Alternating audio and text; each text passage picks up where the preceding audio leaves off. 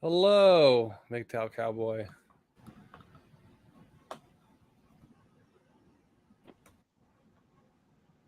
Yes, hello. Is this the guy, bro? This is the guy, bro. It's good to hear from you. How you doing?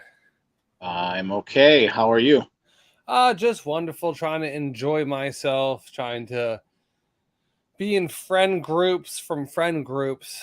You know, socialize and everything. Have my social intelligence be higher than my actual intelligence. Oh, I think I can. This is the gentleman otherwise known as Space Jew, right? No, that's a different archetype. You see what Okay. I'm saying? Well. Yeah, if you want, I thought I remember asking to interview you, and you said you were interested. I I would love suppose I to. I can. came on your stream one time and you weren't there, and then I got into a fight with one of these guys who called me ignorant for saying that I had what I said. I was narcissistic because I was like, I know I'm a self-aware narcissist, and I was working on that by trying to improve my social IQ.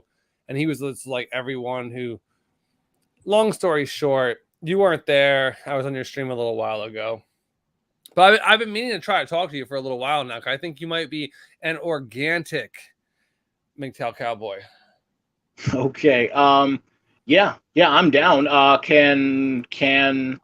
Can you do me a favor and give me like 5 minutes? You can actually take the floor. I can cede the floor to you. I literally got out of the shower. I need to like Oh, dry off and throw some. absolutely. But I will tell you one thing. I'm not going to do whole my channel. When I talk on my channel, whenever I come on someone else's channel, I respect the algorithm and everything like that. I would never risk someone else's channel. So what you're going to get from me here is going to be a little bit different than what I do on my own actual broadcast. Okay, that So that I'll talk sounds a little acceptable. MGTOW and be like, lighthearted about it. Yeah, right. No, that's fine. That's fine. I literally just need like 5 minutes to Yeah, I'll mic my see you in to 5 minutes. unmic myself, to mute myself, and then I'll jump right back in. So All right, appreciate it. uh, feel free to talk about any subject you wish. Of course, don't advocate any violence or Of anything. course not. All that good stuff. Anyone else, if you want to call in right now, I'll let anyone in basically right now. Speak for 5 minutes while I get dressed and pour myself a cold lemonade. All right, hello there, everyone. I get it. The men going their own way. Years ago, I would discovered the philosophy of men going their own way, and I thought it was Nito Torpedo, and that was for me. And you go through the red pill rage stage, which hasn't been spoke about for many years, and you might grow from there. You might change your ideology or whatever, but either or, MGTOW was or is still a thing, a philosophy or ideology that um, maybe just brings us together. Maybe you get good from it. Maybe you get bad from it. I'm sure you can get good from anything. You can get bad from anything, really. But men going their own way is, we would argue a long time ago, back 5, 6 years ago, about, oh, it's not a philosophy, it's not an ideology, it's just an acronym. It's men going their own way, and that's all that it is. And I subscribe to that. If I was to subscribe to anything that was MGTOW, it's not an ideology, it's not a belief system, it's not the reverse feminism. It's simply just an acronym. It's just as simple as that. It's just a simple acronym. Men going their own way. And from that acronym, you can relay your point of view and your perspective from that. And it's being made out to be other things. But from that came the black pill and the black pill war, the black pill civil war one. No, there was a black pill World War I. It was a civil war, but it turned into a mega conflict. And then there was the black pill World War II, and now we're into modern era of the black pill.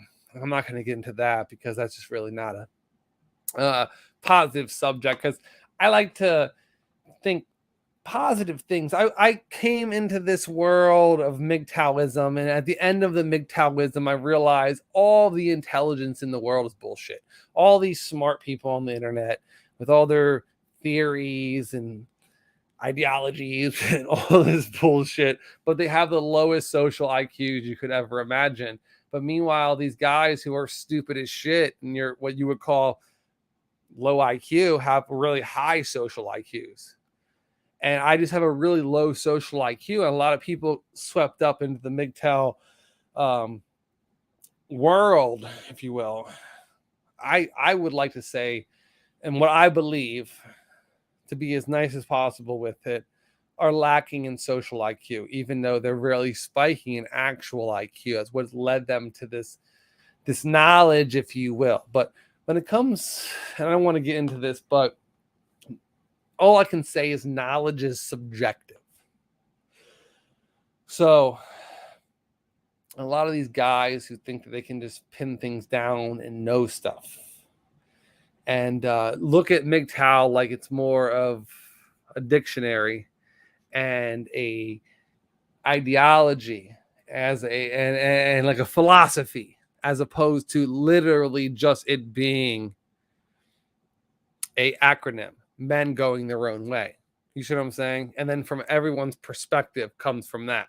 So that was the big tear in MGTOW 3-4 years ago. But you haven't heard about that for a while because the whole black pill bullshit, this, that with the black pill. Oh God, the black pill. You know, it really fucked up a lot of good things that came from the, if anything good came from the MGTOW community, which there definitely was. And you can take anything from almost any community. It's from your perspective. You're looking at MGTOW from your perspective. A lot of people who make that mistake want to join the hive mind of the ideology and the practice of MGTOW and the practice of monkism and the practice of all of these things, as opposed to just realizing that MGTOW is just an acronym, men going their own way. And then you can interpret that from your own perspective. And that was where we were at 3 years ago. I feel like we went backwards from 3 years ago. We had this shit all down. We had all of the MGTOW fakes, if you will, the MGTOW perpetrators, if you will, all on the other side of the fence. And now with the whole black pill thing, the whole idea of the difference between, oh, QB Passport Flexing, I haven't talked to QB. What's up, dude? What's going on, bro? How are you What's doing? up, man? I'm good. How you doing, bro? How is your passport flexing going? I want to know. Oh, great, man. Tune in for the video of Friday. It's going to be wild, man. Yeah, I would like to. I would like to. Mm-hmm. You know, you got a quite a way of, you know, flexing and everything like that with your QB Passport ways, you know. I appreciate that, bro. I really do. I really do. Yeah, no, it's real. It's real. It's true. It's 100%. You know, and I'm not really a big I don't really like to bring up things multiple times on my show. Like my show is gonna actually like a what is it? What turns into a butterfly? Caterpillar. My show right now is a caterpillar, and it's gonna turn into a butterfly. So we don't touch on the same topics over and over again because I don't believe in that. Okay. I feel you. I feel you. Let your channel grow. Do what you got to do. Call out the dating coaches. I can tell you what. The video upcoming after this one is going to be a big fish that I'm about to swallow, bro. Yeah, I don't normally listen to your videos because me and you, we just don't chemically mix. We don't mesh. Like you mesh with other people. Me and you don't mesh entirely. So I'm not really interested in what you have to say too much, but I understand that you mesh with a lot of other people, and that's fine. You understand? It's called empathy. I understand things. You know what I'm saying? I can relate. Facts, facts, facts. And thanks So, for MGTOW Cowboy for hosting this. It's been good. I've talked to you in previous occasions before, QB Passport Flexing. right. So, MGTOW Cowboy, what's up with our boy Hormaxer, man? Are you pro trans maxing? Hold on, I gotta get a beer. I'll be Yes, right back. hello, everyone. What's up? It's me, MGTOW Cowboy. I'm back. Thank you for. I'm sorry. I'm sorry. What am I to call you? Am I to call you? I know you as Space Jew. Space Jew. You got a different name right now. You're the bro guy or something. The guy bro. Yeah, well, yeah, he went to go get like some beer. He'll be right back. Right, right. Okay, okay. Yeah, no, Yeah, I had to I'm step here. away. Yeah, no, right. Okay. Well, what I wanted to say was thank you very much for basically warming up the crowd. I literally had to just I had to dry off and throw some clothes on. Yeah, I Um, respect your crowd. You got a really good crowd. You know what I'm saying? oh yeah, no. Again, thank you. Yeah, what's up, QB flexing? What's up? Hello. I'm sorry. Can you please repeat your question? Hormaxer and transgender, what now? Yeah, I'm actually a really Yeah, good person to ask about this. So QB, I can actually uh, understand what you're saying about I'm Hormaxer because I asking. understand Hormaxer's position on the whole Okay. transgender. Like, if it looks like a woman, is it Hmm. half from like waist up an actual woman? Because his real argument from waist up is the Hormaxer, like, is a tranny actually a woman? And Hormaxer said, in his opinion, that's a hot woman. He sees that as a hot woman. So he's asking, do we actually see that too as a hot woman? Okay, but I'm asking MGTOW Cowboy, are you pro or against trans maxing? Transmaxing Uh, is basically like what MGTOW he's Cowboy, saying. I know you're pro. I know you'll bang a trans, No, I and wasn't I talking about that. I was saying Megan Fox. I'm not talking about like just any trans person off the street, QB Willie, because I already have videos of you with a transgender girl kissing her on the cheek. So I don't really true. think that this is an argument that you can shame someone with. But if you're actually making this argument, I would be okay with that. Okay. I'm Anyways, sorry. MGTOW. Let me interrupt for a second. I'm sorry.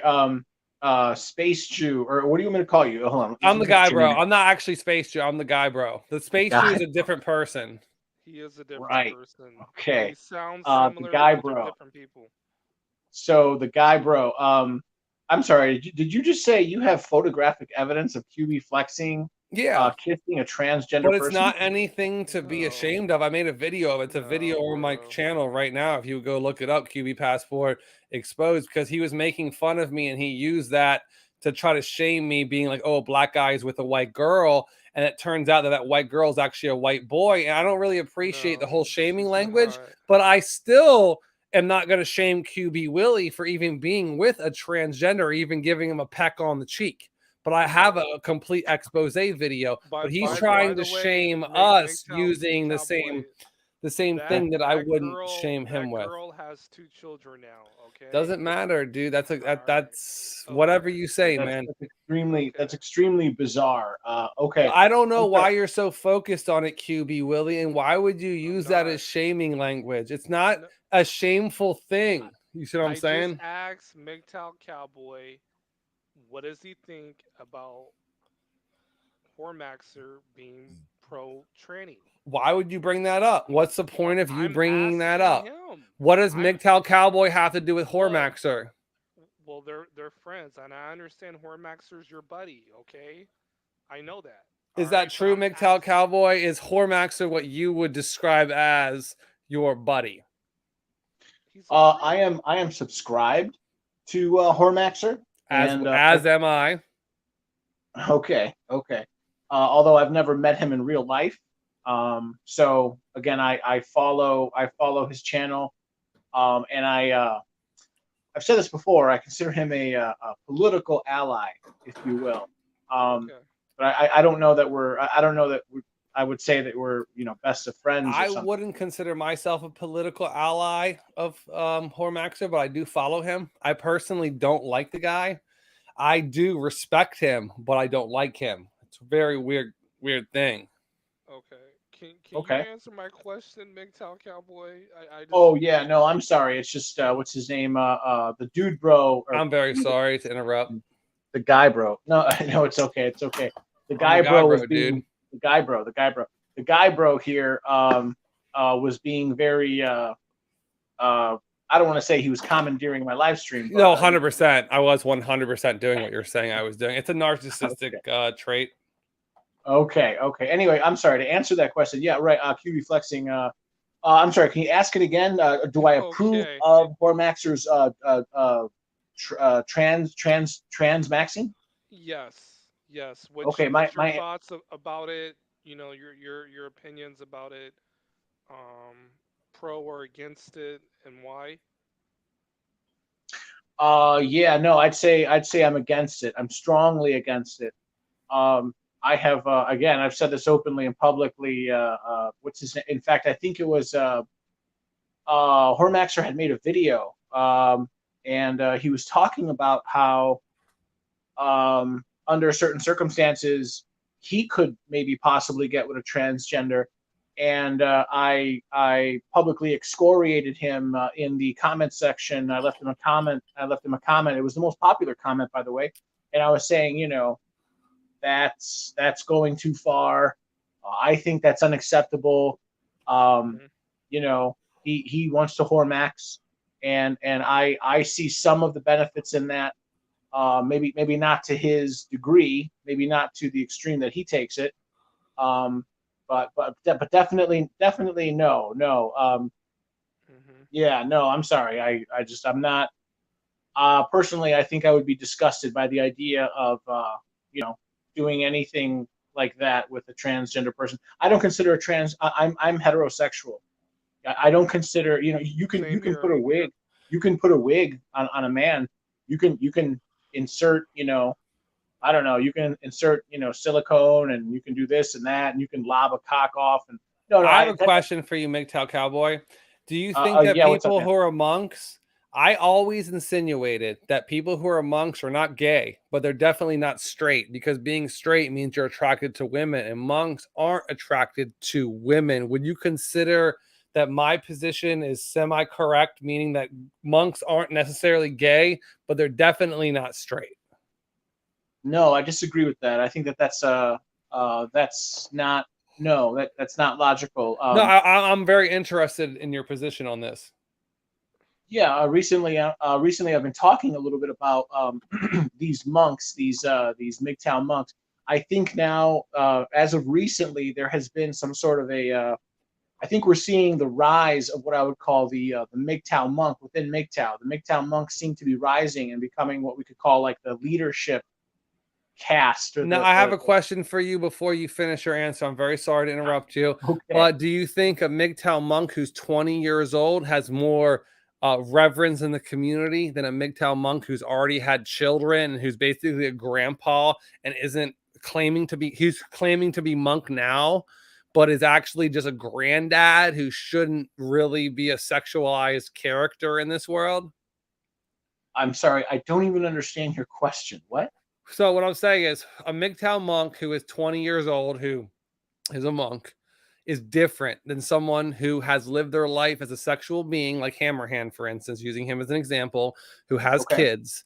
And then Okay. he grows up and now he's a 50-year-old man and now he claims to be monk, but he's not a monk. He's been a very sexual person his entire life. And now He's been he's sent claiming to his be way, monk, but he's bro. just a granddad. Oh, Hammerhand has been I see what sent you're his saying. You way. I see what see I'm what you're saying. saying? Is that Okay. different than someone who's 20 years old who is an actual monk?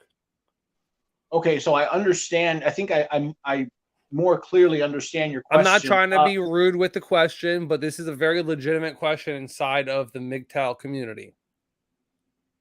Yeah. Okay, so I think I more clearly understand your question. What I would say is, um, so let's talk about let's talk about the latter part. You were talking about Hammerhand. Is Yes, he a monk? Hammerhand is using him as an example, not to put him on the blast light, but he's claiming to be monk, but he has kids. He's lived Right. his whole life. He's basically a grandfather, and grandfathers are not meant to be these sexualized beings, but he's claiming to be a monk. Is that different than someone who's like an 18, 19, 20-year-old person who would consider themselves a monk inside the MGTOW community, even as rare as these things might be? But like, Well, I mean, by the strictest definition, he is a father, right? So he has had progeny, and this 20-year-old, this yes, rhetorical question that, please let me finish. This rhetorical question that you're asking is a 20-year-old person who's never had sex and who claims to be a monk. Are they the same? I mean, one would be a virgin and one would not be a virgin. So I guess in that way they're not the same. One is okay. a father, one is not. So I guess they're not the same. I think monk, as we talk about in MGTOW, just basically means you're going through a period of life where you're not having sex, or you're not Right. attempting to Oh, engage in any sort of romantic relationship with a woman. attempting. That's different than incelism, because I've had my moments where, of course, we all can get laid. We really all can, whether it's we No, become the beta bucks or whatever we do, I whatever disagree. angle we push, whether we do Hormax or transmaxing, whatever, we all can get laid. You see what I'm saying? So you go through points in your life that you are monk, but that what I'm just confused about the whole monk community. I understand MGTOW as the, if you heard my monologue earlier, MGTOW as the acronym, men going their own way, not MGTOW the ideology or the philosophy. I highly disagree with MGTOW as the ideology or the philosophy. I 100% subscribed years ago to MGTOW literally being men going their own way. You see what I'm saying? So that Well, was the there's a old lot of men argument. that have been sent their way, Yeah, but and that's not what I'm talking about though. I understand, but again, most monks, when guys claim that they're monk, 80% of them have been sent their way, including a guy like I Hammerhead. just don't see that as No, much as you see wait, that. so I hold on, the guy, bro, hold on. So do you think Hammerhead can get a girl that's in her 20s He's or a 30s? granddad. He shouldn't even be talking about Okay, dating with us like this. still, do you think Hammerhead can be with a woman in her 20s, 30s, maybe even If her he early 40s? if he QB passport flexes, of course he could. He could No, get 20 of oh, them. okay, Of okay. course Well, he could. He could. here in the United States, not in No, Philippines or no, Europe. it would cost him too much money. He's broke already because he's in debt Okay, to the fuck. He's in debt. He's not a right, worker. He's right, very resentful. He right. doesn't. He's a resentful father. He's I see. hurt. He's a hurt self. No, but you So have to don't like become you that. have children. You got children. Shut up. Like you got literal children. Like what are you doing? Like I just don't. Hammerhand, I guess, is not a good example about this point.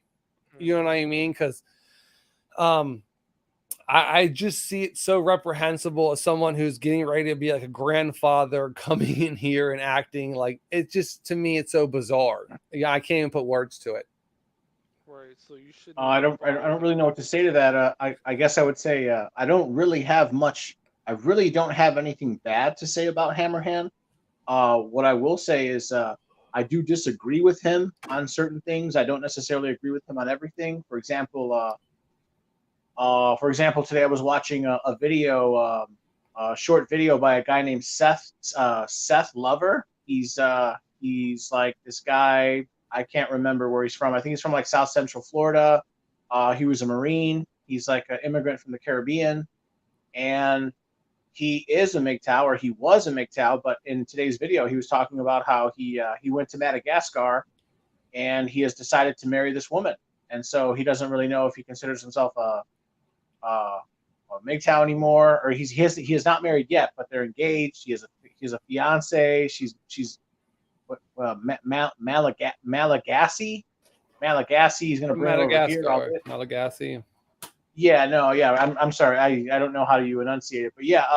It's just a fascinating subject. So is he a MGTOW, or is he just a You passport could bro still be, now, or you is he can be a this and that MGTOW with it? and still be with a woman because you're going your own way. And if your own way leads you into being with a woman, and then you still understand like the tenets of, and like it's, I look at MGTOW, and I've argued this a long time ago, and this was the argument 4 years ago, MGTOW Cowboy, before Black Pill ever showed up, is what is the definition of MGTOW? Is it a philosophy? Is it an ideology? Or is it just an algorithm, men going their own way? He went his own way, and his own way, he found this girl from Madagascar where he vibes with, and that's what he is doing. That's what his manhood is doing. I've said this. I've said this before. I'll probably end up saying it again. The only two hard and fast rules that I say claim that qualify someone for being a MGTOW is basically you don't get married and you don't cohabitate. So no marriage, no cohabitation. It Pretty can have much a lot of anything. backfires to it. Pretty much anything else. And you could still be considered a MGTOW. And recently that's sort of been like a issue. In fact, I was alluding to this a couple minutes ago. I think that we're seeing like the rise of like the what I can call I call them the MGTOW monks. These MGTOWs who call themselves monks and they're celibate. They no longer chase women. Right. I think they see themselves as sort of like the leading cast or the leading group of the leadership within MGTOW. And Which then what I would call the anti-human side of MGTOW. There's the pro-human side of MGTOW that would lead this man into a relationship that doesn't involve the government or any of these restrictions. That's actually a man going their own way. Being in that actual other side, the philosophy and the ideology of MGTOW is the hive mind of the MGTOW, which is so against what I always believed in what MGTOW was. Okay. Anyways, so MGTOW Cowboy, I gotta ask you this. yeah, what's up, man? Um, what's the latest and greatest, and are you gonna do TRT?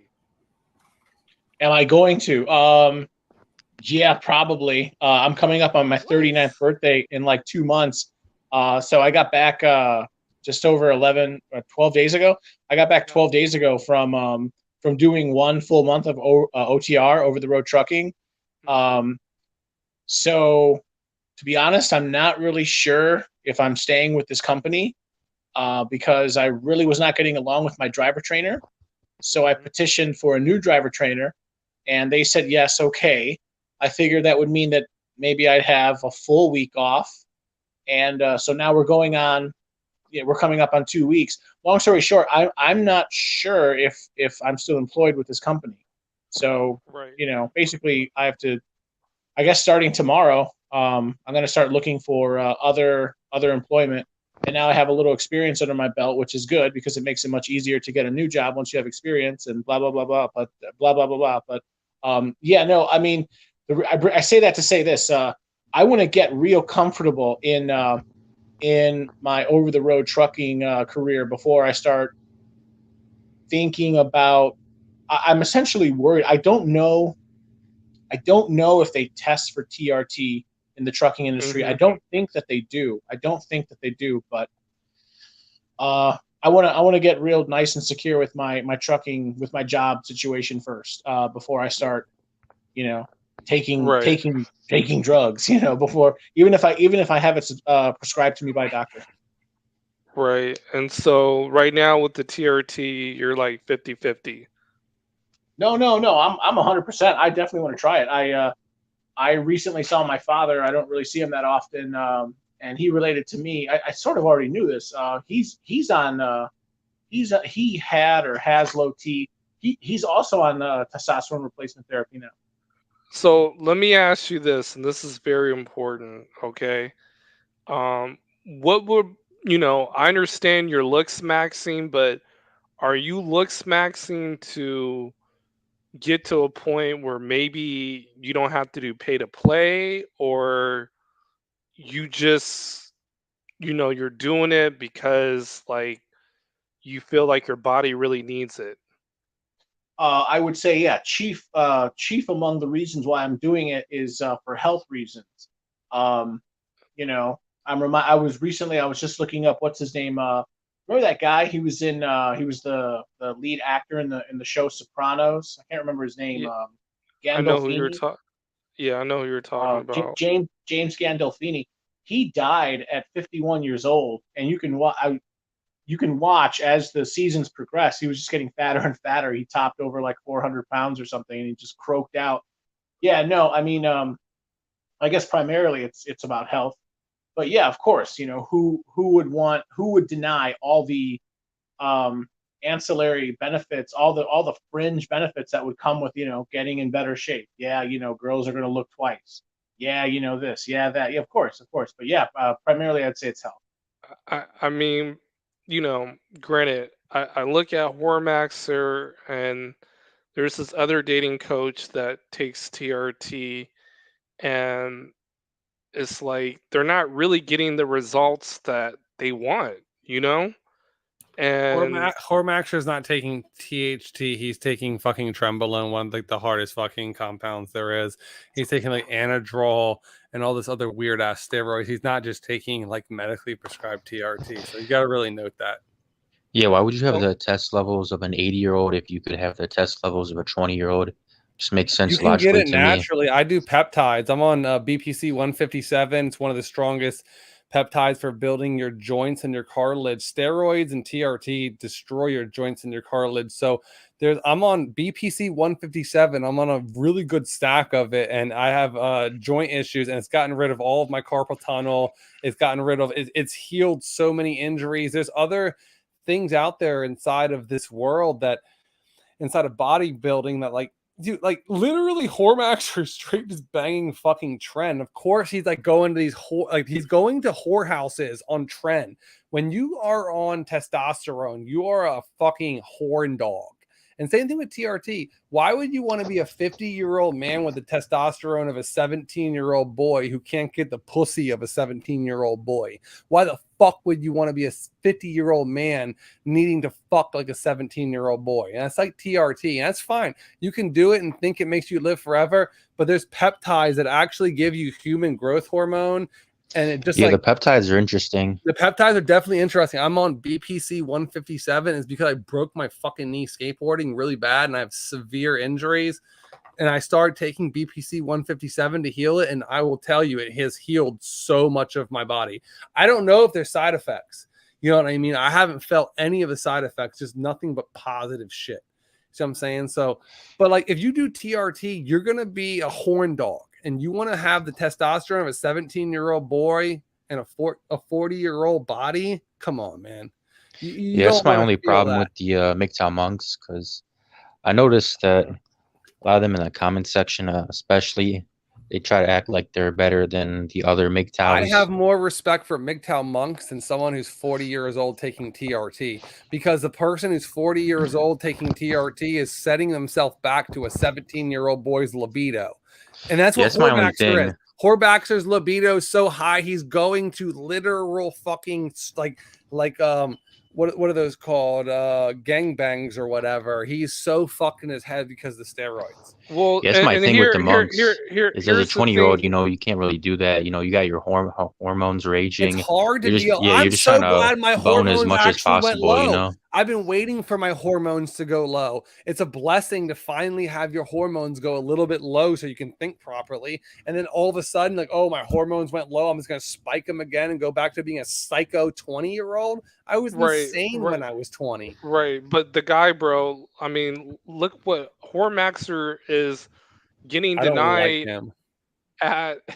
He's getting denied as swinger clubs. He won't even go. He won't even go to Tijuana. I mean, even though Tijuana's in war right now, but you're 100% right. Like he's like trying to fight with you, being like, "Oh, just sleeping with these middle-aged roasties are better." Yeah, why doesn't he just go to Tijuana? Like I've seen pictures of the chicks like, there. Why knock it? Damn. Why knock what he's doing? He admits. Yeah, in the Telegram group, man, the chicks there, they got some baddies, man. Yeah, they're baddies down there. The Latinas down there, man. Oh, they're the so guy, bro. Pause. Sexy. Just pause. Let Mike speak. Mike. By the way, Mike, how are you doing tonight? You doing good, bro?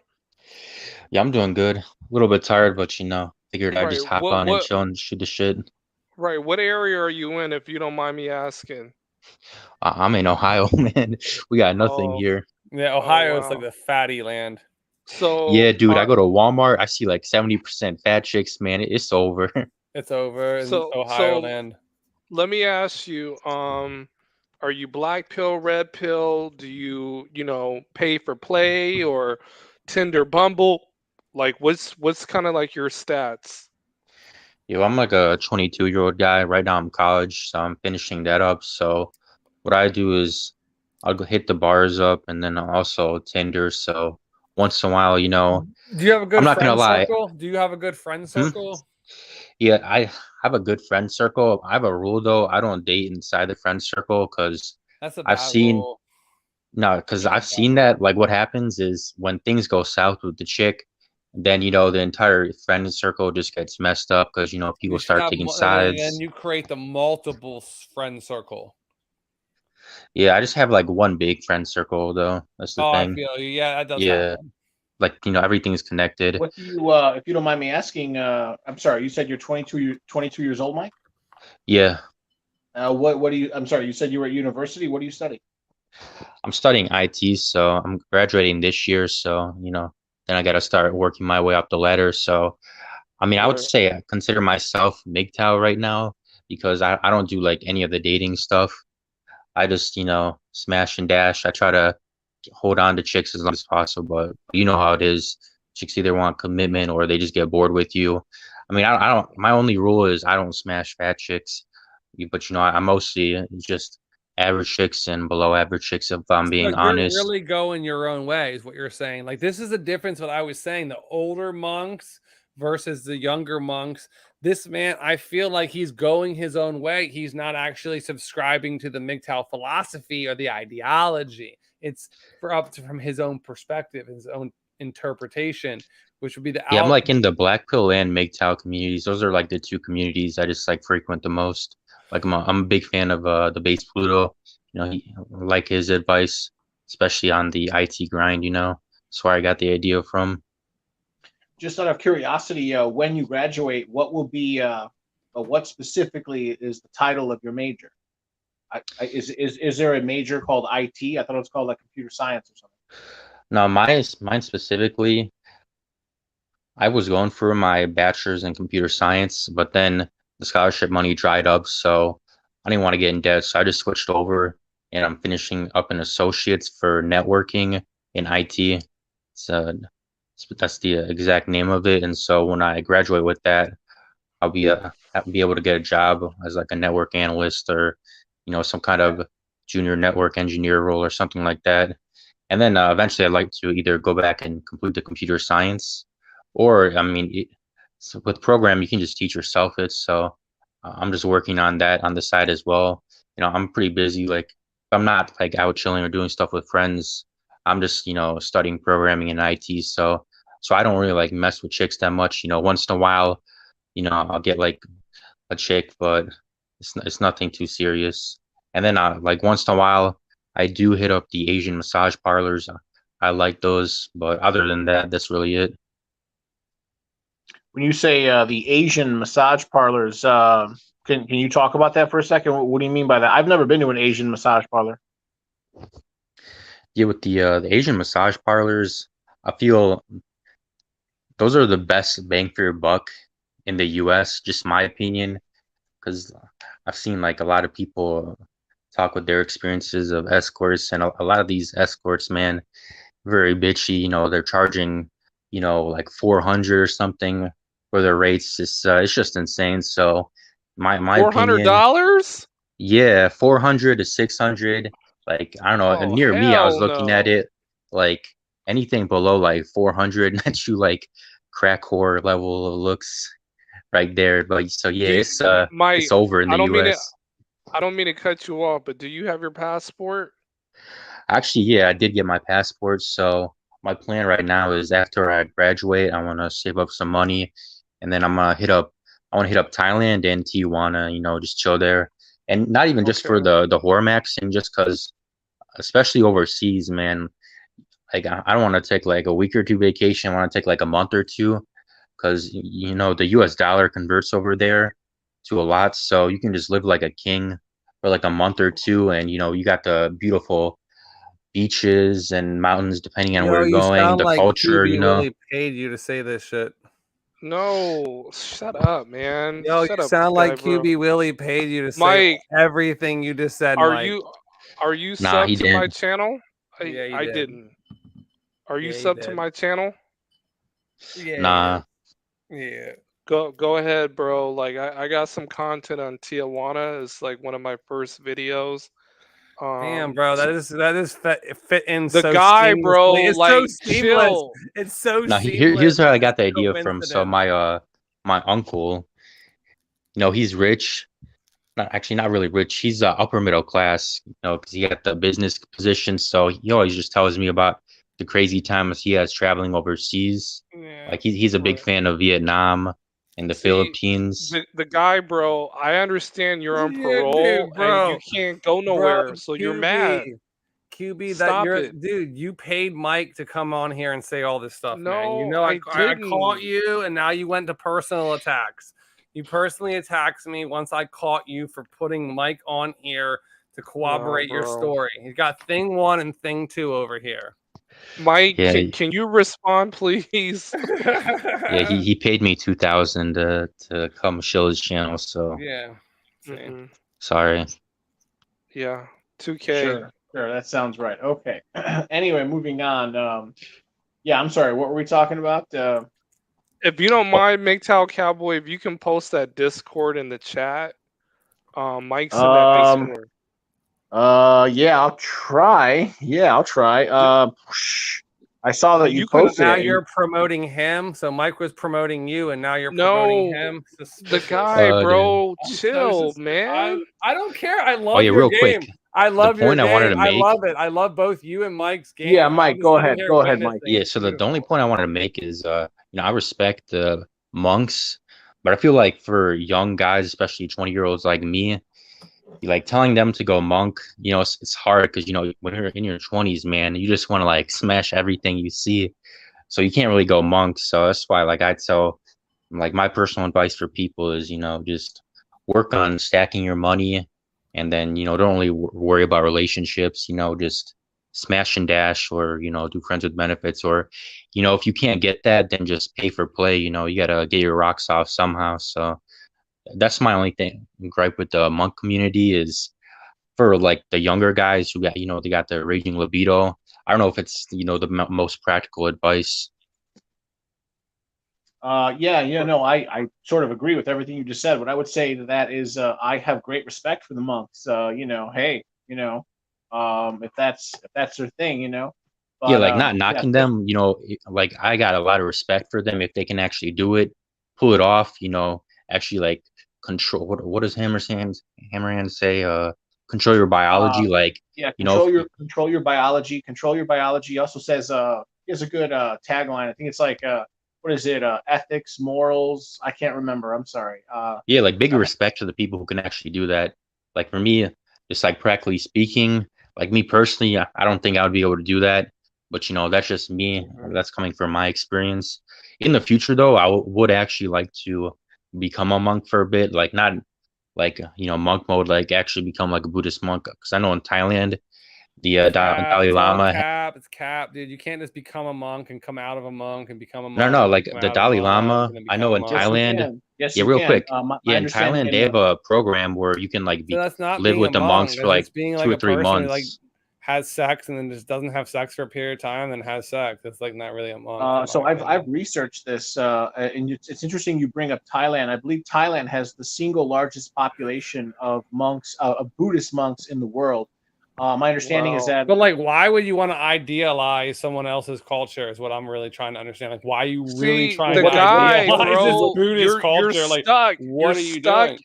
in Delaware and you're upset, bro. Like Why are you doing we personal attacks because I called out Mike for being a little crony? I'm not saying I hate no. you for it, but then you just go No, back to these but bro, personal you attacks on me, man. sound jealous because you can't go nowhere. You're stuck. That's not true. I'm not on Well, probation anymore, you okay. Well, asshole. anyway, moving on, moving on. I'm sorry. I can leave the country if I want to. no, you Okay, can't. all right. Yes, I can. I'm not on Where's your probation. passport? I don't Where's your have pass? one. I don't like to Thank you. travel. I know Okay. I personally don't need to travel. Some guys Okay. might need to travel. I might need to travel in the And you're future. fucking crackheads and BBWs. Let's be honest. I Let's have be fucked honest. a crackhead and A before. BBW Nah, never a and fat BBW. women. But I have fucked a crackhead. But like Then Delaware then is like where's your receipts? The guy, I don't. bro. Your receipts has to do with it. You have a picture of you God. kissing a guy, and I'm not going to show you pictures of No. me and my girlfriend or my loved one because I like to sleep with girls who I You like, who I have a you don't good have Okay. a personal girlfriend. connection with. Can I I'm get You don't have demisexual. a I girlfriend. want to sleep with a girl who I have a good You personal don't have relationship, a girlfriend. and I would never show a random person on the internet a You picture of a don't girl who have Can I I get a you truly two? like. Can I girlfriend. get you two to behave? Can I get you two at Yeah, least to? Yeah. no problem. I We're get not it. I fighting. It get was it. just a little spat. I Is get it. all. I get it. I get it. You guys don't like each other. That's not Okay. true. I like QB Passport. I have more respect for him than he has respect for me because he has mad game. He does. QB Passport flexing has mad game. I See what I'm don't believe saying? in game, but okay. Yeah, but okay. You have mad geolocation then. What can I say? What can I say positive about you, QB Passport flexing? What is a positive thing I can say about you? Well, I give men options on my channel, okay? And you're right about that, because some guys are actually pushed out of the Western dating world, and you're not. You could have a healthy relationship inside of Western society. I can too. Some guys can't. And then you're telling them that there is an option of being completely pushed out of getting any kind of physical contact from a woman and not having to pay $600 for a crack whore. So do you think I hate you? No, I don't. I just think that some of your information is a little bit dangerous for some of these incels. Wait, $600 for a crack fine. whore. That only happens in Chicago. MGTOW Cowboy It's true knows though. that. Like these crack whores want $500. These crack You gotta go to whores the want Wendy's you were, dumpster. They do. I kind of felt you were baiting me there, self-made man. Self-made. Yeah, No, no. you already know me. You already know me, bro. What I will say to that Self-made's is been around. the prices for these so-called crack whores are much more reasonable than you might first think. You know. I fucked a Yeah, I crack know. I'm whore from before for Chicago, like dude. 100 So, times. like, I mean, we're looking at what dumpsters. You're She looking was a at hot like crack what, whore. $80, 60, somewhere around that range. Yeah. Some people would But say is even it less really than that. worth it though? Is it really worth it? But Is that's the the thing. real That's what we're question. saying, dude. Like, hey, the guy, bro. Hail Jove, hail Satan, Hail Satan. and show But not respect to my Job. fat face. Show Job is the respect to fake my Satan. fat face Mexican friend MGTOW Cowboy. I love All right? MGTOW Cowboy. I've always liked MGTOW Cowboy since the get. Okay, well, This is the first I time will I've been on say a stream this. with them. I will say this again. I know you as Space Jew, and before that, I knew you as Pastor Dab. You You can know, know I me knew as that. you Yeah, as- you're right. You got me. You got me nailed down. I'm not gonna tell you that you're crazy for thinking that, because you're right. Okay, well, very, very good. Thank you. Thank you. No, what I was going to say is, I remember watching some of your earlier content, and I very much vibed with a lot of what you had to say. Because I changed up. but I 100% changed you 100% did change. the way You that I did. believed. You started talking about all this devil worship and stuff. I don't know if I can get on Don't board forget the with that. the lizards too. Also, Yeah, I fell for the Jesus, and I was completely wrong. I became a Christian after being a whole life of hating the church, and then I realized that I got tricked again. And I had a period in time and realizing that everything is fake, and then I go into the whole sports is fake thing. Can't. You see what I'm saying? So it was quite the journey for me. I'm glad that you got that. It's like a roller coaster almost. Don't Hey, the forget guy, that bro. everyone is a tranny. Can I get the guy, bro? What nationality are you? Are you Polish? I'm Polish. I knew it. Yeah, I'm Polish, German, and this weird sect of English. Go ahead, MGTOW Cowboy. Go ahead, say something. Oh, what? No, yeah. I don't know what to say. No, I just wanted to say, again, just to reiterate, I'm just going to call you Pastor Dab. Yeah, Pastor You can call Dab. me Pastor Dab if you want. I don't care. I'm not Yeah. hiding it. No, I yeah. remember him as Space Jew, man. You're fucking Yeah, Space Jew. Now he's the guy, His bro. new I nickname don't is know. Mac- bro. Maxwell Street Polish. There you go, bro. There you go. There you go. Yeah, no, you changed so much. I don't really resonate with your message anymore. It's illustrating the point that not every single persona you see on YouTube is not just the same person, but different people as well. And that's what my whole channel is about. If you ever actually tune into my channel, which I would never bring up on this channel because it's for my channel, that not everything you see on YouTube is what you think it is. Sure, I would buy that. At the same time, and yes, I have on occasion visited your channel. Not recently, not in probably more than a month or something. I remember I was looking at one of your videos. You started talking about or I guess this is a series of videos. You're talking about oh, there's trannies everywhere. Yeah, we're all tranny. All Take the tranny pill. All the president's wives are trannies. The celebrities are trannies. Yeah, that's the meth that he it's does. the Roman Catholic Church again with the personal attacks. I gotta be honest. You do drugs, like you admitted it. I do, but I don't do meth. Meth is not the drug to be doing. Okay, Meth is a hell of acid. a I don't drug. even like some of these. You do Meth acid. is not good. Acid is all right. It's not easy to take. It's actually a very mentally taxing drug. So Dude, you were just on a live high on ecstasy. yeah, I was. Playing I was with doing dolls. Molly. It's so good. Playing with dolls. Yo, that was my buddy though. I like that guy. He's Wait, what? mysterious. Wait, what? I'm sorry. Self-made man, can you repeat what you just said?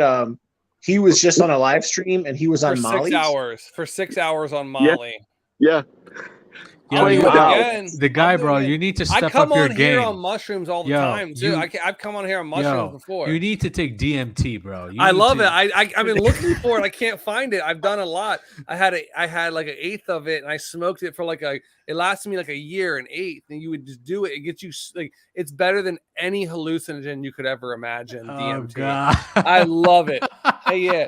I just recently took some mushrooms with some Molly, and the Molly keeps you in such good spirits to make the mushroom trip fucking amazing. And next week or the week after, I'm getting ready to take some acid with some Molly and candy Yo, flip. This don't go to a high-rise building though. Okay. No, Just no, stay no. on the ground. Yeah, no, for real. I do low dosages. I've done a lot of hallucinogens in my life, so I understand the dosages. I'll never even take like an eighth of a mushroom. I've taken like last November, I took 5 hits of acid and I lost my fucking mind because I accidentally took one hit and I was like, oh, I don't feel it. So I took the rest of my acid. Why didn't you just go on a rave then? If you're taking, I do. I was raving at this fucking local club just the other day on some fucking Molly with these girls. I was playing with these girls' hair and I was rubbing it all up on them. I was making and how fat were they?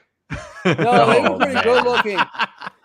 QB, I actually get a little bit of good girls, man. Like, but you realize, like, I'm still a demisexual. Like, I just think sleeping. I really want. He has access to the drugs, so yeah. I guess. Yeah, I do. I do. I have them. Someone was telling me, like, oh, would you boof some drugs? Like, put it up your ass. I'm like, well, you weren't driving the other day with a fucking 2 8-balls on you. You see what I'm saying? Like, I ain't going down for that. Where I'm at, I live in the country in Delaware. I live outside the city, so I'm still in the country district. And Step these up redneck, your game, man. You need to be in backwoods Miami. motherfuckers. Yeah. You're right. I do need to be in Miami. I do. But I have a good thing going on for me here, or else I would get the fuck out. Yeah, I was gonna say, like, did I hop into the Joe Rogan podcast with all this DMT talk? DMT's a good drug. What up, Caduceus? Hey, how are you doing? By the way, I've been talking to AML. He's down for Sunday, bro. AML Sunday. AML admitted to working for the CIA and Mossad. So come on, man. According to you, I'll post it. You want me to post a link right now? I'll post it right now. The guy, bro. According to you, then we'll be good friends. Well, the guy, bro. You have every guy on here right now. All of us, you have done a hit piece on, and minus me. No, I don't trust any of y'all. I'm not saying this because I don't. So okay, why you have us here? Why you have us here? Tell us what we all are, because you say Caduceus is MI5. Caduceus is a handler. Who's the fucking Daffy Duck guy? Hey! Give me the cool backstory you said on your show. Give me the cool backstory. You always say like I'm some MI6 trained Men in Black guy. Yeah, you're a Men in Black guy here to watch over the manosphere, essentially. So you're being paid. So when you got out of college, out of your fraternity, you joined a government agency. And what ended up happening is your contract was to be paid. And what you did is you started this live stream, just like a lot of other people inside of the YouTube community as well. And you're getting ready to put the Overton window of the manosphere into a certain spin. And I'm with you. I'm completely fucking with you on this one. Same thing with QB Willie. QB Willie comes from the gay porn industry. Self-made is Men in Black. They took a lot of people from the gay porn industry and put them inside the manosphere, just like Jesse Lee Peterson, just like Kevin Samuels, who faked his death. This whole manosphere, just like Casual Bachelor is literally AI fucking chatbot. Same thing with Turd Flinging Monkey. It's not a joke. The whole manosphere is controlled just like the whole feminist sphere. No fucking movement is not filled with federal agents. And I'm not sitting here saying that I'm completely against you federal agents. This is the thing that gets you guys coming after me all the time. I'm not. I'm sitting here as a reflection of what's really going on. I am nothing but a mechanism. I am just a causality. And you guys keep personally attacking me. No, I just think I just find them funny. Like the sentiment that there's federal agents like lingering in every movement. That's not a far-fetched statement there. It's just kind of funny when I hear all the backstories of it. Honestly, like it makes me sound a lot cooler than what I actually am. You know, my boring life sounds a lot better. Hey, so the guy, bro, what do you think of Shift the Duck guy? Who do you think he is? I can't remember who the duck guy is. It's, so you got Caduceus, and the duck guy is another one of those people. I know you're self-made, but I can't remember who the duck guy is. If you would just tell me, I know shift. No, but it's not a big deal or anything like that. Like, I'm totally with you guys. You see what I'm saying? Like, don't think for a second that I'm not fucking with you, even though I'm calling you out. So why don't you just join us? One of us. I am. One of us. I am one of you guys, but I'm like my own separate entity of one of you, if it makes sense. You see what I'm saying? Hey, you bailed on golf at like Roswell, man. No, it's not even. It's not even about that, because we're going into like a whole. Like I told you, I was talking to MGTOW Cowboy about how MGTOW 3 years ago, the argument was, what was MGTOW? And everyone was like, oh, it's an ideology, it's a philosophy. And the other side of that argument was MGTOW is just an acronym for men going their own way. The guy, bro, I got a question for you. So what do you think? You know, you made a prophecy that Undead Chronic is basically an AI bot. Now he got decimated. What's your opinion now? He is a federal agent who came from Angry MGTOW, who set the Overton window for woman hating inside the manosphere, and he was the one who dropped down a level and held it at that Overton window up of woman hating inside of the manosphere. And a lot of people came from the Undead Chronic, and Undead Chronic is no different than when the subreddit of Incel TV went down and they took everyone down with them. It's no different than when Andrew Tate went down and is taking all of the red pill down with them. Undead Chronic is going down and he's taking everyone inside of him with them, because they're basically grouping you together to be able to steal your rights from you. Because when you forfeit your rights, when you're with them under investigation, just like the January 6th protesters, you're not going to ever see trial. You're going to be under indefinite investigation, which is worse than ever seeing trial. You'd be lucky to see trial nowadays. So this Undead Chronic is a whole bring down of the red pill, just like the incels went down 3-4 years ago, and just like how Andrew Tate's people are going down right fucking now. An extremist who says all this bullshit online, you subscribe to him, and now you set the legal precedent for you to be able to be investigated and forfeit your actual rights. That's what's happening. Interesting. I don't know that I believe any of that.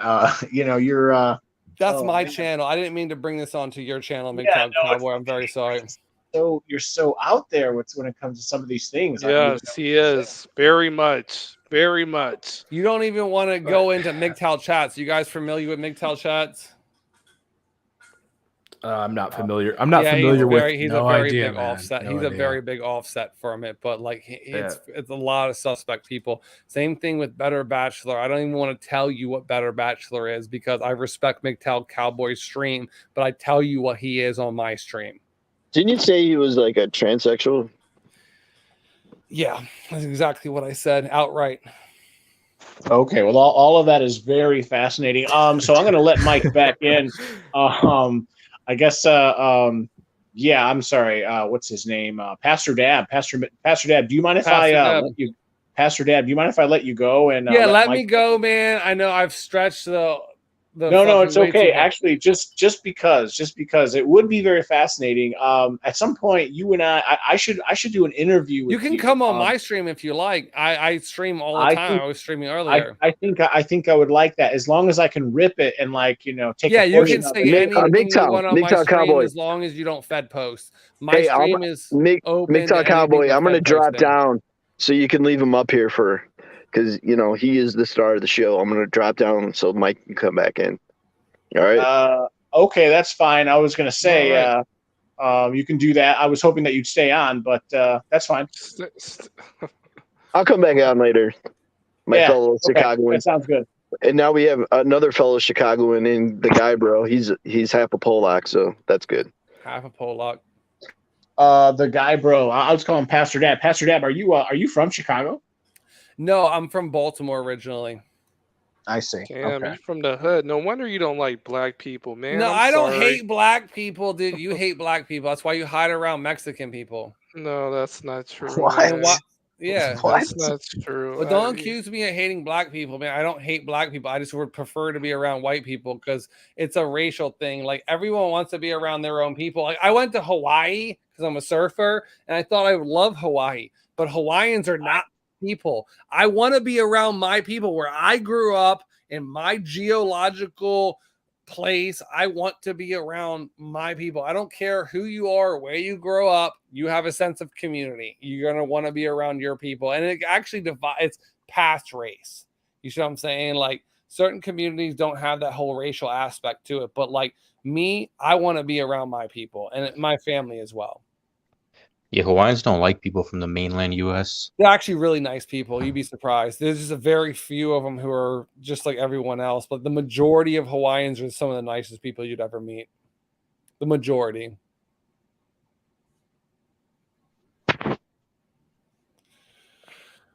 But yeah, man, like bringing up racial shit is actually just irrelevant, to be honest with you. You know, it's America. I've seen such beautiful things from all different races. You know, certain races have certain things to offer, other races have other things to offer. You know, it's just they try to divide and conquer. So I don't really like to play into their hand.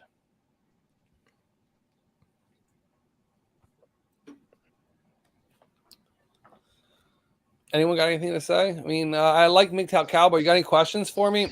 I'm not. I got something to say. I mean, you stole the show. Basically, Yeah. it's all I about was you. say, I told you I'm a narcissist. I got kicked. I didn't get kicked off this show because MGTOW Cowboy wasn't here, but I was on here and they were like, "You're a narcissist. You need to go." But this is the trait of a narcissist. I am a self-realizing narcissist. If I was a non-self-realizing narcissist, I would start gaslighting you. But I'm not that. You're right. I am stealing the show, but that's just my nature, and I don't. So you're like Sam. So you're like Sam Vaknin. Sam Vaknin is a self-proclaimed narcissist, and he says he recognizes his own narcissism. Yeah, but Sam Vaknin is actually just an avatar for Satan himself. See, Satan has a lot of different avatars. You see what I'm saying? I don't like to fancy myself the same way as him. I mean, okay, I'm sorry. Do you really believe that, or are you just kidding? I 100% believe that. You're being totally serious. You honestly totally believe serious when I say that Sam Vaknin is an avatar of Satan, and I say Hammerhand is just another avatar of Satan, and I say Andrew Tate is just another avatar of Satan. So are you saying that essentially Satan is speaking to us when Sam Vaknin speaks, when Hammerhand speaks? That is actually Satan. Yes. That's what I'm saying. Reincarnation doesn't happen. You may be a madman.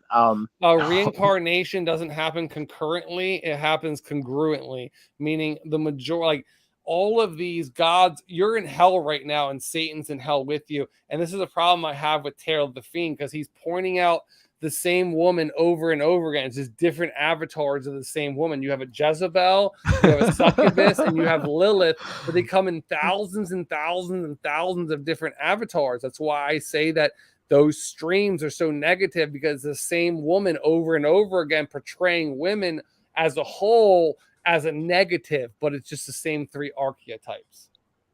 Okay. You gotta make that video on Hammerhand and tag him. Is it possible that I'm an avatar of Satan, and I just don't know it? Or possible? I've been wondering about you. I've exposed the majority of the people inside the manosphere, and me speaking to you right now, I'm going to say you might be an organic person inside of the manosphere, which I would like to consider myself as well. And another person, just to give you a little bit of perspective, I believe Black Pill Jesus as well. Black Pill Jesus is also just another organic person inside the manosphere, but it's filled with a lot of AI chatbots, avatars. Wait, someone has a name like that? Black Pill Jesus? Black Pill You've never heard of Black Pill? He what introduced me to Dog Pill. Black Pill Jesus introduced I've never heard me of to him. Dog Pill. Yeah, you Dog Pill. Okay. Introduce yourself to Black Pill Jesus and just accept. There's some weird dude. That guy, man, just go to his fucking channel, Black Pill Jesus. Man, you should do stand-up. You should do stand-up skits, man. Do I some don't want to comedy. get cloned and replaced. Yeah, the majority man, you're of fucking hilarious, man. Yeah, Pastor Dad, do you ever think that maybe you did use too many drugs in your life, or you do use too many drugs? No, I don't think. I think drugs are actually a lot more less impactful as the people who think drugs actually do fuck you up like that. Like drugs are just drugs are part of human nature. That's why they outlaw drugs, because they're trying to outlaw humans. Laws are anti-human. They outlaw owning land. They make taxes for that. They outlaw drugs as humans do taxes. They can't just outlaw humans, so they outlaw what humans do. Humans have always done drugs. Well, that's interesting. I sort of agree with that, but again, I don't know how you make that connection with drugs. I mean, I do. I see it, but I see something different. I understand that alcohol is legal and cocaine is illegal. But I don't know, man. It's just some of your arguments are coming off as just so a little I bet extreme. 100%, like 100% at face value should seem absolutely wacky as fuck. And if you can even relate in the slightest, I would be surprised. My channel, and I've been going live a lot recently to go over a lot of these things. I don't want to bring it up on your channel, a lot of the more extreme aspects of the manosphere, but I bring it up constantly, and you should instantly be like questioning what I'm saying, because what I'm saying is absolutely at face value so outlandish. Yeah, I am. All right, listen. I'm sorry, Pastor Dab. If you don't mind, I would like to let you go. If you I actually do have to go. I have some shit to do. Okay. If you are absolutely serious about having an interview, I would love it. I would be happy to interview just you and me. We'll sit down for You sound like you're willing to talk for a while. So I can go monologue for an hour and a half. I love conversation. Hour long interview. Yeah, no, you're so intense. Just to leave us with another insightful idea. I mean, is it anyone in the news you want to speak of just quickly before you leave? Is anyone else a tranny? I would like to. All of the online trials, all the trials you see online, like the Alex Jones, Sandy Hook trial, and the Russian thing with that female basketball player trial. This is all fake. These are fake trials. None of them are real. Same thing with the O.J. Simpson trial. It's not real. No one died. It's all fake. Just like YMW Melly. All of these trials are all fake. And how can you say that they can fake a trial in Russia? Because they already control the entire world.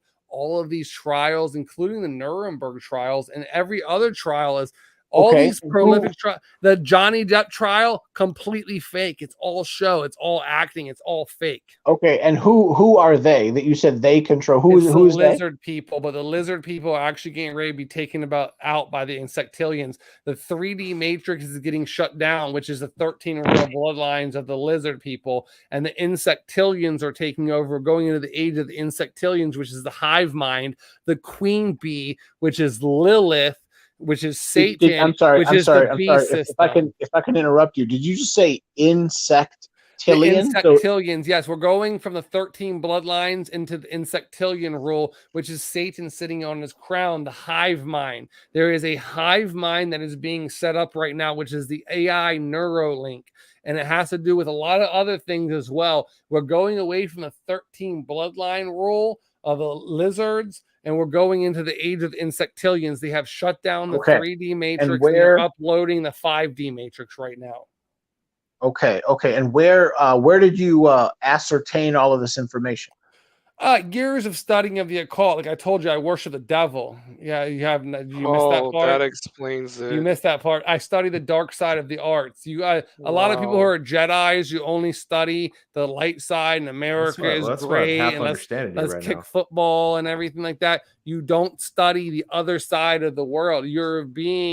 The Jedi are evil. It was Yoda. Yoda is not the good guy. The Jedi are not the fucking good guy. So you're part of the Sith, huh? Nor are the Sith. The Sith aren't the good guy either. But why? Darth Vader is fucking fun, bro. Come on. Well, Darth Vader is balanced, right? I study the dark side. Oh my god, I study the dark side. I study Satanism. I've been studying Satanism for a couple years now. I started out as a fucking Christian pastor, and guess what I am now? I am a Satan worshiping, Satan studying person. I understand the dark side more than I could ever understand ever. Like Count Dooku. Mental. I'm Count Dooku, bro. Basically. Yeah, Uncle Guns has to talk to you probably too. You are mental. Satanist. Yeah, it's like kind of weird about it. Though. It's like I understand it from an archetypal perspective and like just following trends, like the shift towards like collective consciousness. I do see that. Like I don't necessarily insectillions. I don't work on a necessarily hive see mind. it like with insectillions versus lizards, but I do see that trend going on. Remember the Chinese calendar when they showed different animals for every single age? Yeah. Well, I know that our world is full of symbols and full of different archetypes of people that you interact with, and I think you see it as like an actual entity using these people as vessels speaking to you Sometimes. versus kind of just like a different person kind of converging into that archetype. It's kind of what I would probably follow. Now you gotta take a you're DMT, on then it. No, you'll see. you're on it. No, he's on it right there. All right, well, I'm gonna Okay, head all out. right, Thank you. I really appreciate MGTOW Cowboy for having me. I'm gonna head out. Thank you so much. I will hit up one of my live streams. I've been live streaming a lot lately. Shoot me a text on there, and then I will meet you up for an interview. Okay, yeah, no, about that or pursuant to that, I'm sorry. Are you? I still know you as Pastor Dab, and I also know you as Space Jew. And But the I'm most the guy, recent, bro. the most recent videos that I have looked at were, I think, the Space Jew. Is that channel still up? No, it's gone. Okay, so you're the guy, bro. You're the I'm guy, the bro. guy, bro. Yes. Okay, well maybe you can leave some sort of message in one of my just leave a message somewhere, and I'll then do that. I'll Yeah, definitely. and then I'll be able to contact you that way. All right, right on. Have a good night. Right. All right. Take care. Thanks for having me. All right, sir. That was quite something, right? Oh, man. That was that was hilarious. That was trippy.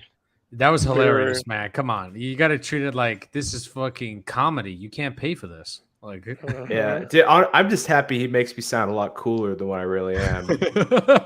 Saying that I'm some MI6 James Bond trained Men in Black guy. I was like, I'll take it. Yeah, right. Okay, I'm sorry. What? I'm sorry. It's just no, and I'm sure he's a nice fellow. I really am. I'm just I'm sorry. That was just not the direction I wanted to take this this stream. So you're in 0 to 100 real quick. I totally get it. You got to prepare for that. Yeah, I mean, you just have to. You know, he's just comedy. You treat him like comedy, and then you're just gonna have a great time. So, Right. Okay. Excellent. All right. So let's see who's here still. Let me check the guest list. QB, Passport, Flexen, Shift, Mike, and who is this? The Vital what? Vital Message. This is Caduceus. I host interviews on my channel. Had some Manosphere guests. Had some oddball guests. I usually have interview, then I open up the panel. Okay. I don't think I've ever heard of you. Again, can you say your name just one more time? My channel is The Vital Message, and I go by Caduceus. There. Vital Message. Have I ever spoken to you before? I think I've emailed you before. You've spoken to Self-Made. I work behind the scenes a lot with Self-Made. Oh, I thought I remember Self-Made had contacted me once asking me to join one of your, was it Discord or some sort of... Yeah. Okay. Yeah, I guess I've heard of you, but I've never had the opportunity to speak with you. So, yeah, nice. Yeah, it's nice to meet you, man. Right. Okay. Do any of you want to introduce a topic for discussion? Yeah, we gotta start shaming these dudes or porking these fat bitches, man. Did you guys see that event? I forget what it's called. It was with all the huge black chicks. Oh yeah, they had like a pool party. Yeah. I forget what it's called. You know what I'm talking about? Like QB? thick girl summer. I think I saw that that a guy posted like a video from it, and oh my goodness, what's going on? I mean, yeah, that's brutal. If she's like a 400-pounder, like Rikishi, fucking. Yeah, like, I don't know. Maybe I'll get him on a bus to Houston to see the doctor. He's like, oh, you want this surgery today? You need to lose a little bit of weight, so I know you're serious. That kind of thing. My favorite, honestly, was a TikTok. Like, this girl went to a mixer, and there was all fucking women there, no guys. She was like, and you look at the women, they're all like fucking huge. I'm like, holy smokes! It's like. And it's like, I don't like mixers. I'm like, who the fuck goes to that? Like, who's gonna waste their time going to that shit? Yeah, Yeah, I kind of ties into a topic I'm thinking. You guys can keep exploring the large body mass topic as well, but the fact that there were no guys at that event, there's kind of like an exodus of guys just not going to clubs for the old days. Yeah. There was one grifter that I heard something interesting where he said the clubs will get the money. It would just dry up so bad that the clubs will pay guys to get in. And I'm thinking to myself, how the fuck is that going to be possible? I'm like, that's a load of horse. If it gets to that point, they just close the club. Yeah, because a club is a Ponzi scheme, and it's all about like getting money from dudes, like so they could fund that lifestyle. Yeah, man. Sure, I couldn't agree more. If I may, so today I went to go see my mentor and my best friend. He's twice my age. He's a 75-year-old multimillionaire Jew, and we hang out. I'm sorry. No, keep going. Yeah. Oh, right. Okay. And so we go here, we go there, whatever, and then we sort of afterwards we sort of go. I don't know how to put it. I'm going to speak in code a little bit. We go cruising. Of course, I say that we're not gay. I'm not gay. He's not gay. Right? Because that was my first disclaimer. Disclaimer. That Pastor term, Dab's already making the video on you. You're rolling on a Beamer, basically. You're just chilling, right. So right. So him and I we are going into certain neighborhoods in Chicago, and we're looking for certain things. Things that typically go for between $30 and $50, let's say. And it's pretty dry out there. It's pretty dry out there, and we have this whole circuit that we run. First, we go to this street, then we go take this street to this neighborhood, and then this neighborhood over to this neighborhood, and we make a thing of it. We'll go and get something to eat, and we've brought friends. And anyway, on the way back, I'm dropping him off. We are driving past the world famous Admiral, or the Admiral Theater. I don't know if you guys ever heard of it here in Chicago. It's located at basically the corner of Pulaski and Lawrence. And he was talking about that. He was saying, the Admiral, it's closed most of the week now. Are you aware of that? And I was like, no, not at all. Apparently it's no longer open Monday, Tuesday, and Wednesday. It's only open Thursday, Friday, Saturday, and Sunday. And he was just talking about that. He was basically saying, all the clubs, they're all closed here in Chicago. Half the clubs in the last 10 years, they've all closed. I would say more than half of the clubs have closed in the last decade. Yeah, it's because they're giant Ponzi schemes. They can't last long. And I think 2020, that devastated New York. That's why I got the fuck out of there. Mm-hmm. Like the club scene was popping there, but now it's just like a shell of its former self. Now it's like if you want to go to clubs, you're better off going to Vegas or Miami. But Miami is like a very if you don't know the right people, it's pretty fucking difficult. Well, so I'd say Allende's in Miami, Fresh and Fit's in Miami. Yeah, but they're sizzling. They're not going. Yeah, they're sizzling at some sizzle. Yeah, yeah, and like another. I think the only thing that might keep the clubs afloat if the trend continues is their use as a venue for commerce of certain contraband.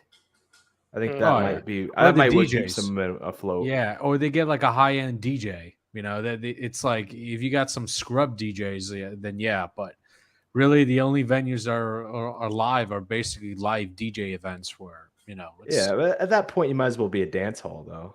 And be a dive bar most of the time. I think it's going to be an old relic, probably like I don't know that that's a bad. Now. I don't know that's even a bad thing. I mean, just think about it. In a way, I don't know who just said it. It's like go to a bar, whatever, a sports bar, a regular bar, a club, a lounge, and then it's all about getting, in my opinion, it's all about getting money from the man. And then why do the men go there? In hopes of like hooking up with a girl? I've made a video about this. It's a Friday night and you're off of work or you're in college. You go to a bar. There's, let's say, 100 people. Just simple math. There's 100 people. I would say in a bar, if there's 100 people, 70% of them, 70 of them are men, 30 of them are women. Of those 30% of women, what percentage are actually going to go home with the guy and he's going to score? The point I'm trying to make is what are the actual chances percentage-wise that you're gonna go to a bar, hook up with a chick? It's probably less than 2 or 3%. Yeah. I would put it at like Right. 1%. Well, Yeah, the and thing then is, go for a QB. Yeah. it all depends on location, the type Yeah, of you gotta go to the event, college bars. right? Like for example, you know, Vegas was brought up by Shift, and the ratio of women in Vegas nightclubs are insane.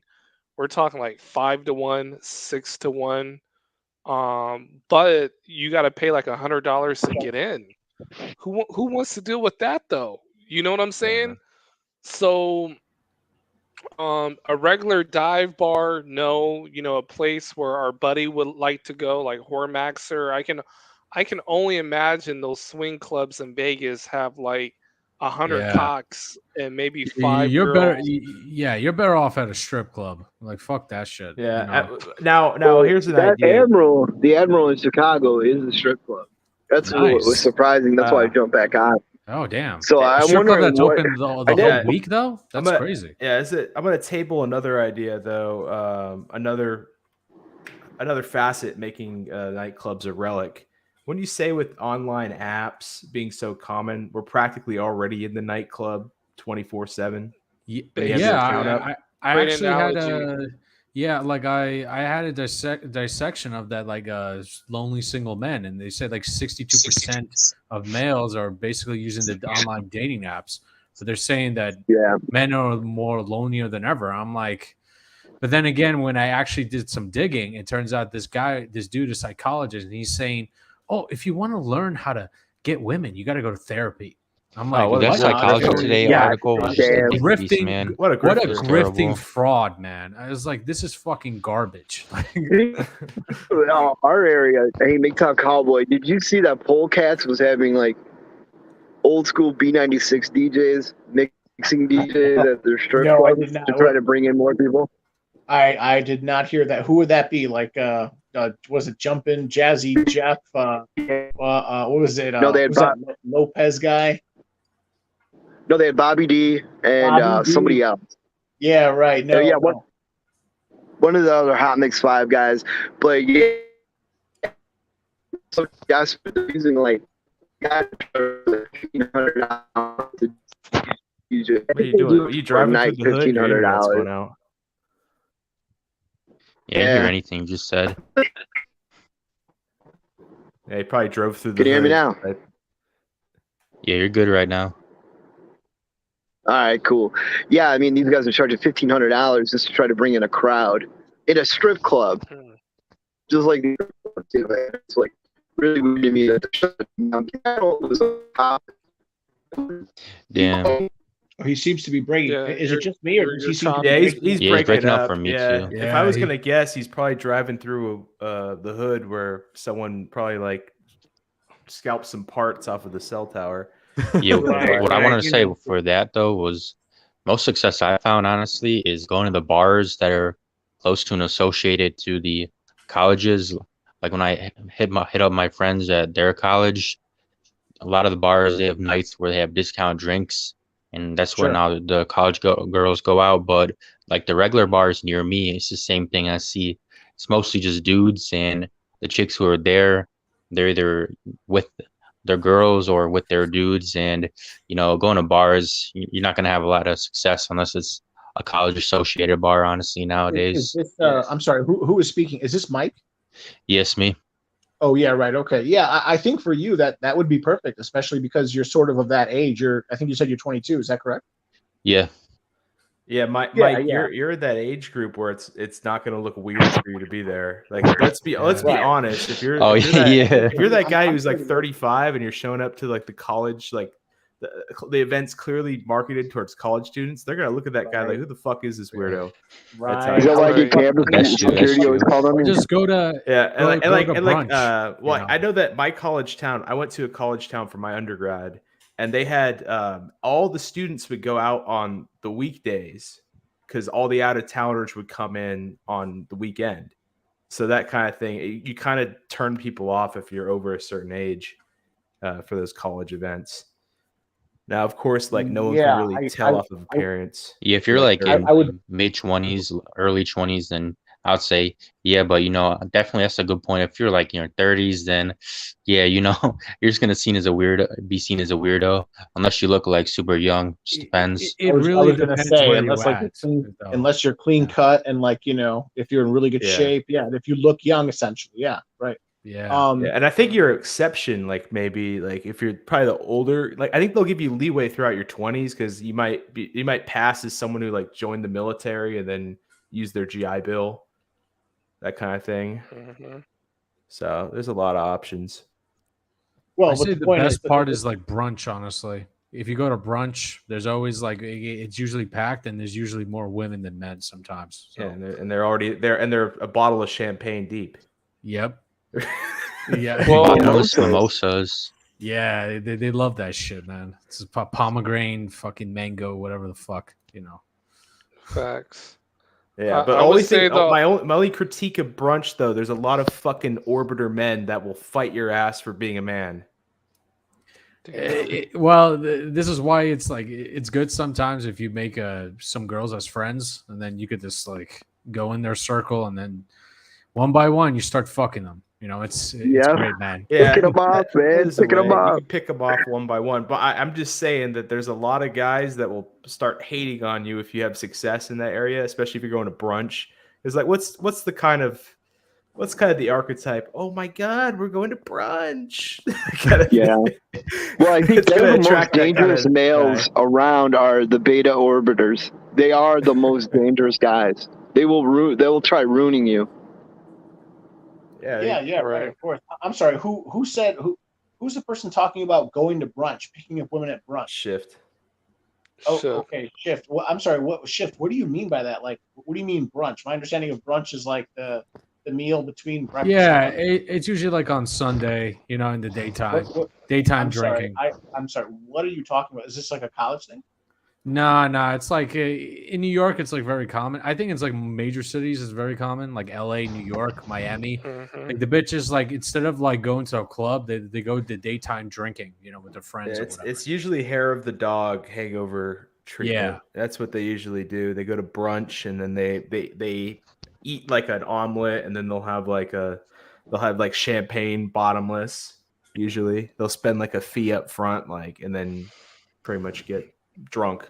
Yeah, it's fucking fantastic, man. Brunch is like the best. Like you just get fucked up and you can fuck them during the daytime and you don't have to deal with the nightclub madness, which is like a whole different ball game. It's a giant Ponzi scheme. So, well, I was gonna say the other alternative, which this is something I gotta agree with Hormax, or the swinger scene is kind of lit, Yeah, just don't end up watching a spit roast if you go. Yeah, that's what I'm saying, man. Like, I don't want to see another dude's cock, man. That's what that's pretty fucking brutal. Yeah, right. Well, like I said, from my experience, it's been pleasant. Going to a swinger club in Monterey, being in the host. She was a knockout. And then the club, they end up calling me, like hitting me on WhatsApp, like, "Hey, can you be here this weekend?" They were really impressed what you did with the host. There's another couple that wants you back. I'm like, "Oh, I'm out of town or whatever." But I bet you're getting kickbacks from that. You're getting pimped, dude. You know that, right? Yeah, you little whore. Right? Oh man, that is so true. Maybe they're streaming you on Pornhub. They could be. Hopefully not. Shit, I don't want my royalties. But go in there and be like, "Where's my money, motherfucker?" Right. But my point is, it's good to know that you have that option. And I have another passport, bro, that he signed up for SDC.com, which is like a world swinger website, and he showed me the receipts of him, like literally, like I kid you not, banging out like almost like porn style type of models that were in cuck relationships. Yeah. I'm just So basically, you could sign up as a single man and just fuck their wives or whatever. yes, Oh yes. Yeah, I'm a little hesitant on that because like those guys are getting something out of it. I swear to They're you, probably like like peeping in the closet. That's you know? what I was gonna concerns. say That's they're what in the closet concerns me. watching you, man.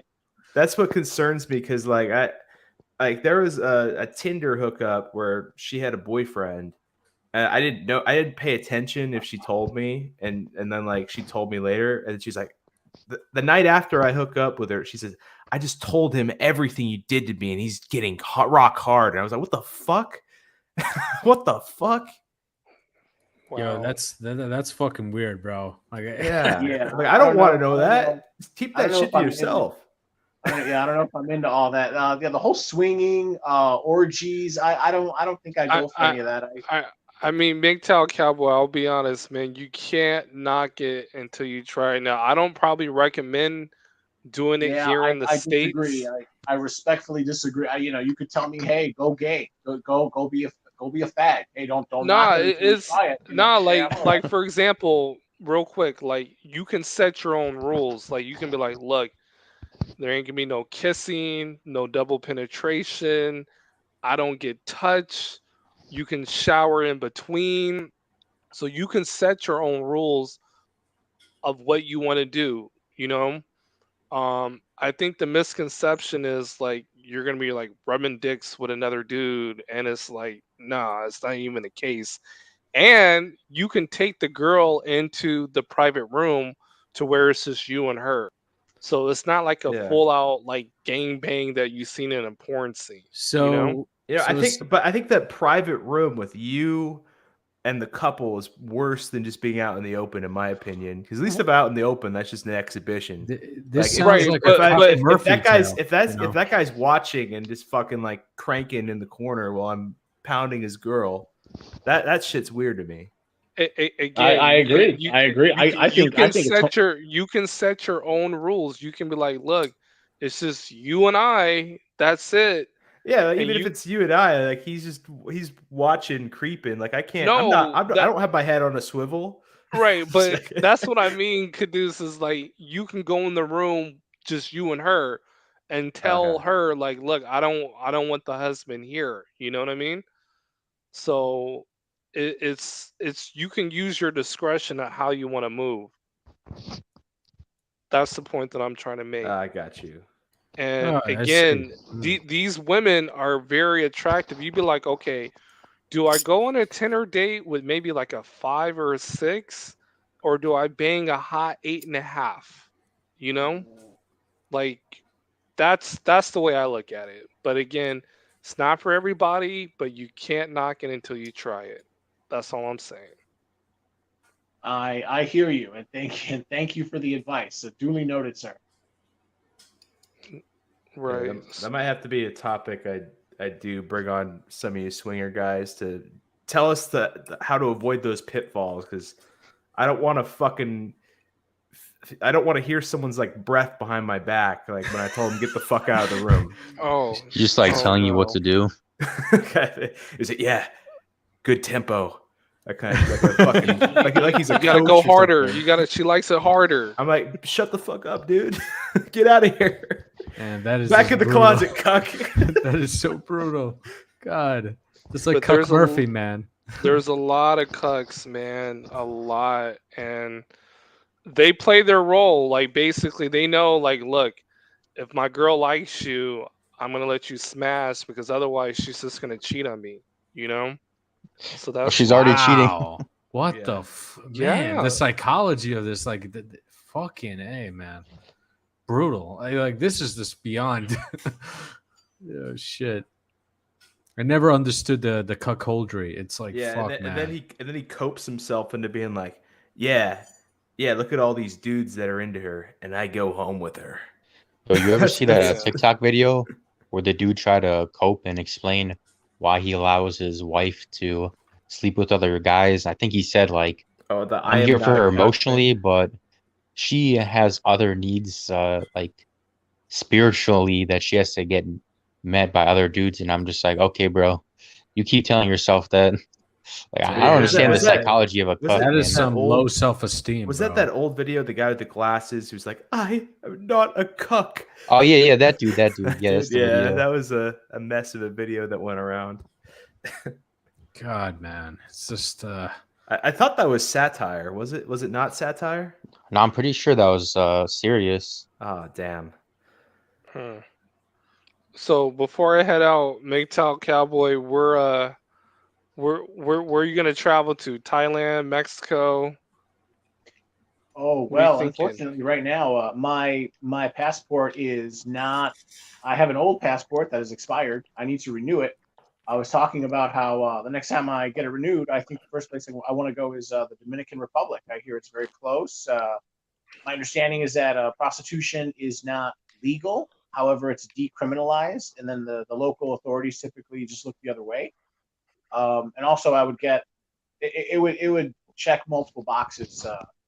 I was a Spanish major at university. I want to try to visit as many one of my goals is to visit as many Spanish-speaking countries before I die. So that would sort of check that box as well. And yeah, the Dominican Republic. I hear it's close. It's cheap, and a bunch of little island girls running around. Oh, okay. Yeah. DR. I haven't been to the DR, but I hear good things about it. You probably want to check on the prices, man. And I'm gonna be honest, like a lot of black travelers, they go down there, so they know the prices, Yeah.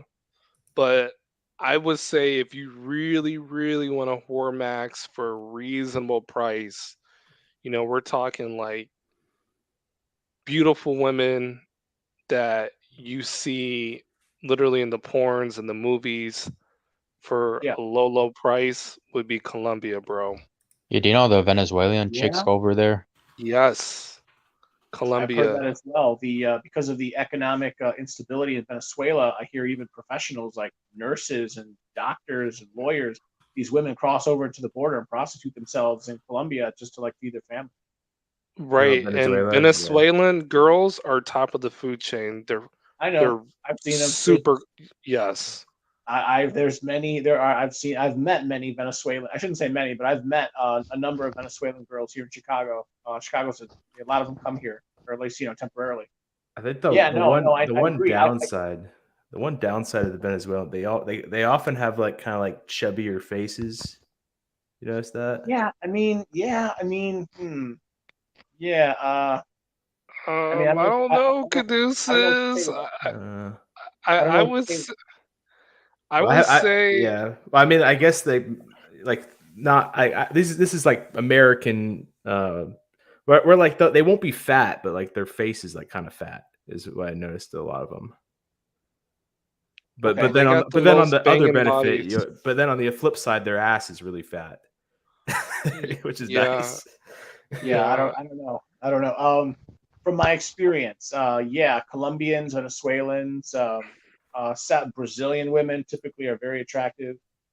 Yeah, no, I've met a number of particularly Venezuelan women in Chicago, especially recently, like the last 5 years. Like a lot of them are coming here or something. But yeah. Cool. Well, anyways, bro, I gotta hop off.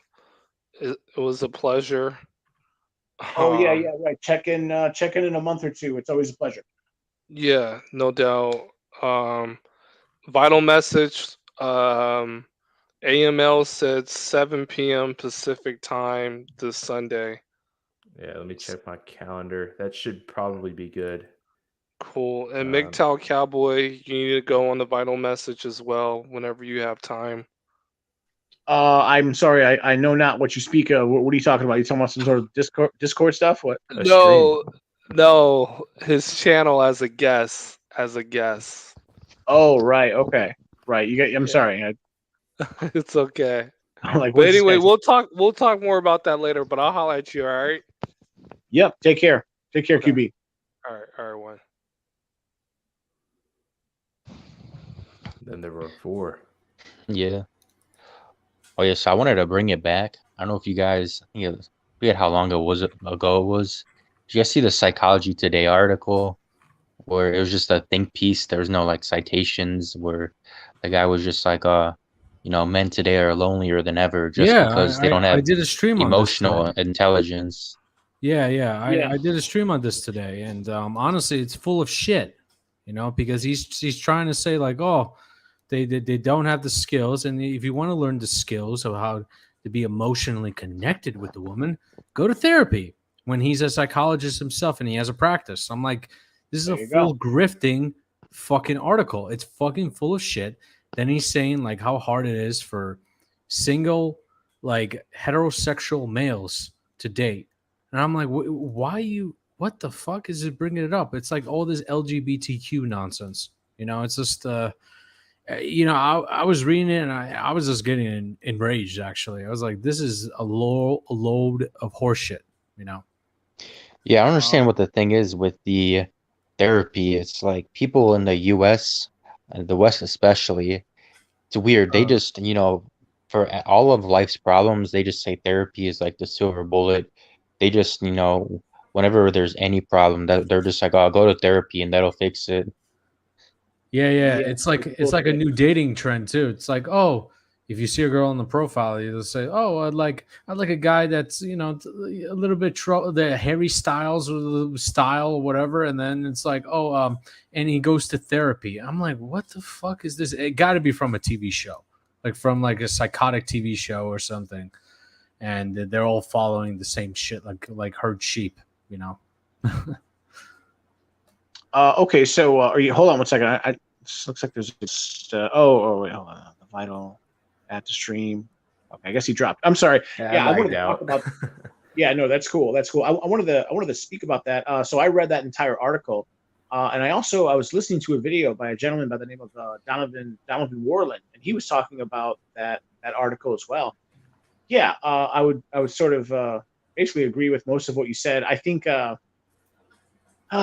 there's like a concerted effort to basically make men pussies in this country. They say that men should go to therapy, but really what they mean is you have a problem. It's basically like an extension of the idea of original sin.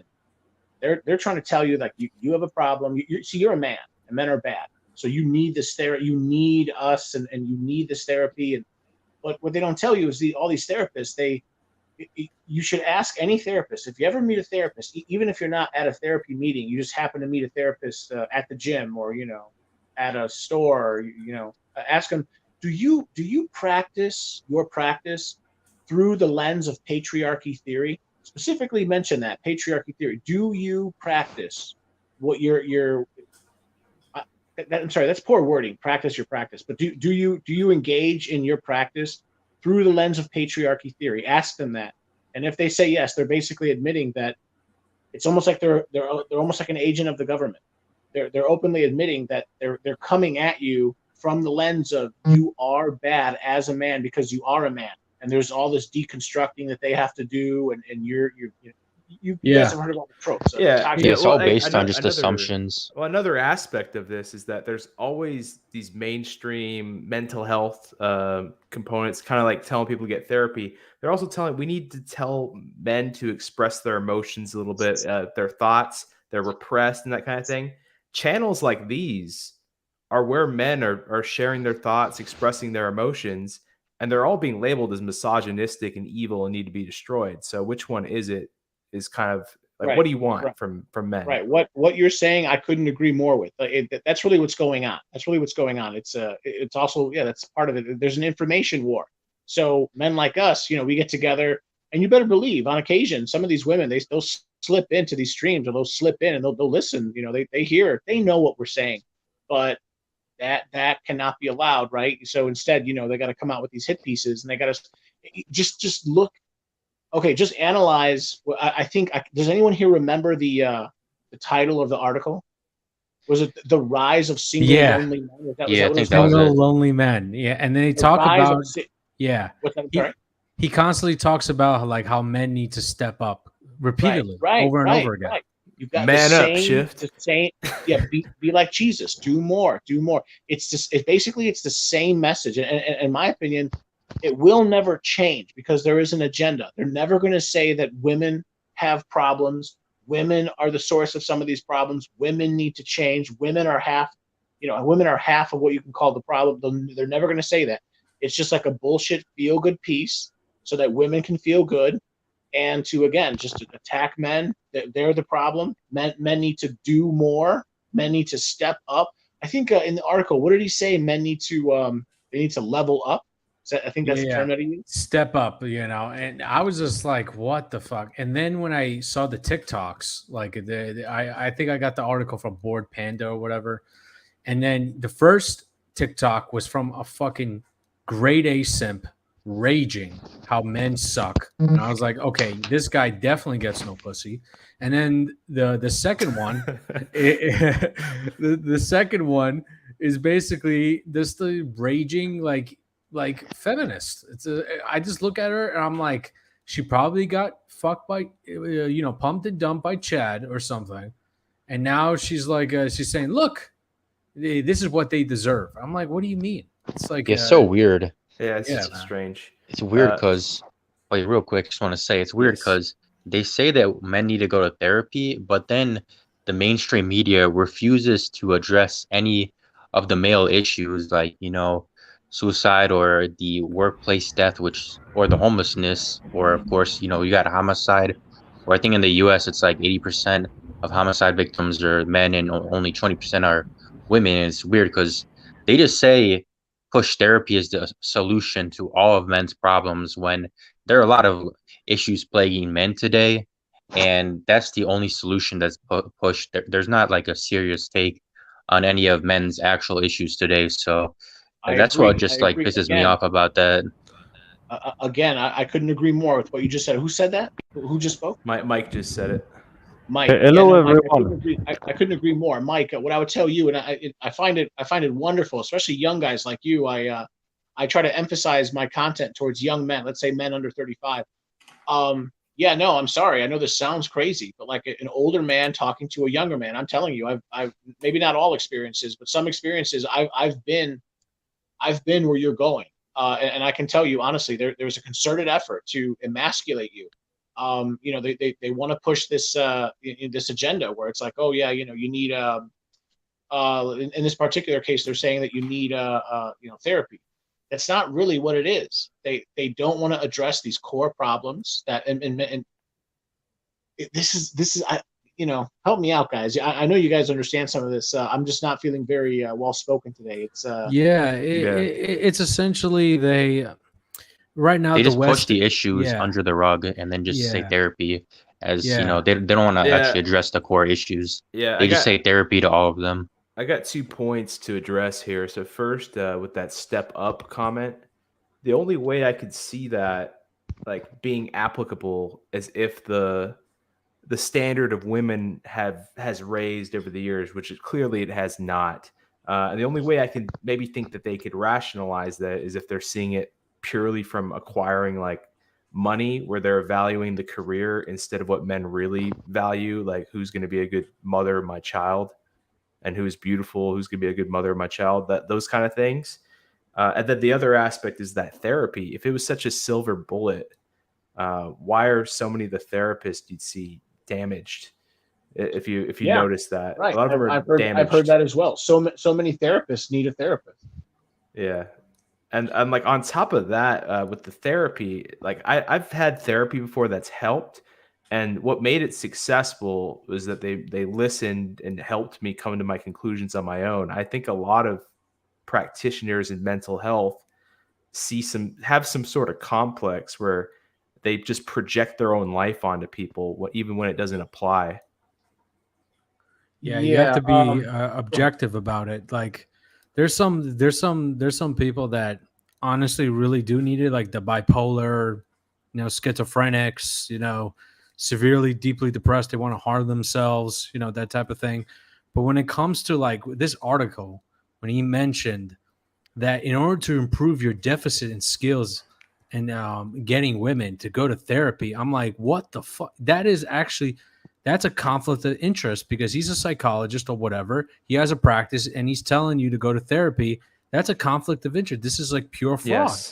Yeah, Pure fraud. It's a conflict of interest, and it's also it goes against him as a scientist as well, because like looking at the there's still studies going on like to find like what causes attraction.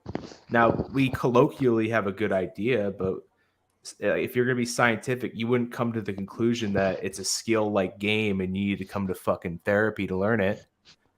Yeah. Kind of thing. You wouldn't. Again, what I would say is this is politically motivated. You know, God, I don't. Okay, my stepmother's mother.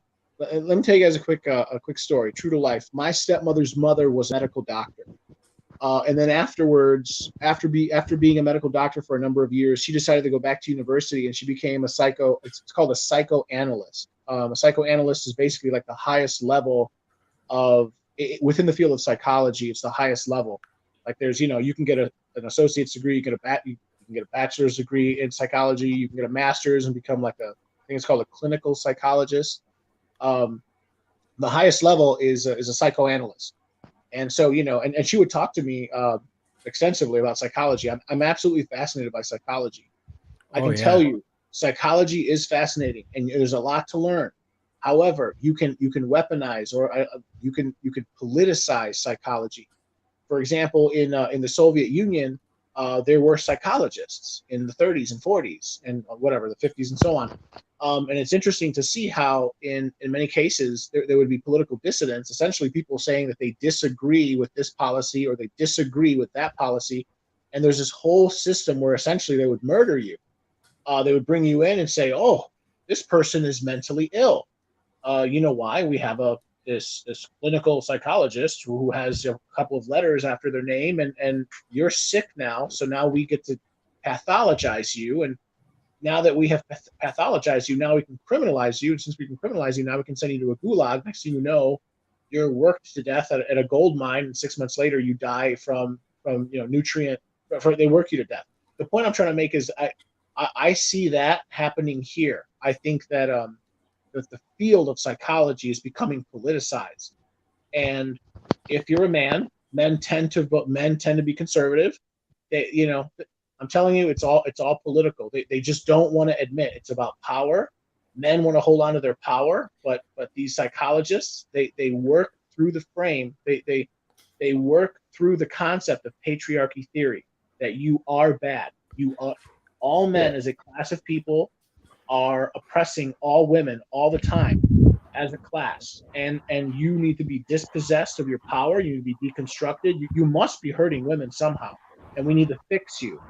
When really the real truth is you do not need to be fixed. They just want power. Yeah. Do you mind if I add another political incentive, perhaps, like that I also thought of?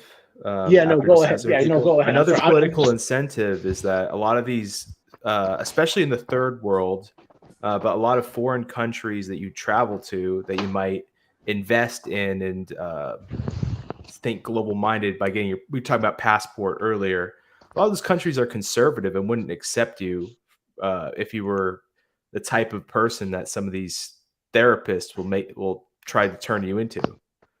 So then you become locked to the West or your local country into a little bubble, and makes you easier to control because they hold more leverage over you. So if you're I never thought of that. Yeah, so if you're more like liberal and you're I don't know, you're not going to Saudi Arabia with booty shorts and some rainbow flags. You're not going to some conservative Latin American country. Like that's the kind of stuff that you're either going to be like, best case scenario, people are going to ignore you and not want to interact with you. Worst case scenario, you get killed. And that kind of thing. So that kind of stuff, you get locked into the United States, UK, Europe, instead of when the whole world should be available to you. I see what you're saying. You become so like, I get it. Yeah, you know what? I have a homosexual cousin. Or I guess is he an uncle? I think he's technically my uncle. I don't know, whatever. And he's very flaming. He's very what's the word? He's very obviously homosexual. In his mannerisms, and he coupled up with a Colombian man who is not very It's not very obvious that he's gay.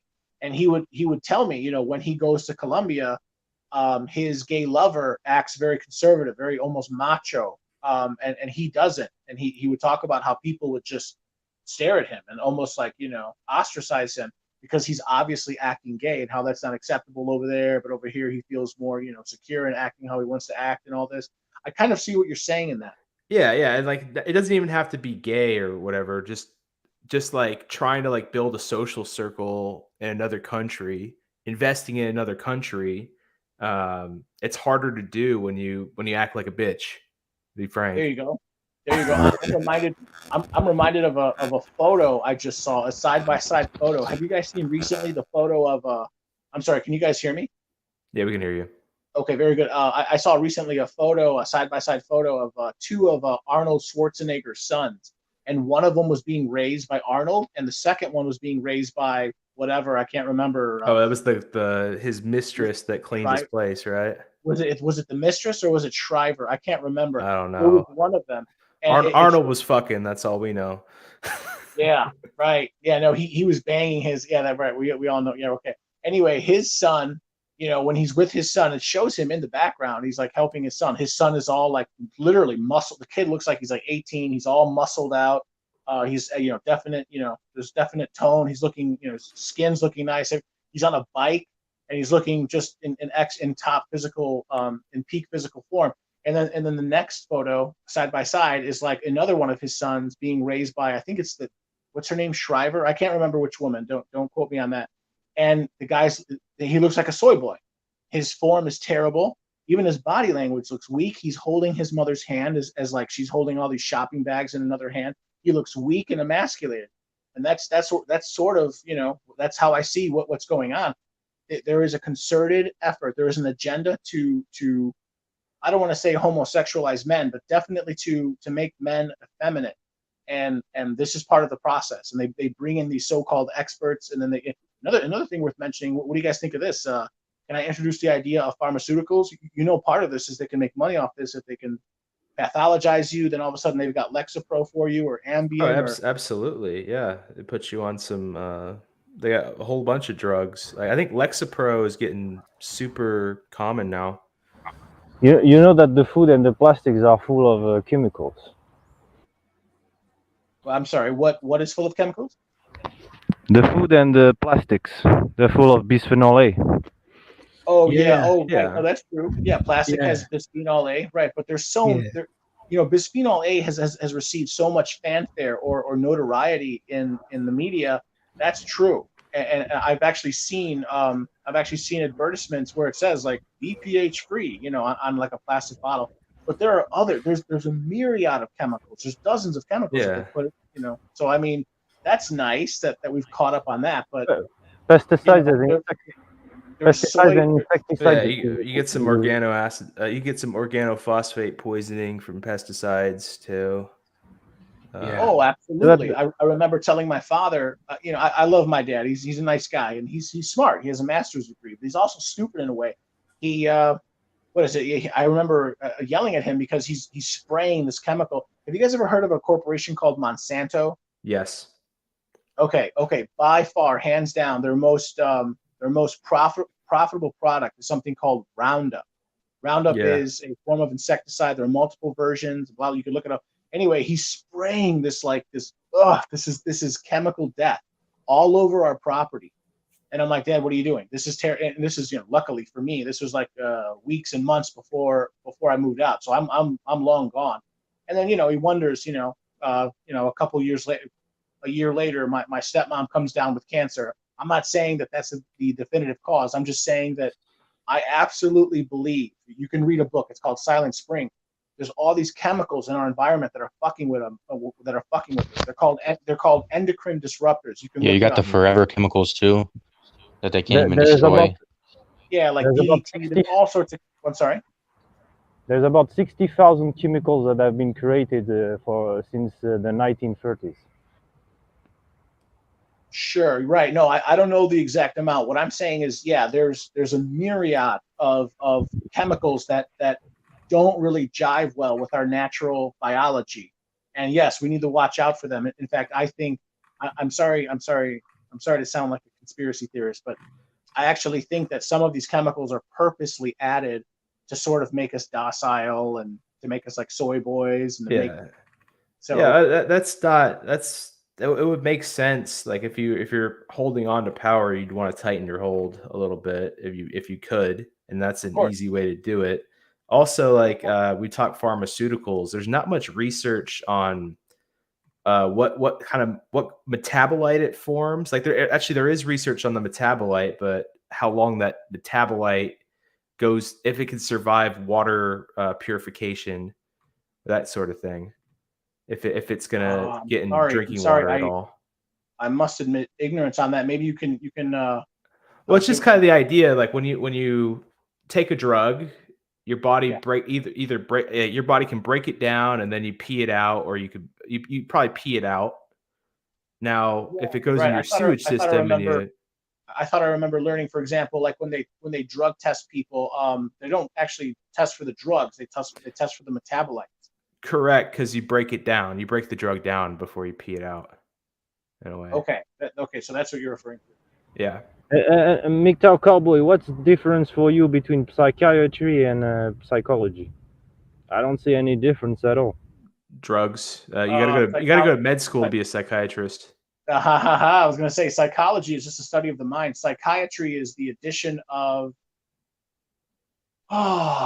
methods like cognitive behavioral therapy for one. That's one method that I agree with, which is basically what we're doing right now, which is basically people getting together and talking. But it also is the introduction of other mental exercises, and then chemistry or what's the word? Pharmacy. Pharmacology. Pharmacology. Yeah. So psychology is just the study of the mind. Psychiatry is how that applies to treating people for all of these so-called neuroses and psychoses. And then, of course, and then we can get into the pharmacy and all that stuff. You have doctors who are both, so they can prescribe drugs because you have doctors who are psychologists and psychiatrists, so they can prescribe drugs. Yeah. Right. Yeah, right. Again, before you joined, or I don't know if you heard, my stepmom's mom was a psychoanalyst, and she was able to excuse me, I'm sorry, what's the word? Subscribe? Prescribe. Prescribe. She was able to prescribe drugs to people, which is very, very rare. Yeah, there's levels of psychology. There's like, I don't know. There's like the armchair psychologist like me. There's the high school counselor, there's actual psychologists, and then I think above that there's a psychiatrist, and then above that the highest level I think is a psychoanalyst. I'm not sure, don't quote me on that, but I think it's more of them being like niches than one being above the other, because I'm not sure. I of course, like psychoanalyst is probably like in high regard compared to other positions, but you're not going to be doing the same from a normal therapist and a psychiatrist, because you might have that psychiatrist spending more time in the mental unit where there's a bunch of schizophrenic patients or whatever other forms of psychoses that they'll deal with. I think those pseudoscience have been infiltrated by Marxism. Yes, I absolutely believe. Again, you can call it whatever you want. I just say that I just use the term politics. I think there's a lot of politics involved. Yeah. So just keep that in mind, and that's why I tell young men. I know it sounds kind of like dumb advice, but it's not dumb advice. If you're feeling depressed or something, go for a walk. Go do something. Go for an hour-long bike ride. This is like proven science. There are natural chemicals that get released in your body when you exert yourself, and you'll actually feel just more at ease. You might go for a boxing training too. That's a good thing. Good. Sure. Or you can be an alcoholic like some people. Polska, are you there? Polska? Yeah, it's Bob, man. Very faint. Yeah, I can barely hear him. Stop sucking Polska. Kids, man. Yeah, let me work out my mic issues. I'll be right back. All right. Oh, okay. All right. Well, I'll leave you in. Just fix what you got to fix and come and say hi. Anyway, yeah, no, it's about that. Just to finish on that psychology again. I'm sorry, I remembered it a second ago. See, I'm hungover, and that's the problem. I can't really think as well when I'm hungover. Yeah, no. What was the name of that title again? There was one last. You The said Rise of psychoanalyst. Single Lonely Men. Oh, Yeah, Psychology Today. Yeah, that psychology article. I think it was The Rise of Single Lonely Men, if I remember it. So here's another thing worth mentioning. It's just worth mentioning. Just look at even how they frame it. They call it the rise of single lonely men. Well, if you think about it, if the more men that are single and stay single, for every man there is a woman, right? Thereabouts. For this rise of men that are lonely, obviously there's going to be a rise of women that are not finding partners. Why don't they just say there's a rise of single lonely people? I purposely bring that up because I think that there's always this emphasis on blaming the man, on saying that the man is the problem. It's the man. It's always this concept of like the man himself is the problem. Yeah, well, I think another aspect of it is that it'll probably grab the attention to a guy that maybe isn't having any action because he's looking to grift a man. And like a lot of these guys, like we talk about these issues a lot. I actually disagree with you. The vital message, or should I call you the vital message, or should I call you Caduceus? Caduceus might be easier. Yeah, whatever's easier Caduceus. for you. Yeah, Caduceus. Yeah, I actually disagree with you on that point. I disagree. I think that actually that article is mostly directed towards women. My understanding is that most of the readership of Psychology Today is women. Most psychologists are women. I sort of alluded to this earlier. I said how it's a feel good piece. This was like a feel good article so that women can feel better about themselves. This is one of the ways that like we ignore. We don't just ignore what men's plight, men's reasonable grievances. Yes. We also apex fallacy. Here's what I'm talking about though. I'm not talking about guys like us. I'm not talking about guys like us. I'm talking about the general population of men who are buying into the propaganda. Those types of men, I think. Yeah, I got a separate view on that though, real quick after you're done. I was just seeing that even just because like you hear about incels more on the manosphere side of thing. There's a ton of incels that are buying into drinking the Kool-Aid too, that are having relationship issues and they're lonely. And they're going to read this article and think, you know what? I do need therapy. Who should I call up? Yeah, I'm sure that's part of it. I just think that that particular article. Okay, for example, I love to use examples. There's a gentleman that I listen to. I call him a prognosticator. I ask anyone who's interested in just geopolitics, major trends. His name is Donovan Warland. He made a video about this very article 3 days ago, and he was talking about how this is mostly a feel-good article for dysfunctional leftist feminist women, so they can read that and say, yeah, this is true.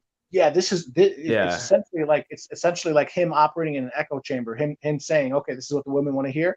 Okay, this is the same crap. This is the same type of crap article that they keep putting out. And Donovan Warland specifically mentioned that. He's like, if you don't believe me, this is what he says. He's like, I see. Now that you say it that way, that makes more sense. I think what you're saying it based on like demographics, that probably makes sense from yours is probably the primary. Maybe what I'm saying is a secondary effect. Sure. And he also concludes by saying, just go on the internet and punch in men lonely, men alone, men this and this. And he concludes that what you'll find is there's a ton of articles that always bring up this same type of premise, man bad, woman victim, and that's the prognosis, and here's how we solve it. Men need to do more. Anyway, that's what he would say. MGTOW Cowboy, you know why Psychology Today, or should I call it feminism today, they blame men for everything because they know men don't want to get engaged with women who are not feminine. I don't know. Part of this though, I'm seeing the grift though, because I just clicked on the authors, named this Greg Matos guy. Yeah, that's right. And he's linking his TikTok and how he teaches relationship skills to people. Sure. So like, that's Grifter 101 right there. Grifter 101. Yeah, I wanted to say though, real quick. Oh, go ahead. Yeah, real quick, I wanted to say, so with regards to the whole emotional vulnerability shit, I think with women, that's more of something that subscribes to the apex fallacy, because the chicks, they're chasing the highest dudes they can get, and with a lot of those dudes, they're just smashing and dashing. And so with a regular dude, I don't think he'll do that. But with, the high end dudes, they're just going through all these chicks, they don't care about the chicks' feelings, So I feel like that's more of a, what do you call it? A consequence of these chicks just chasing these dudes who just, get all the chicks, and, they don't give them that emotional support they want. So then they go online and say, oh, they say guys need to go to therapy, they don't ever go in touch with their feelings and tell me about anything. So that's my view on it. I think their chicks are just chasing these dudes who are just, not giving them any emotional support and just like smashing and dashing, and they're just coping and just saying this because of that. So that's just my opinion on it. Sure. Hey guys, is my audio good? Can you all hear me? Yeah, I can hear you. Yeah, I can hear you. Yeah, what's up? All right. What's up, man? Am I not roboting? Oh yeah, you're saying all good. Caduceus? Yeah, I was gonna say I'll let audio's Polska fine. go, but like I was gonna say that and they're coping like that. They'll get fed stuff like the article that we're talking about by Greg Matos. I'll Yeah, they actually subscribe let you it guys to all go, but men. Cowboy, you need to do something right now. Okay, you need to open up a second window. Are you still on your shitty ass phone that has got a cracked screen? Yeah, no, I have good news. I have good news and bad news. Yes, I am on the shittier phone, but I did purchase a brand new phone. Okay, so apparently right now I'm rocking something called the Galaxy J2. I just have you opened the second window? Now we need to start handing out wrenches, Cowboy. Wrenches, you know what? because I think I can do that. Nobody moderating your chat at all. I think I can do that on my newest phone. All right, so anyway, yeah, no, okay, so open up the second window, and I can't do that. I'm sorry, I can't do that right now because this is the older phone. But I will do that. Again, I've been transferring files. It's a process. I'm sorry. And also the reason why I'm using the old phone is because I have not downloaded StreamYard to the new phone. But I have it on the old phone. I want the StreamYard. So Cowboy, you could just switch the shield on it, because your screen is so cracked. And I took out the nano SIM. And I put it in the new one. No. Okay. All right. Never mind. Have you logged on to MGTOW Cowboy on your new phone? On YouTube? Yes, on my newest phone. Yes. You can wrench people through YouTube. Right. Yes. Yeah, open the second window, and Cowboy, you cannot keep running your stream without wrenches. Because Bob, I promise you will be my first wrench. Okay. First of all, I am your first wrench. I have the power of the... No, that's just stupid. But no, you cannot run a channel without having multiple wrenches on here. Got you. Yeah, no, I know, man. Trust me, bro. You're right. And again, like I said, I just broke down. I finally took your advice. I bought a brand new phone. This Galaxy J2. I looked it up. It was manufactured in 2015. The new phone I got was released in late 2020. So it's like a year and a half old. Don't worry, I'm sure we'll be able to. I'll bring the phone to you, just like last time. You'll fix it. I will fix it as long as the screen isn't fucking cracked, Cowboy. I'm gonna take a smoke break. All right. I was gonna say as long as you're not inebriated like you normally are. Oh, hey, what's up? I'm completely fucked up, but I can still figure out how to run this shit, even this late at night. How do you think I run Last Call with Polska at fucking 3 a.m. and have fun? Drunk. That's how you run it. You run it drunk. Yeah. Run it. But you run it. Works. Okay. Very good. You should be a vodka distillery CEO, man. No, Frenchie, is that you? My favorite Frenchie. Yeah, it's me. Yeah. How are you, boy? Sith, How are you, I man? love you. Good to see you. We all love you. When you're drunk, you're a bit like my ex that I smashed and dashed. I'm kidding. Well, at least I play good music. All right, guys, I'm gonna take a smoke break, and you talk amongst yourselves. Yeah. Sure, bro. Sounds good, bro. Yeah. MGTOW Cowboy, thank you for having me on. I'm gonna drop down. Yep, Appreciate sounds it. good. The vital message. Yeah, I'll end this stream in about 15 minutes. I know OTS Factory, you just came in, but I'll keep going for another 15, 20 minutes. All right, the vital message. Do you want me to take you out, or you'll drop yourself? I'll drop myself, but I just want to I just want to thank you for letting me on.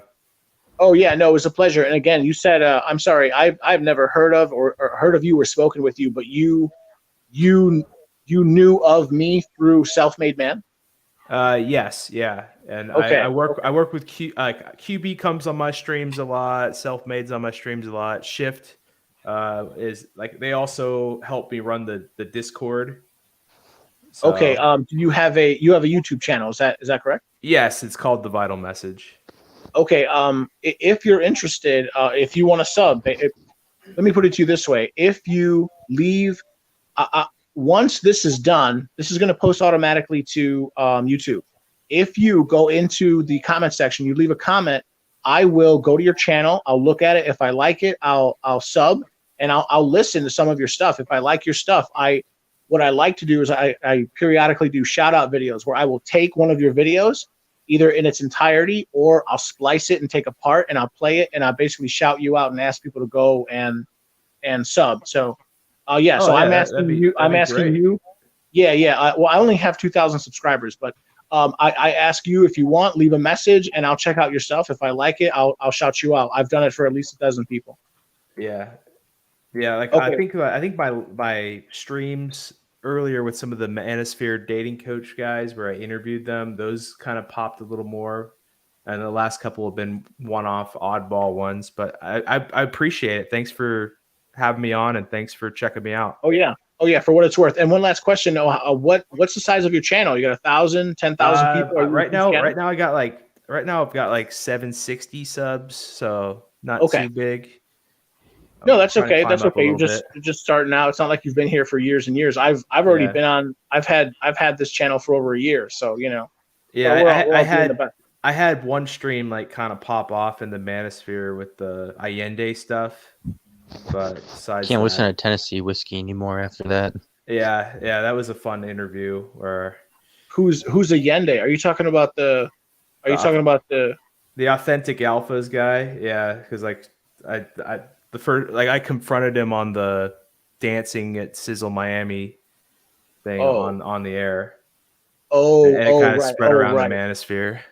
Oh, right. Oh, I'm sorry. I had no idea what you're talking. I was like, are you talking about the former president of Chile who was violently overthrown by? No, not. I'm talking about less important things. No, it's okay. Okay, with that, Caduceus, take care, man. I'll drop you. Take care. Have a good day, sir. Yeah, one of the last points I wanted to make as well was how the Psychology Today article kind of ties in with what happened with Andrew Tate. Because I know with Andrew Tate, he just got banned off Facebook and Instagram and YouTube right now as well.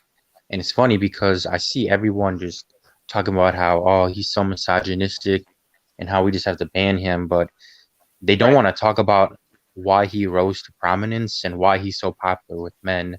They just want to ban him and sweep it underneath the rug. So it's always funny because, Andrew Tate, he set the formula. Some other guy will come take his place, but it's funny because they don't even want to talk about the men's issues that led to the rise of Andrew Tate. They just want to ban him and then not talk about it at all. So it's all funny because it's always the man's fault, but men have to just do better, and that's all they really tell us. So at this point, I'm just like, screw it, I'm just trying to get my money, and I got my friends, and that's really it. You know what? Let me ask you this: do you call yourself a MGTOW? I mean, I don't really subscribe to any label. I mean, I saw that you wrote that. I saw that you said that you I saw that in the chat like half an hour ago. You said you do not ascribe to any label. You don't like to label yourself. Okay, well, if you I would ever say do, though, like go ahead. real quick, like I am getting like a vasectomy because I don't want to have an oops baby. You know, in life, I grew up poor, so I don't ever want to have kids. That's just me.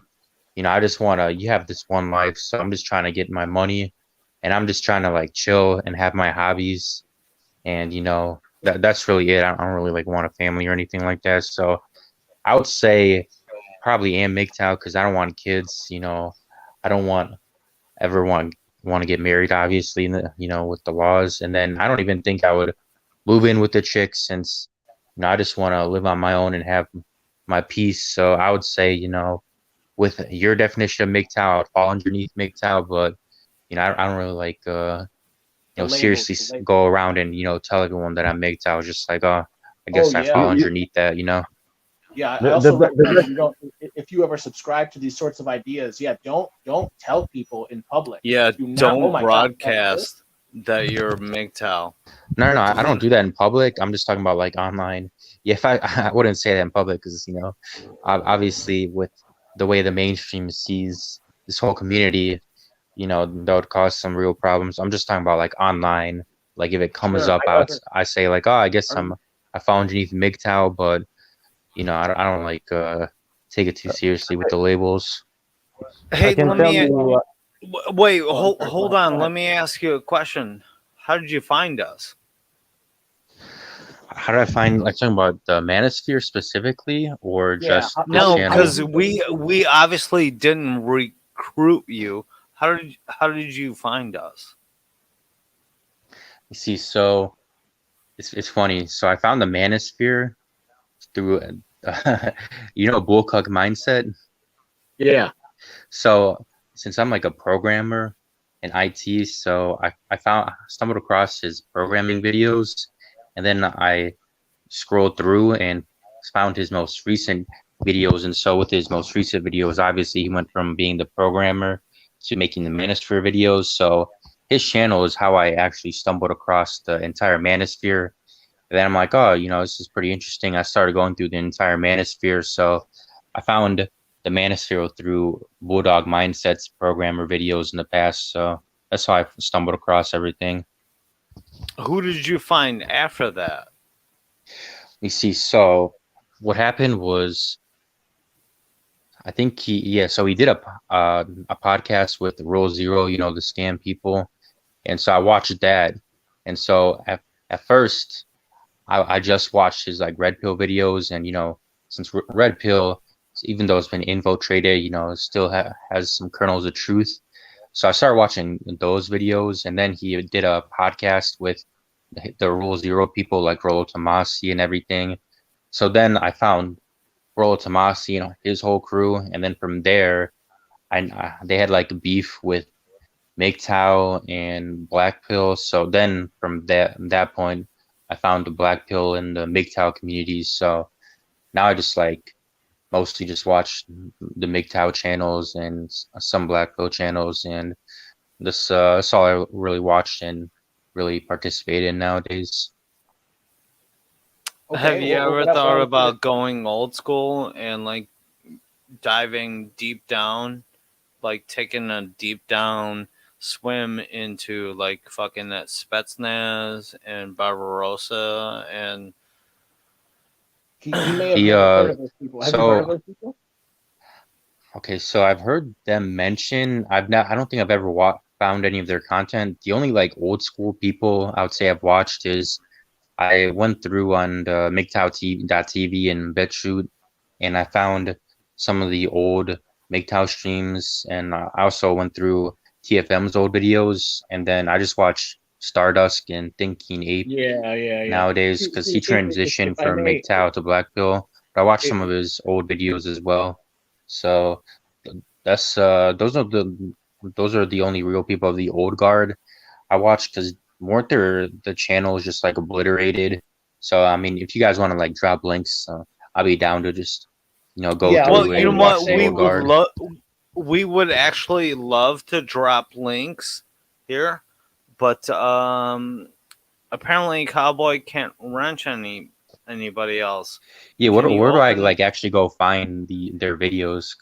I was gonna say, I have a couple things to say. First, who would you recommend actually to watch anyway? I'll give you the third the generation best link. Manosphere?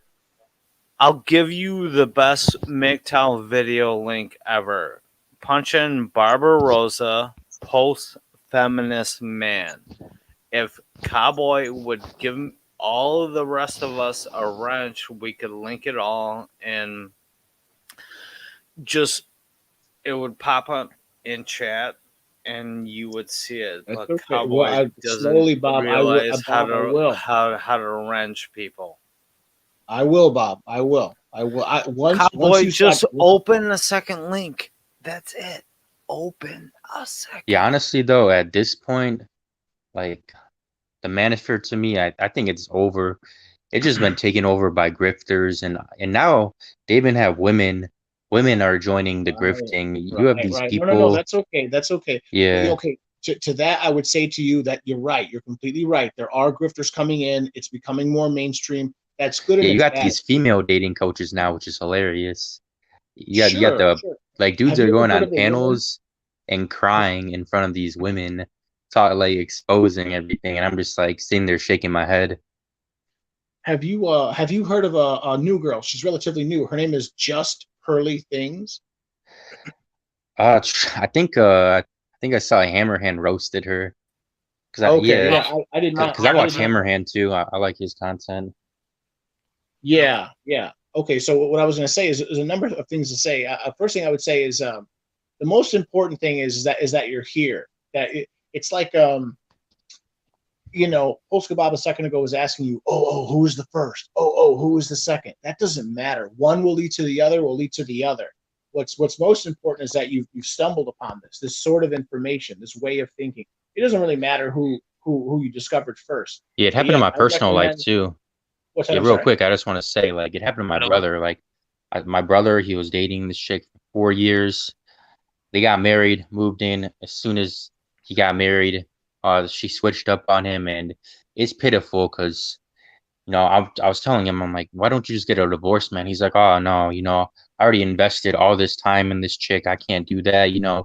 I got the finances and the house, and then now, like, I barely see him because every time I ask him, I'm like, hey, can I come over and chill? He's like, oh no, my wife doesn't want anyone coming over because she had a bad day. And also, like, I got red pilled early on with my mom because my mom would like just like say she loved me and all this stuff, and then she'll just like go like batshit crazy all the time. So even like I got sort of red pilled or for female nature early on, but the channel has just kind of solidified my own personal experience.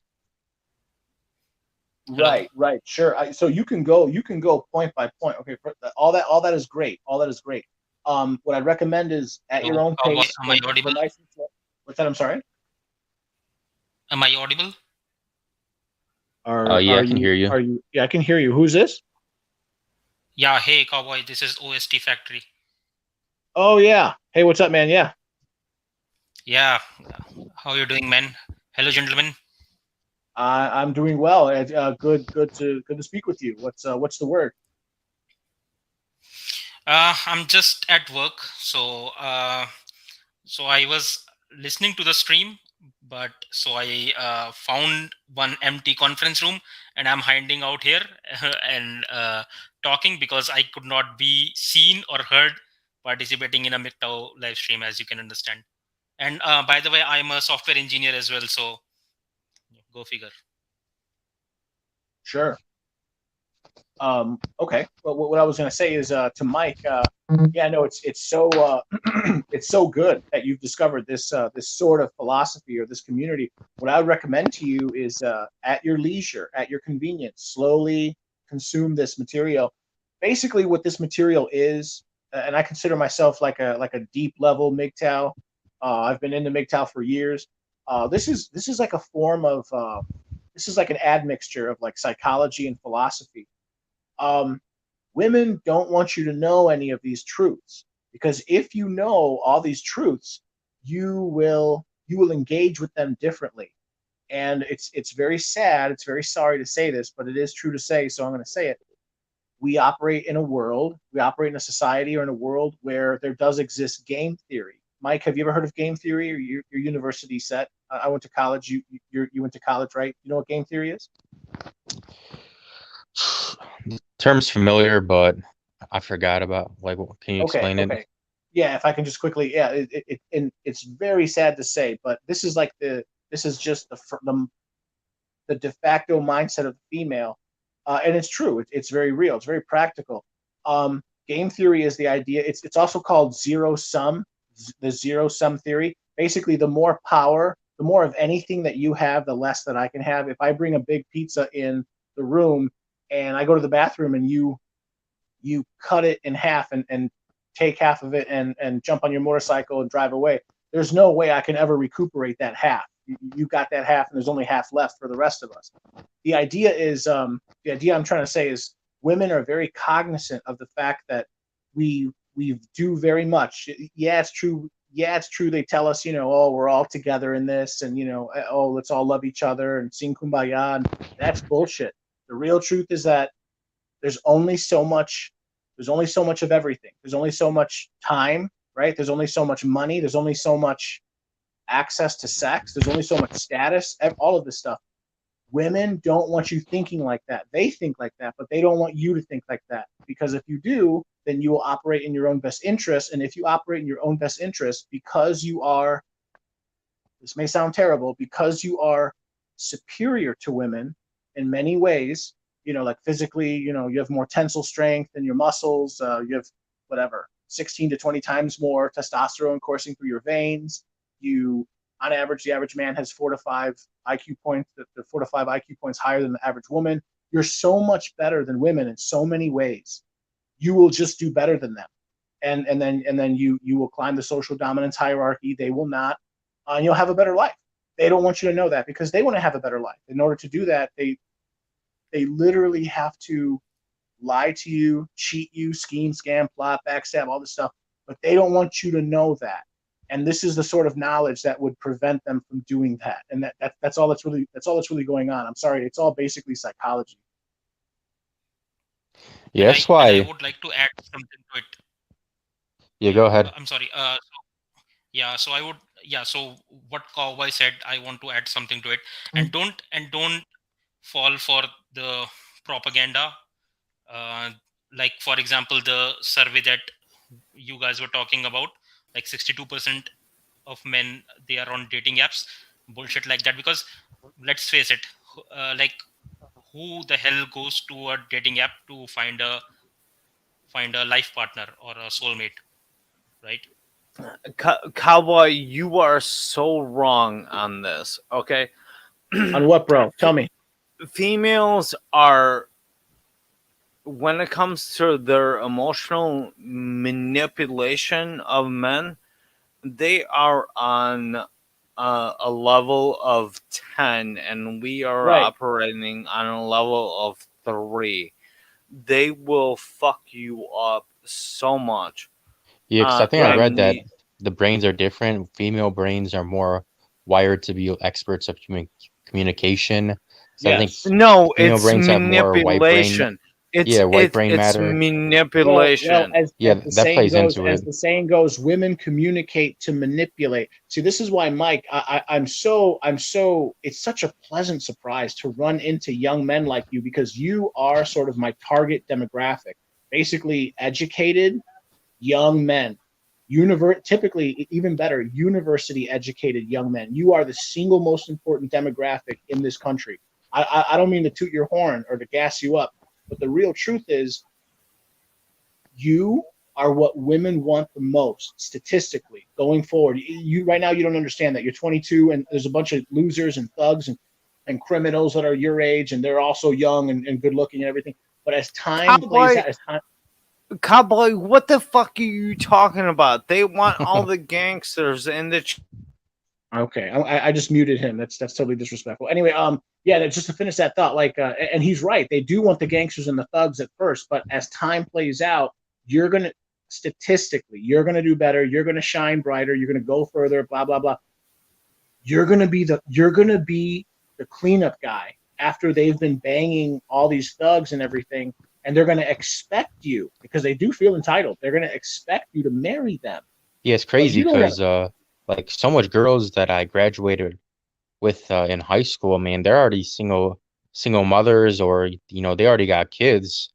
So that shit's just wild for me. Honestly, that's why I'm getting the vasectomy. It's weird in this space. I know like some people look down on it, but I think like if like, all men got it, so we don't have like any birth control or anything, and there's so much ways you can slip up and have a baby. Me, that's like my ultimate fear. And I had like one time where the condom broke, and ever since that time I've just been super paranoid. So I'm just getting it since I know me personally. I don't ever want kids. I just want to stack my money and just have my hobbies and just chill in life. And so that's why I'm getting it. I think more men should get it just so take back the power. What I would say to that is I definitely would not get a vasectomy. Of course, you're a grown man, you do what you want.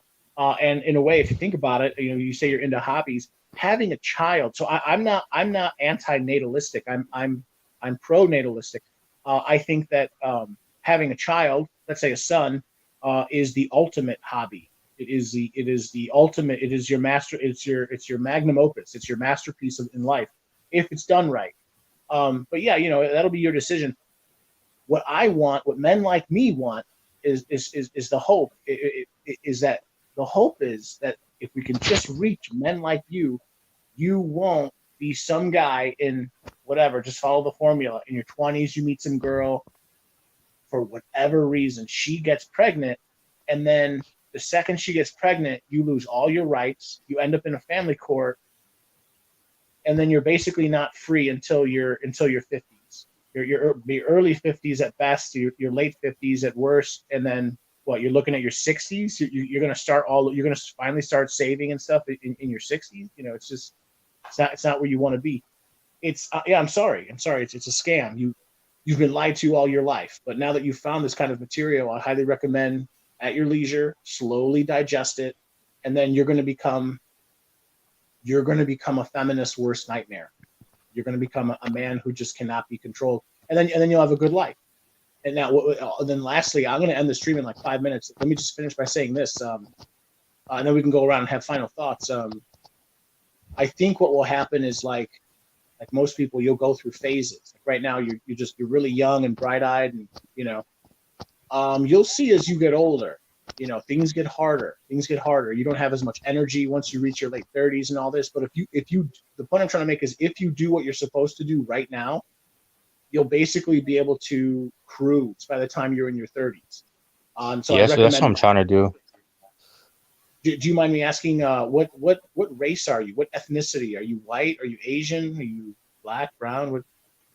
I'm Eastern European. You're Eastern European. Okay. Do you speak a foreign language? I speak a little bit of Russian. Like growing up, my parents are Eastern European, so yeah, I'm involved in the community. I can speak it okay. I can understand it pretty well. Okay. I mean, so no bullshit. Basically, you really are. You're bilingual. I mean. Yeah. Not the best though, but I mean, it's passable. Sure. No, that's good. That's great. Yeah. Okay. What I was gonna say to that is because you come off as very, very well assimilated. But for some reason, yeah, I thought I maybe got a hint of maybe, yeah, that you were like immigrant, or I guess from an immigrant family, but okay. Yeah, my parents are first generation immigrants. Yeah. Right. What kind of work does your father do? He's just a regular factory worker. Sure. Yeah, that's a success story. Yeah, it's scary, bro. Honestly, when and if you graduate and you place and you'll get a job and you'll find out what you want to do. Once you start making a lot of money, you'll see women all of a sudden, women are going to be way more interested in you. I have my own apartment. I can tell you honestly, your status goes up when people know, you have I have my own car. I have my own place. I make fun of Polska Bob all the time. Polska Bob lives with his mom and his dad. I got a friend who was running for the 50. I shouldn't say. It doesn't matter. He was disqualified anyway. I have a friend who was running for the 55th district. He was running for the state representative here in Illinois, and the guy's 42 years old, and he lives with his mom and dad, and he's so embarrassed. He's so embarrassed of the fact that he lives with his parents. He purposely tells me before we go to social gatherings, Joe, he pulls me aside. He says, Joe, can you please make sure not to tell anyone that I live with my mom and my dad?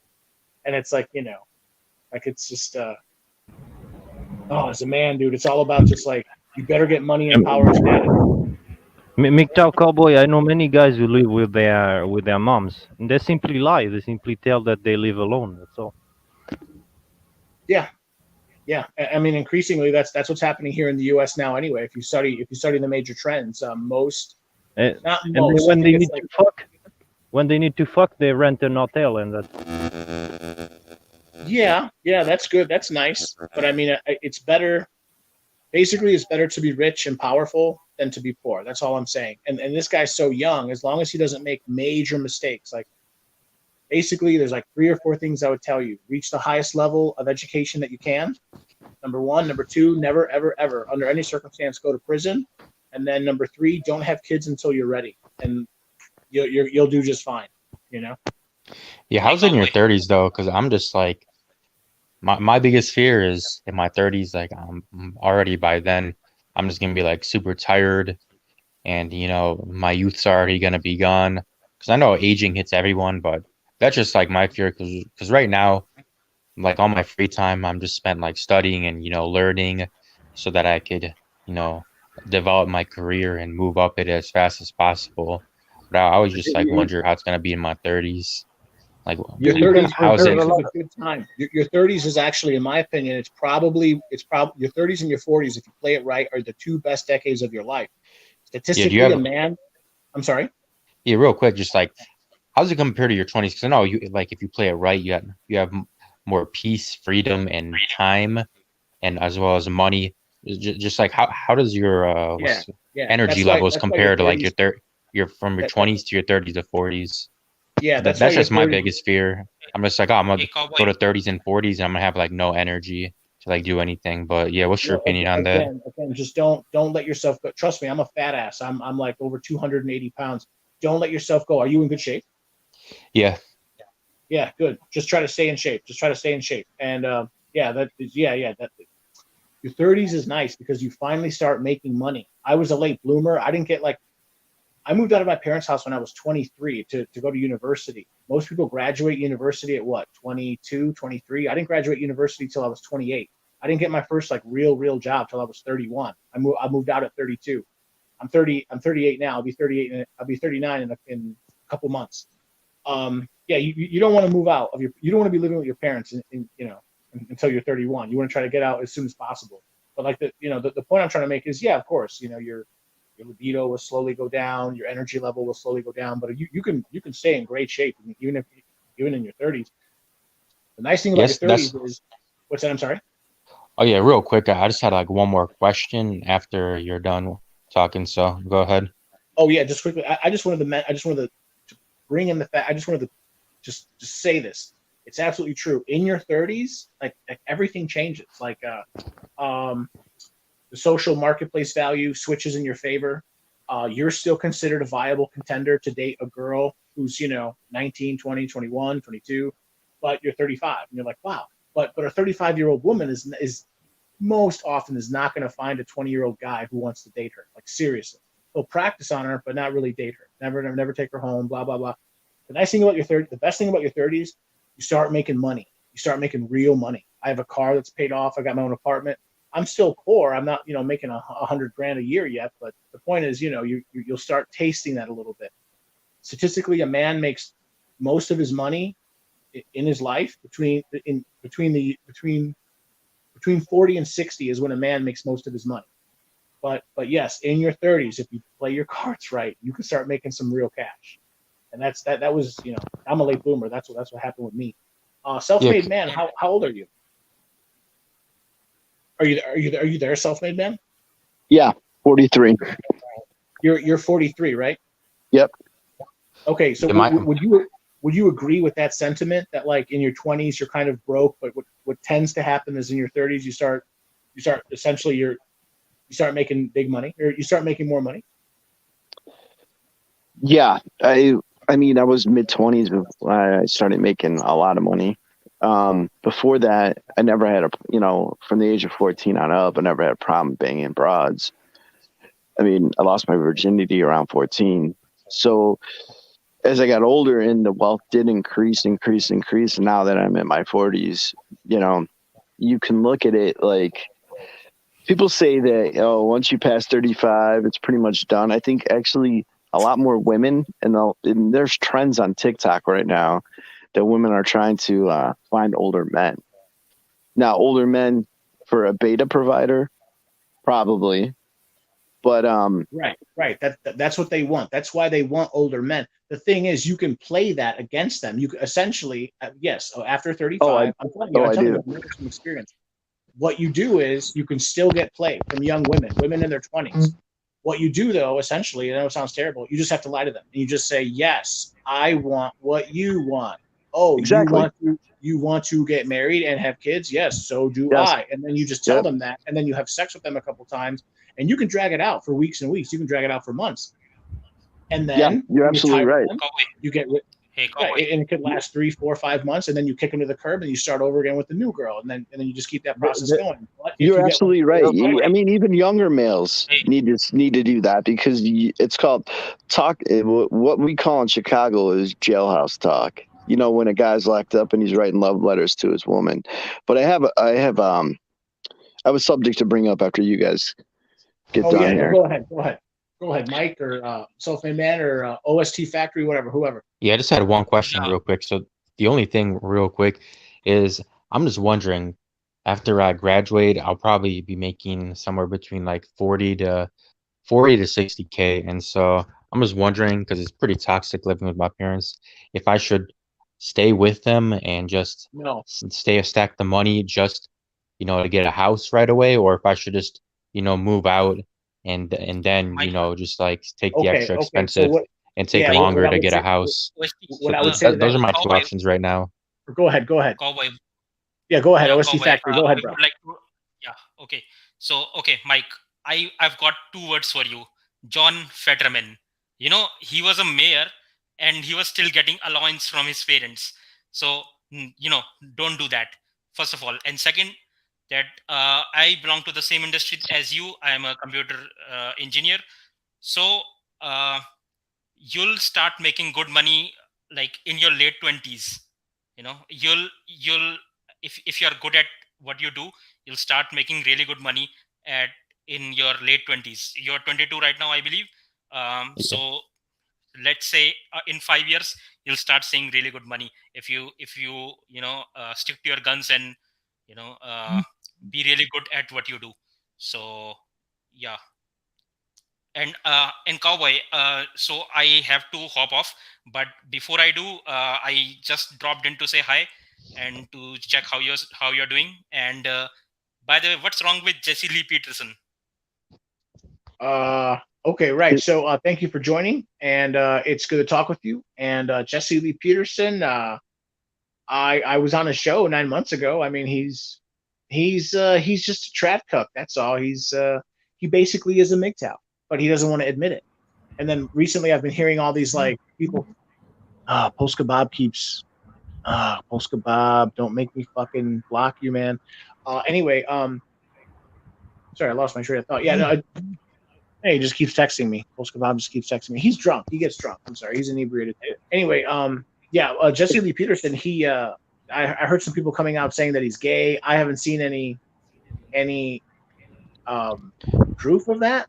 I heard that, but I didn't watch any of the content. If you want to watch the truth on that, watch Tony Bruno's stream when he brought the guy he knows from Florida that Jesse Lee Peterson actually blew him, and there's no reason for this guy to lie. So I mean, it's all conjecture. There's no reason. I mean, there's reasons. There's money reasons. It's up in the air, but proof. I need proof. anything. Yeah. Let me see him in a bed with another man. Poor guys coming forward from one of his old assistants that's married that said they had a sexual relationship down to this. I mean, right, but take it for there you whatever go, you right want. there you go, right there. So his former secretary or his former executive assistant or his former right, it could be some disgruntled ex employee who wants to get back at him, or there could be a money interest, or it could be true. If it's true, then he would be totally the thing, like with these things like this, you don't know if it's true or false. You know, like it's just you have to look at it from every angle, because you got to look at it from if some woman said this about a man too. You know what I mean? There's a lot of pastors who are gay as fuck and they hide it. That is true. Yeah, right. No, I know. I again, like self-made man said, you got to look at every angle. For all you know, this story could have been put out by Jesse Lee Peterson himself in order to drum up a groundswell of PR. Get another extra 100,000 subscribers. You know, he has hundreds of thousands of subscribers. You never know. I'm just saying. You know, that's conjecture. But I don't think he's gay. I think he fucks women on the side. In fact, I think he's a degenerate. I don't know. I have no proof of any of that. I think he's just a traditional conservative. I think he's a tradcon, and I think he's a MGTOW. As my understanding is, he's not married, nor does he live with a woman. So he's basically a traditional. He's a MGTOW. I went on his. He invited me. Or I'm sorry. I petitioned to be on his show, and he invited me on his show. This was 9 months ago, and I spoke with him for over half an hour on his live broadcast. And yeah, he excoriated me. He was telling me, you know, how MGTOWs are bad. And I tried my best. Well, he just very simply called you and other MGTOWs a bunch of losers, and he kept saying that over and over again. Yeah, I don't think he's a MGTOW. Well, I mean, I'm just saying. He didn't invite you. He didn't invite you over to his house for prayer, did he? Well, no, he didn't, and no, he didn't. But the point I'm trying to make is, you know, I'm conservative. You know, I'm on the right side of politics. I'm I don't know what I am. Libertarian. You know, what's up? I'm sorry, man. I'm hopping off. Have a good one. Yeah, bro. Yeah, bro. Take care. Everyone that was OST Factory. OST Factory. What's up, man? It was good. It was good to talk to you. Take care, bro. Peace out, bro. Take care. See you. Bye. But yeah, I'm sorry. To finish up with what's his name, Jesse Lee Peterson. I mean, you know, I used to be a traditional conservative. I was raised, you know, in a slightly religious household, so I still kind of have, like, you know, I don't know, the residue of what you can call like religiosity and conservatism. I kind of like his message. I like some of the things he says, but Beta. I have since become a MGTOW. So, and he's you know very well that religious people nowadays are fucking degenerates. I see many of them trying to fuck women on dating sites. They just pretend. Hey, dude, that's an old trope. Like you had I was born, you know, raised Roman Catholic, so you had you know. Yeah, I got a story for that as well.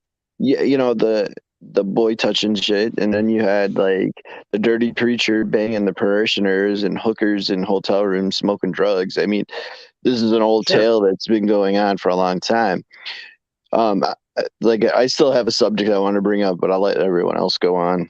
Yeah, real quick, just to add to that. So it's funny because it's one guy I know. So he used to be a pretty, I'd say, strict Christian. So he was dating this strict Christian girl all throughout high school.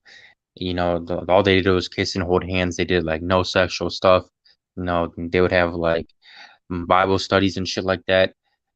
When they both graduated high school, she immediately broke up with him and then just went to, you know, get smashed in college. And he was telling me like a month later, you just see on her Instagram, she was posting pictures of her with like a bunch of dudes at like bars and like, you know, clubs and shit like that. And he's just like, damn, you know, I wasted all this time and, you know, she just did this to me.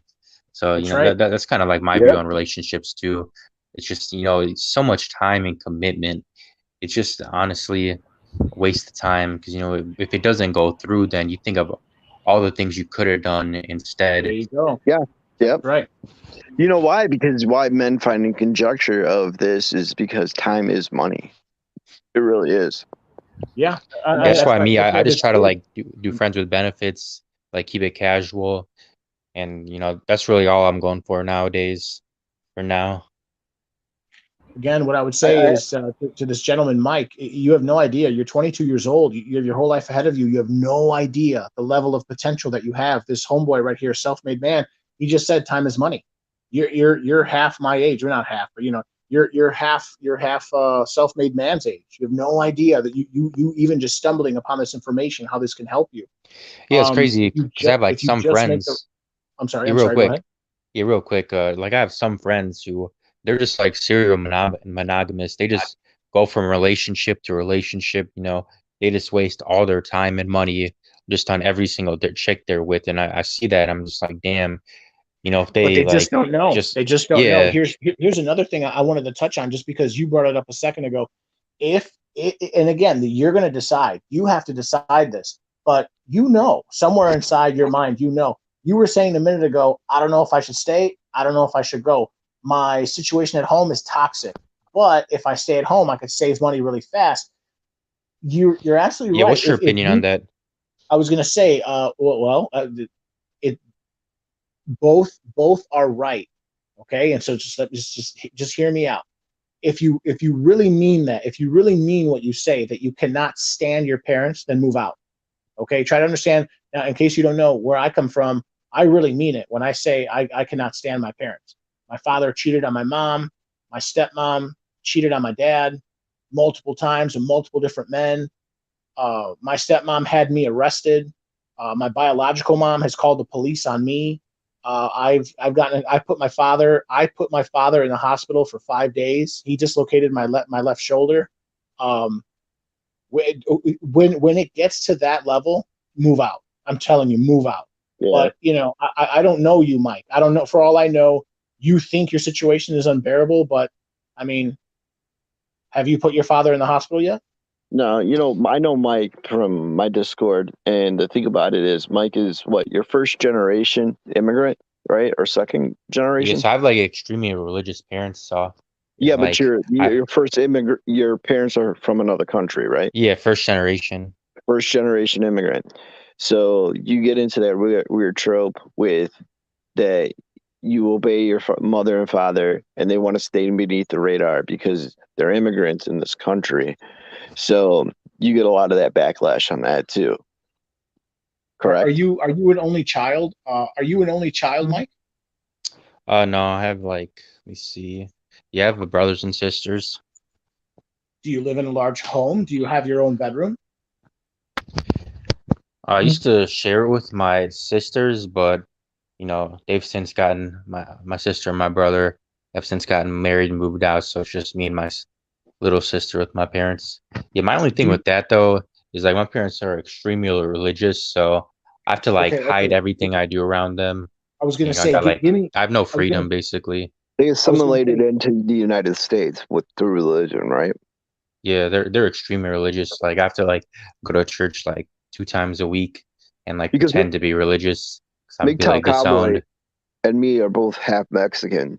You have to have family members who came over from that were first generation Mexicans. You know how they act. He's in that kind of situation. Yeah. The thing is, he is also right. So, I mean, to play devil's advocate, I mean, let me put it to you this way. In some ways, I actually wish, looking back, again, I'm 38 years old. Looking back, sometimes I wish that I could have actually done that, just stayed with them and saved up my money. If you decide to do that, what I would recommend is, or what I should have done is what I'm still going to do, but just differently. Save up your money, and then whatever you can afford. Yeah, I have another option. My other option. So my friend, he has a house. He said he would just let me stay, and then he would just charge me $400 a month for rent. And I'm like, that's pretty cheap. So I could beat the sweet spot where I have freedom, but I can also start to stack my money. So I'm thinking about that option as well. What I should have done is what I'm still going to do, but just differently. Okay, there seems to be an echo of me somewhere. Bob, you're echoing. It's dude in the Okay, middle. Ike, I'm going to mute you. Hold on 1 second. I just wanted to finish this thought, and then I'll bring you right back on, Ike. It may have been Polska. I'm gonna mute Polska as well. Mike, what I want to tell you is, this is what I would recommend. I'd recommend you buy real estate. Obviously, I recommend you buy real estate, either a duplex, obviously a triplex would be better, or a 4-unit. Anything above a 4-unit, I wouldn't touch right now. But this is what I should have done, and I could have done it. But again, I made mistakes. I've made mistakes too. I'd recommend if you can stomach your parents, stay with them for an extra year or 2 years, and you could even tell them this. You could even tell them, listen. I want to move out, but I want your guys' help. I want to live with you with 1 more year, and then I want to buy a duplex. You buy a duplex. You live in 1 unit. You rent out the second unit. The second unit basically pays for your mortgage, and then you can build from there. Then you can move out. The thing is, if you move out right now, like right now, I'm living in an apartment. Every single month I have to pay rent. That money just goes nowhere. It just goes to another person. It doesn't build. Yeah, real estate is the best asset. So, yeah, but see, I highly recommend. Yeah, I mean, Big Time Cowboy's right, but you got to remember this too, dude. Before you move out, and I'll tell this to every young man, is that, dude, go to Walmart, go to Target, whatever. Buy some silverware. Then go to the dollar store and buy the cheap silverware. Then go and buy pots and pans. Then go and buy this, dude. Because if you move out and then you're just in a place and you have nothing, dude, you're gonna end up right back at your parents' house. So actually, think ahead before you move ahead. These little things will help you, meaning that you won't end up back in the situation that you were in. Because a lot of guys will be gung-ho on getting out of the house, and they forget these small, minor details before they leave.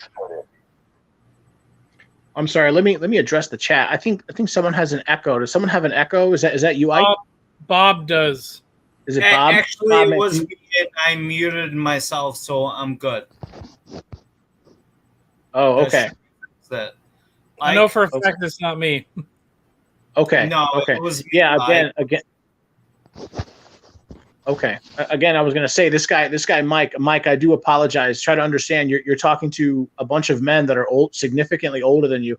We see someone like you. You're like the new guy at like an Alcoholics Anonymous meeting. Everyone's going to pounce on you and be like, yeah, bro. You stick with the program, bro. Get with the program, bro. I'm telling you, don't get anyone. You get someone pregnant, man. The way it's over, bro. Yes, that's the number one thing I'm just trying to avoid right now. Because my friend in high school, he got screwed. He got a chick pregnant in high school, and so now he's just screwed with child support. Because I think like he got backed up in high school, so now he's just stuck paying all that stuff. Right, and try to understand, like you're essentially forced to be this person that you don't want to be, and if you don't go along with it, they put you in jail, and they take away your license. Yeah, take away your license, then you can't get a job. If you're a trucker, dude, you're totally fucked on that. And then you can't get a job, and then it ruins your credit, and then this, and then that, and so it just totally destroys your life. But if what's even worse, getting a fucking crazy bitch pregnant, and then after you marry them. Because my younger brother is going through that right now. Oh my god, don't even tell us about this story. No, we don't need to. I'm just saying, just don't do it. Don't get married, get pregnant, and then find out that she's a fucking cunt. Yeah, I'm never getting married. Here in Europe, child support doesn't put you in jail. You simply can run away to another country. They will not look around for you. Yeah, that's a crazy issue, man. Like chicks, they can give the baby up for adoption or like at a safe house. But dudes, you're just screwed at that point. Yeah, you have men have no right to the children that women are having, even if they are involved in the having of the children, and it's fucking retarded. Yeah, it's always my body, my choice. But then when you bring that up, it takes two to take a child. Your body, dude, you have no reproductive rights. You have none, zero whatsoever Again, what can be done or said. What these gentlemen are saying is, Mr. Mike, basically men speaking in a very legal way, men have no reproductive rights. Legally, this has been decided by the Supreme Court. When a man ejaculates, his ejaculate legally is considered a gift to the woman. So once you give her that, if she makes a baby, you don't get to decide what happens with that baby. A woman, when she has a kid, I'm sorry. Sorry, there was an instance that I know of where somebody like donated their sperm to a lesbian couple, and then it wasn't through the lesbian couple's rights or anything, but the courts found that the guy had to pay not alimony, but pay child support to the kid. Yeah, it's crazy. I saw a post Well, where yeah, this that chick happens a wanted lot her too, babysitter man. pay it. Because one of the women will go on like public aid, and public aid's like, well, who's the father? Even though she's like, hey, I'm with this guy, I'm with this girl, blah blah blah, and they still go after it. Now Illinois actually has up the rights now for males that say you have a child with a woman, they go by both incomes now. This is a look up. It's not a total win, but in Illinois itself, they'll go off the females, what she makes and what you make. Right now, because I'm in Chicago. This is self-made man. This is self-made man. Do you know him? Okay. All right. Where are you? Cowboy, can you take the thing off the bottom so we can see names? Yes. Because if you remove, we can see names. Yeah, now you can see names. Cool. Okay, yeah, right. Go ahead, boys. Who are you? What is your moniker? My name is Polska Bob. I'm an alcoholic. Bob, are you talking about self-made man? You've met him before. Was that him? That's self-made man that was just talking. Guys, it doesn't matter. We have no rights as you know, we have no reproductive rights at all. Like, you know this, and that's what we were just talking about. Right, exactly. He's drunk. It's okay. He's drunk. He's very drunk. You gotta drink more so you sober up. Right. And you know what? It's like a bell curve, you know. And I don't think that's how it works. And I can't stream till Friday, so. All right, guys. Right. That's right. You got your first strike. Hey, well, good. Welcome to the club, bro. Anyway, Mike. Another thing, I don't know your level of religiosity or anything. You may be religious or not religious. I used to be religious. I also used to be super religious, but now I'm not religious. Okay. I was gonna say so you're really young. You're 22. You're sort of you're sexually you're very attractive to women, even though you're broke. So you'll get women, but just don't get them pregnant, But then whatever, in your 30s, it totally changes. It's all going to become it's all going to be about money once you reach about 28, 29. I'd recommend that you get into. Have you ever considered soliciting prostitutes? Have you ever considered traveling abroad, escort maxing, this kind of thing? I'd highly recommend. Let's not get into this because this is going to get into back to the MGTOW channels, the back channels, and this is kind of where we fucked up before, right, Cowboy? Seriously? Oh, Bob, come on, man! This is my channel, man. I can push that if I want. You can make on your channels criticisms of me if you want and say that I'm wrong, but I don't think that I'm wrong. I think that MGTOW men, we need to embrace the idea that men want to have sex with. Please let me finish. I was going to say we MGTOW men. We need to pay for sex. It's cheaper. I'm sorry. Pay for sex. It's cheaper. Yeah, it's cheaper. It's better. It's more safe. It's the way to. It is the way. It is the way. It is the truth. It is the light. I'm sorry. I didn't want this. I wanted to marry a hot little white girl, buy a house in the suburbs, have a dog, a couple kids, a 2-car garage. That's what I wanted. But women don't want that.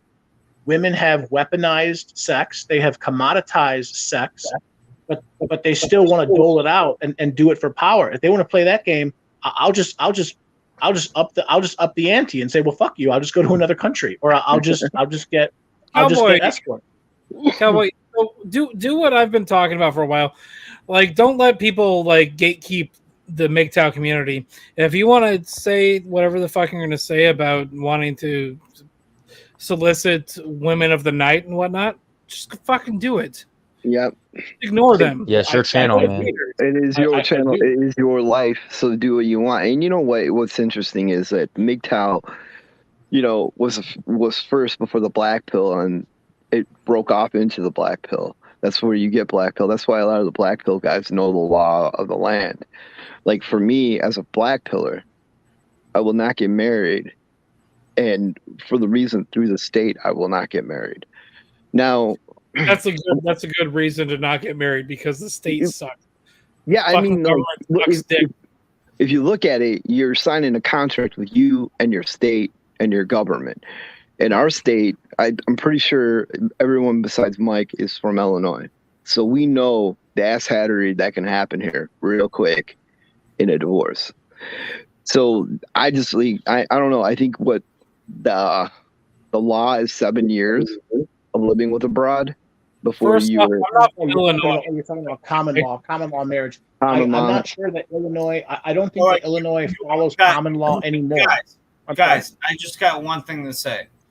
It's fucking late. It's like almost 4 a.m. here, and I'm cashing out Ike fucking more sharks with laser beams. Yes, Bob, I love you. and Cowboy, thanks for doing the stream for everybody here. You guys are all great. Okay. Oh yeah, it was a pleasure, man. Get some sleep. You work tomorrow? Yes, and okay.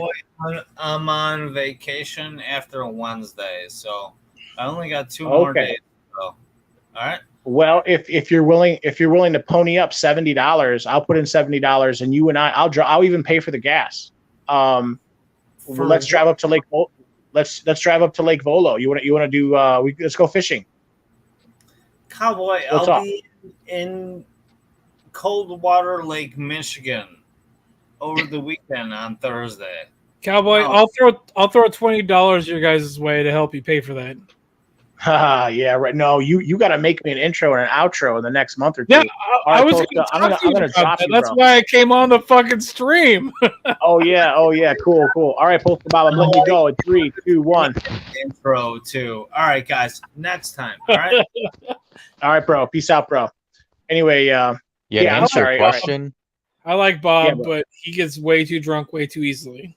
Oh man, I love him. Bro, I love him. But the problem, no. Again, after. I'm telling you, I'm fascinated by psychology. People, they follow patterns. So do I. So do you.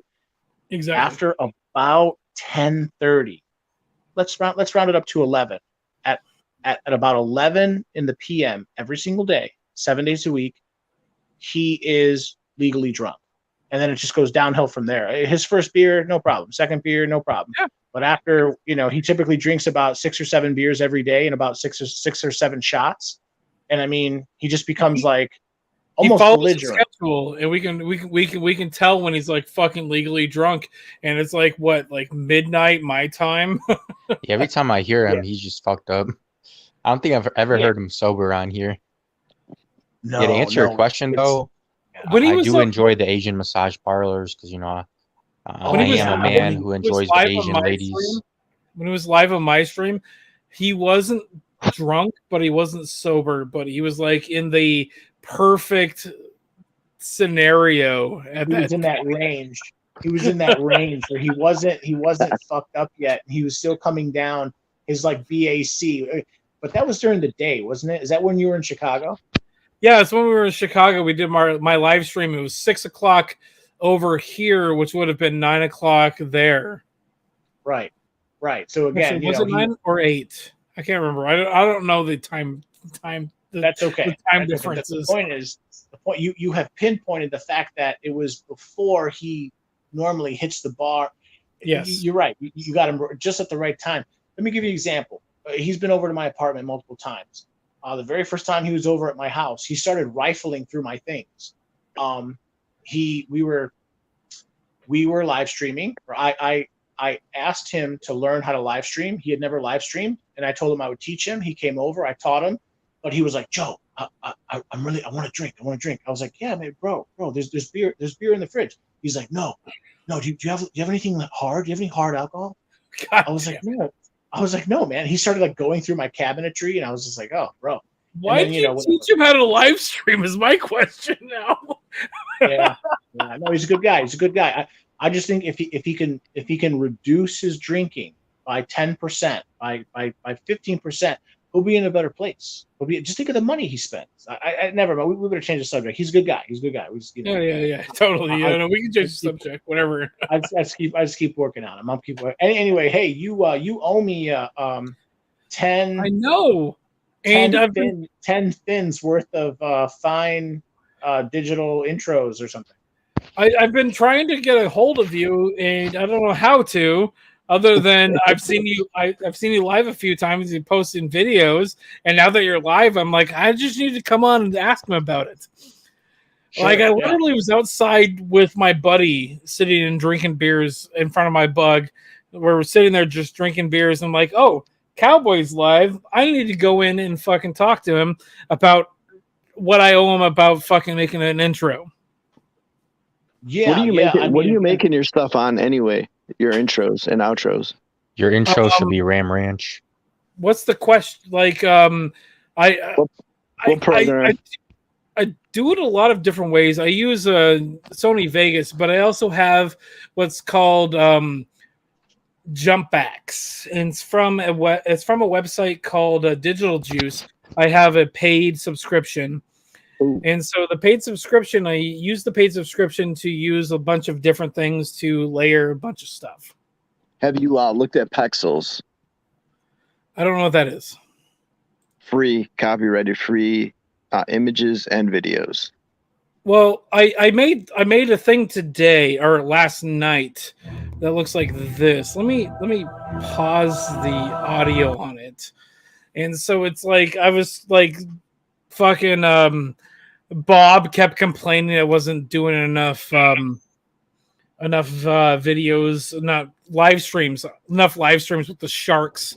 And so I made it with this. And so I made this intro that has a countdown, which I don't have live right now. And so I put this on it and everything. And so a shark comes in and it plays this like background music and that kind of stuff.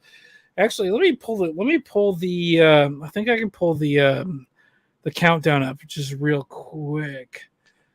Yeah. See, what you're doing is like totally above. Like I have no idea what you're doing, and I want something just like that. See that shark? It says "goddamn sharks." See that? I want something just like that, like MGTOW themed, cowboy themed, an intro and an outro. No, I can do that. Like show like a guy pulling up and like. Like there's some woman who's out of control and maybe I lasso her and then, she gets slapped and then I ride off into the sunset. Or it's like a Raging Golden Eagles intro. Yeah, I like that. How he slaps the bitch and you see him on a throne. I trust your vision. Whatever you want to do, I'm sure it'll be good. Well, the problem I have with that is leaving it to trusting my vision is I need to know what you initially want and what you want as a final thing, because trusting my vision is not how I work. I need to work with you and you and I work together. So like what I'm thinking is you and I arrange a time that we can get together and we can spend like 2 hours sitting down and we can make something. Sure. I'm down. How about, are you free anytime in the next like 4 or 5 days? Yes, I am. Okay. Then, at your leisure. I think you have my phone number. I know Scotty has my phone number. Okay. I'll have to get it from Scott because I don't think I have your phone number. Yeah. If you can procure my phone number, and then text me or call me, and or we can have a live stream just between the two of us, or however you want to do it. Well, if you want, we can do a live stream where I make your video live on your stream. Sure, I like that idea. That would be fucking awesome. I would totally fucking love to do that because I could make something and put something together because I did Chris's. I did Chris's in like 2.5 hours, and it wasn't exactly what I thought it was going to be, but I made exactly what he wanted. Okay, that's cool. So what about not Wednesday? What about Thursday night? So not tomorrow, but the day after tomorrow. Are you available sometime between like 8 p.m. and midnight?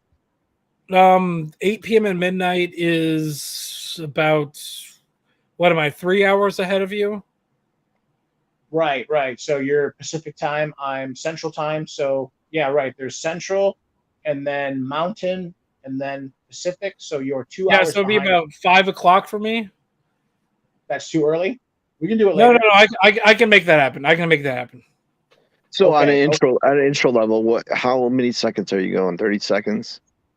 Well, so a lot of people when they do intros for like what is this, StreamYard, they want like a countdown and shit. And so what we're probably going to do is make a countdown and then put an intro on top of that. See, what I did for Caduceus, what I made his intro was 60-second spot.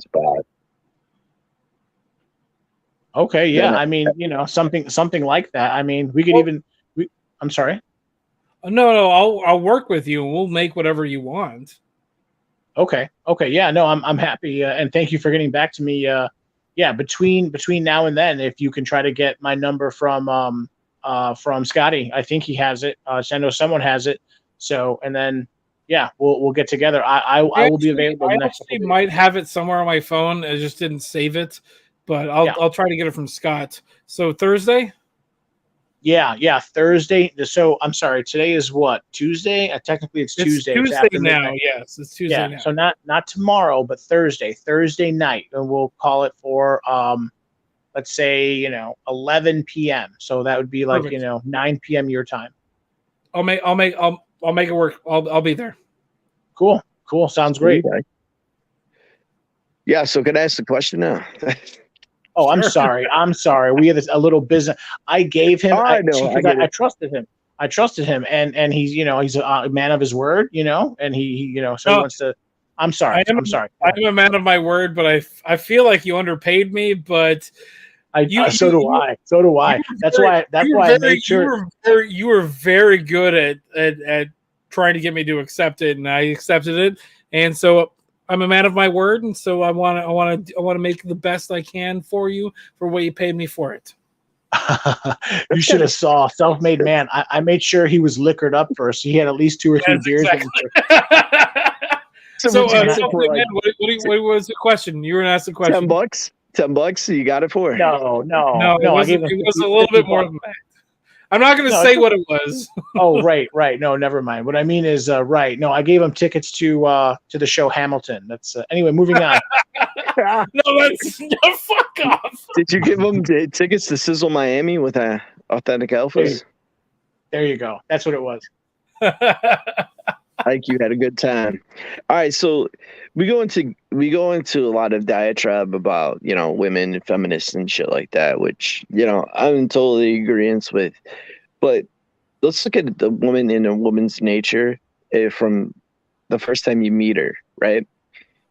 So in my own past, I would show like they got a superpower, and the superpower is I could show a picture to a female, and I could show a picture to all the men on the thing, and we'll look at the picture, and there'll be a dog in the photo, and then we'll be like, "Oh, look at the dog." That's what men will do. Women are like, "Look at those dirty windows that you just shot that camera shot out of. Look at that railing; it needs to be wiped down." Now, this goes into the primal nature of a woman back into the caveman days when she didn't want to pick the wrong viable host for her children. Now, why isn't this talked about in the manosphere? Because if you look at it, I mean, if you look at it, they could break you down in 5 seconds. If they see a default in you, dude, they're just gonna move on. Can I answer that really quick? Yeah. Go ahead. So you're talking about a woman like seeing like just flaws in like a picture, right? Not just flaws in a picture, but she could see flaws in you and chink in her armor, where it's like 6 seconds. They know if they're gonna bang you. I'm gonna mainly talk about flaws in the picture, like as a person that has like several DSLR cameras and knows how to like fucking frame a photo, I'll fucking contemplate and tell people that they're fucking shit up with their fucking photos. No, yeah, I mean, you have the eye. You've been trained. I think he was using like an analogy. He's basically saying like, you know, a woman will see a photo. Oh no, that's wrong. That's wrong. But when she sees a man, she's like, oh, this guy's under 6 feet tall. Oh my God, he has glasses. He's overweight. Oh no, wait, he's a trucker. I know he's not making, he's not making big money. He's doing better than the guy working at McDonald's. But yeah, right. Is that kind of what you're talking about? Yeah, that's exactly because they see the weak links in your armor. Well, okay, so I mean, so what I would say to that is, okay, that's true. That's true. Can I ask a dumb question really quick? Yeah, go ahead. Why are Mike and Sith like muted? They're just listening. Are they muted? Yeah, just so I don't have any background audio. Okay.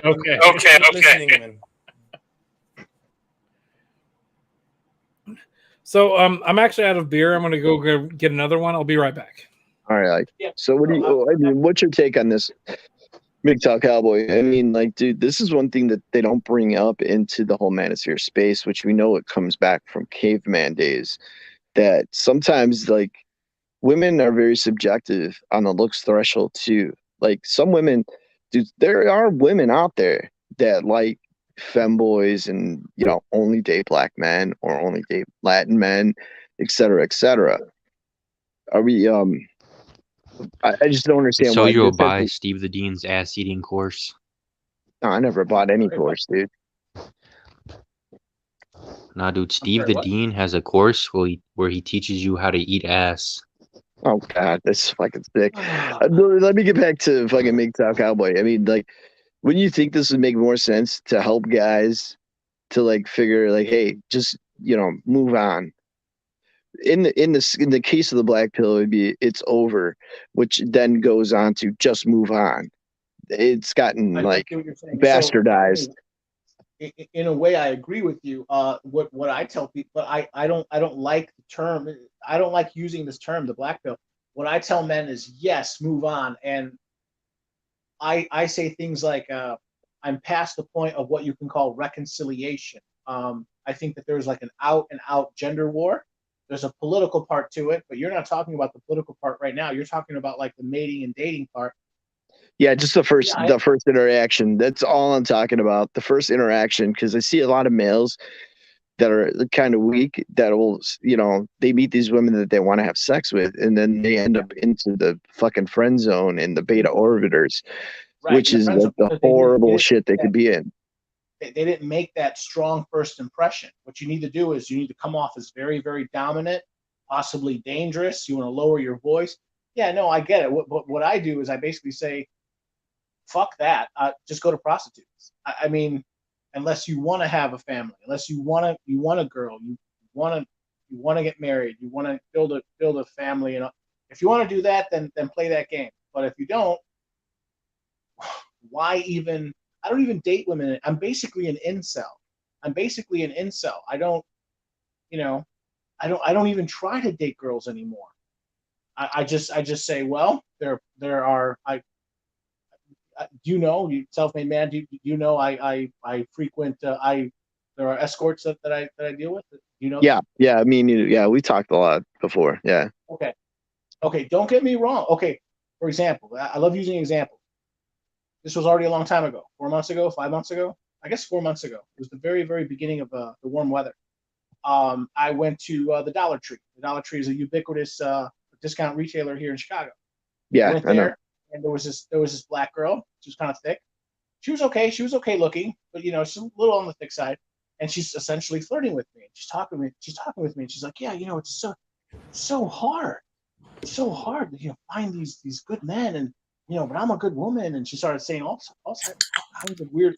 She started saying all kinds of weird things like, oh, and I would never take a man to child support court and all this. And before that, 6 months before that, I was working at Jewel Osco, and this one girl, she was ugly. She was ugly, but man, she had huge cans, huge. This girl would have been totally great for having fun with. She's totally started hitting on me. Oh, hey, Joe, you're single, aren't you? You're single. I'm single too. Oh my gosh, it's so hard to find good people. I'm like, okay, I could still get it, but it's like a forced inceldom. Once you realize how worthless, how not worth, how once you, it's basically like it's becoming asexual. It's like I've become asexual.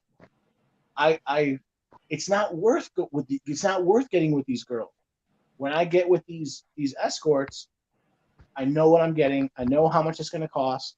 I know exactly the position we're going to be in. Everything is on my terms, and it's.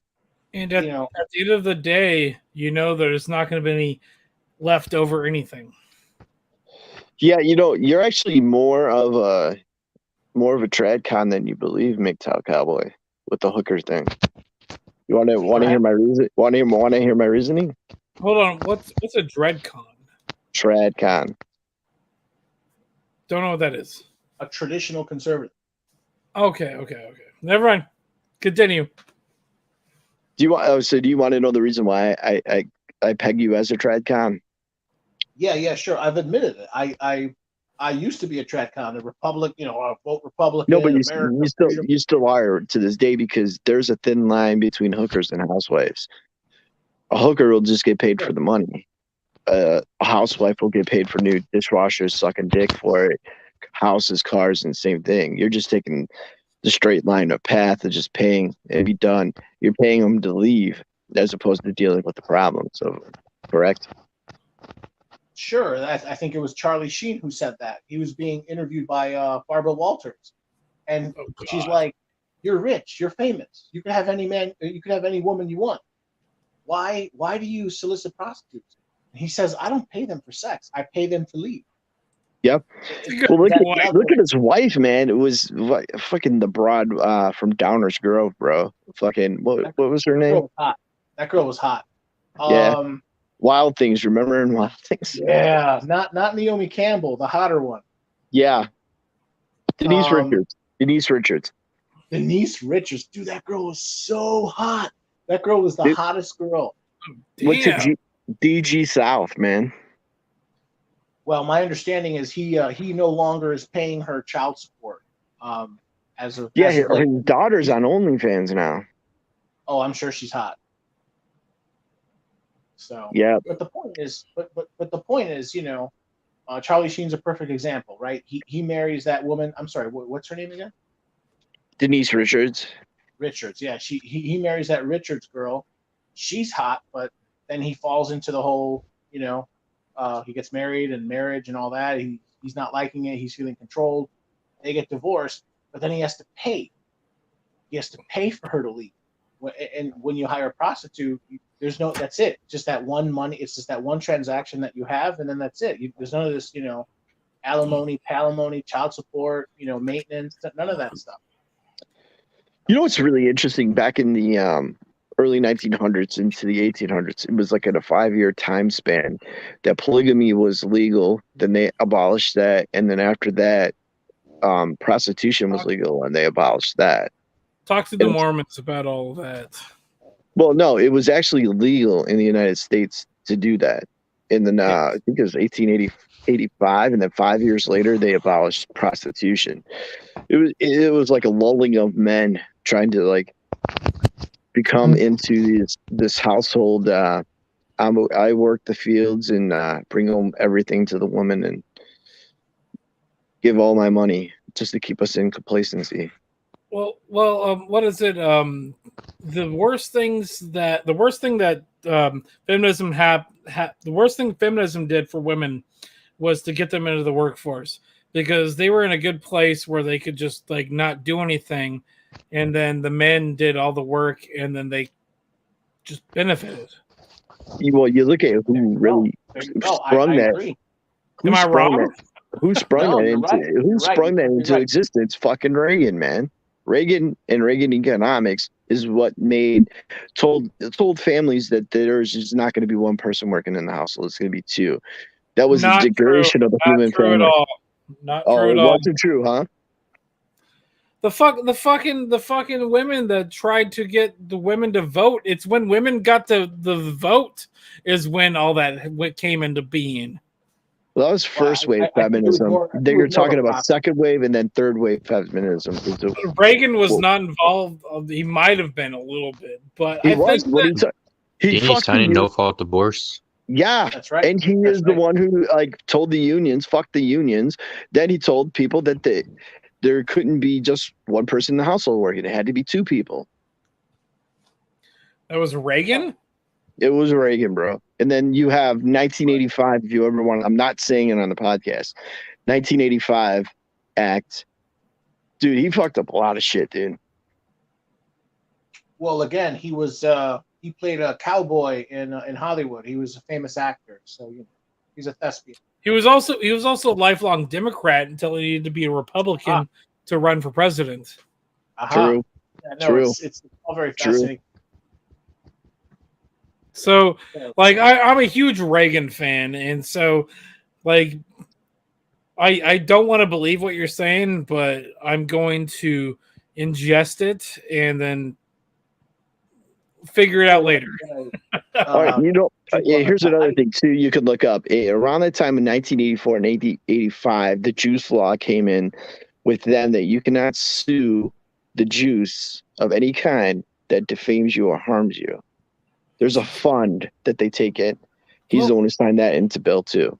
Also, Reagan, as a Republican, Reagan also said was one of the presidents that was like pro-abortion, and as a Republican, it doesn't mix well with the Republican platform. Facts. Sure, especially at that time. I'm sorry. Self-made man. Can you just reiterate? Can you just repeat what you said? He signed into law something you can't sue who? What? I didn't hear you. Oh yeah. Please repeat that. The juice. Let's just say juice. So I don't understand you. Yeah. Oh, Jewish people. No, not Jewish people. Something you get injected into your body. So anytime you all right, man, you want to say it? Vaccinations. I said it. There you go. You cannot sue over for your channel now, McTalk You cannot. Your channel's dead now. Oh, I see what you're saying. Okay. I was trying to word it in a way that we can disguise it, bro. Okay, no, it's okay. During his administration, he signed into law, some sort of law that says that you cannot sue corporations for any problems that arise from faulty vaccines. Yeah.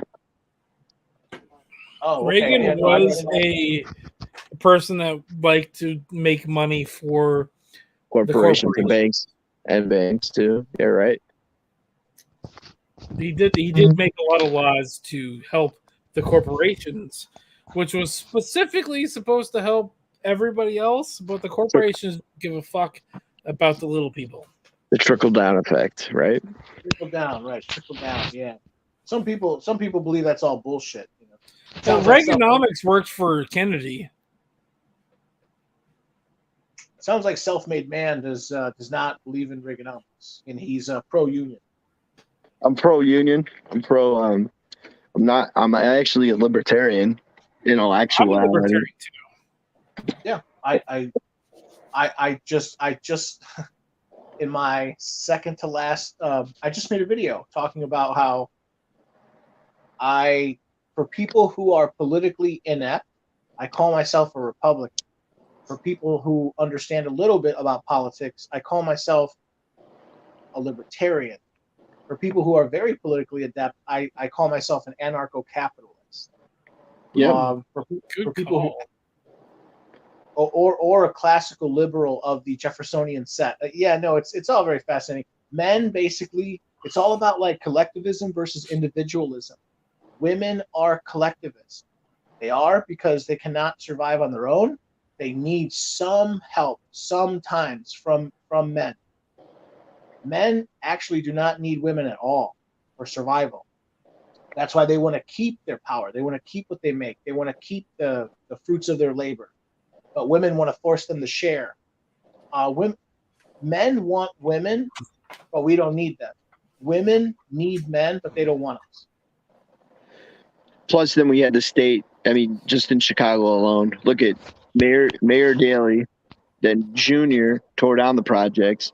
What did they do in that science experiment? They told all the men they had to leave the homes if they wanted to receive public assistance. Now, this just did not affect Chicago; it affected Southern Illinois too, in the poor whites areas. So it was like a huge science experiment. It feels like the Wade thing that's going on right now is an overcorrection from all of this. I mean, yeah, I made a video. It's the only video that I've ever scripted. I scripted a video specifically talking about, I can't remember what it was titled. I think it was called something like the Black Man in America. I was specifically talking about black men, and that was one of the examples that I brought up. The CHA, or the Chicago Housing Authority, the CHA, Yep. They have, so this was under the concept of welfare.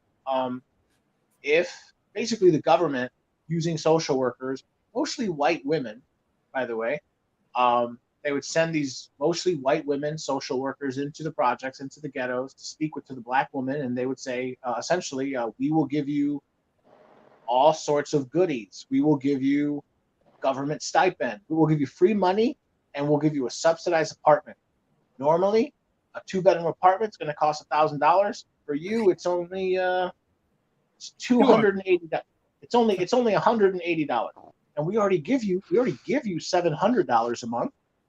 So, you can basically get almost a free apartment.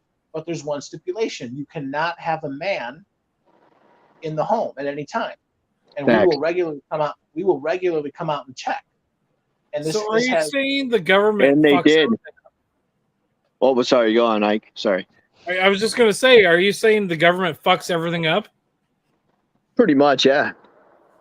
Duh. But yeah, man, they were actually they would show up to see if the man was back in the home, because a lot of women would try sneaking the men back into the house. No, I actually know what you're talking about. Yeah, no, they literally would show up and make sure there wasn't a guy in the home, and to make sure that this woman wasn't taking advantage of the system. Yeah, and they even got into using snitches, and that's why they have social workers. Social workers, they have cases. So one social worker will have 40 cases, 40 individual people that she's working with, and right. No, it's all just social control. It's also why we have a 20,000 new fucking IRS people 87. to fucking. They're not. Ah, sorry, I'm gonna get pissed off in a second. I don't want to. I can't remember. Was it 86,000 or 87? Yeah, no, it's a fucking shit ton. It's a fucking shit ton, and they're not going to be going after the fucking millionaires. They're going after everybody that is in the welfare line, and they fucking it pisses me off so much. Sorry, I'm mad. Yeah, but the thing is, until the people have had enough and they rebel, that this will just continue. So, the fucking Biden administration is going to make a lot of people fucking pissed off. If they already aren't pissed off. I think they are, but people have their lives to live, and they the have normies that are going to get audited by the IRS are going to get more pissed off. There's going to be a Trump 2 coming up. Is what I'm thinking. Yeah, because as soon as they get that tax bill that they put in place with the IRS, dude, they're not going to like it. Somebody described it to me is if we audit like 4 million Americans and we can get $5, what's 5 times 4 million? That's how much money they're going to get. And they can get that because they're going to audit all of these Americans, and they're going to just get the $5 from them. And that's what it's going to be. And they're like, no, we're going to audit the millionaires. No, they're not going to audit the fucking wealthy people because they're the fucking assholes that are running the fucking country. Facts. Sure, I agree with that. I agree. I kind of agree with that. Yes, the rich direct the policy. I agree. I think that these new IRS agents will mostly be targeting what you could call workaday people. Imagine, for example, you're a trucker. Lower middle class. Yeah, working class and middle class. Yeah. The videos I've been seeing, they're also training these new agents to fucking carry guns. Oh yeah, no, that's so weird that they're going to be doing that. I seen that shit too, dude. It's fucking weird. No.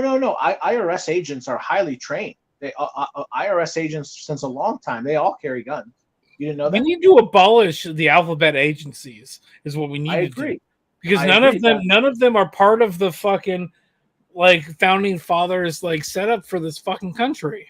Facts. Yeah, I think the FBI was just made to tackle the mob, and then they just stuck around forever after that. Yeah, and OSHA was only supposed to be for a year, and now it's a fucking thing. Look at the big. What is the major institution in America that isn't a part of our federal government, but we look to? That's in the United States. Yep, the Federal Reserve. Yep. That's the none of this is part of the Constitution.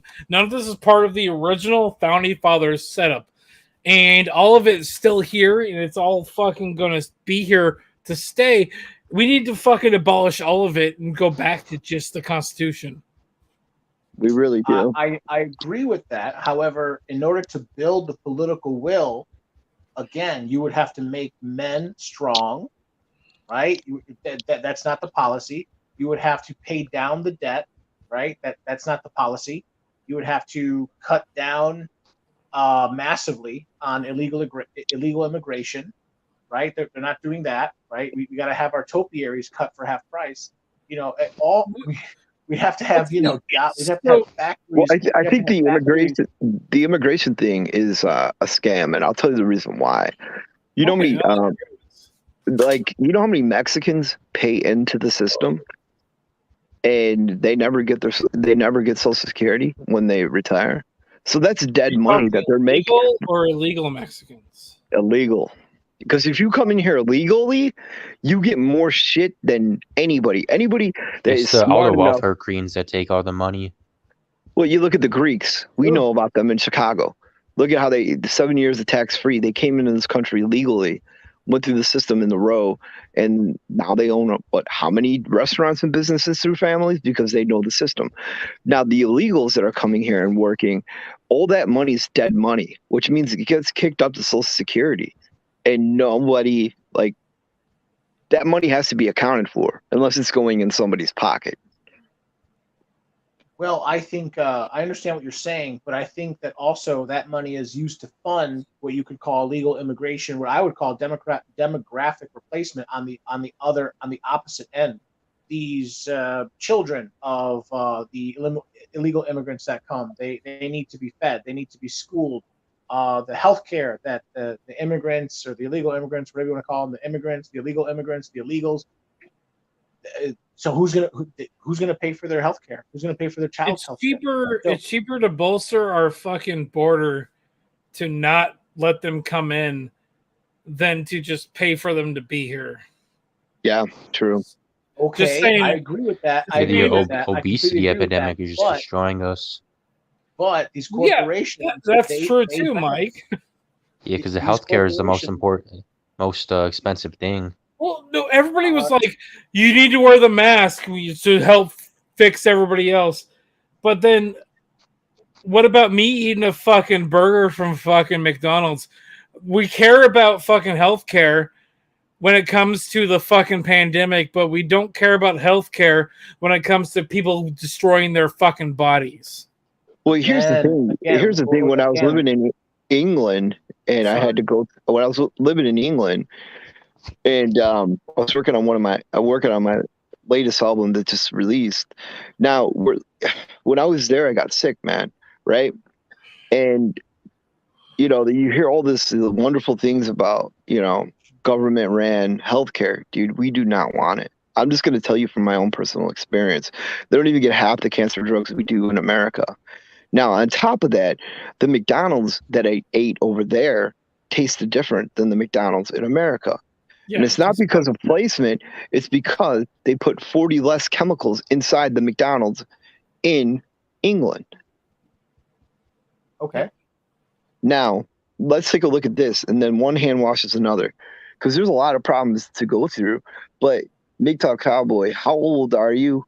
Do you remember when diesel is the byproduct of unleaded, of petrol, right? Yeah. Diesel, right. Diesel, you get diesel from you get diesel and natural gas. My understanding is you get diesel and natural gas as a byproduct from the manufacture and refinement of gasoline. Yeah. So we have now, when I was growing up, diesel was always almost $1 cheaper than unleaded. Yeah. And then now it's higher. Now it's like 3 times the price. Exactly. Now it's like $1.50 more. Yeah. So let's look at this. What runs this country? Trains and trucks.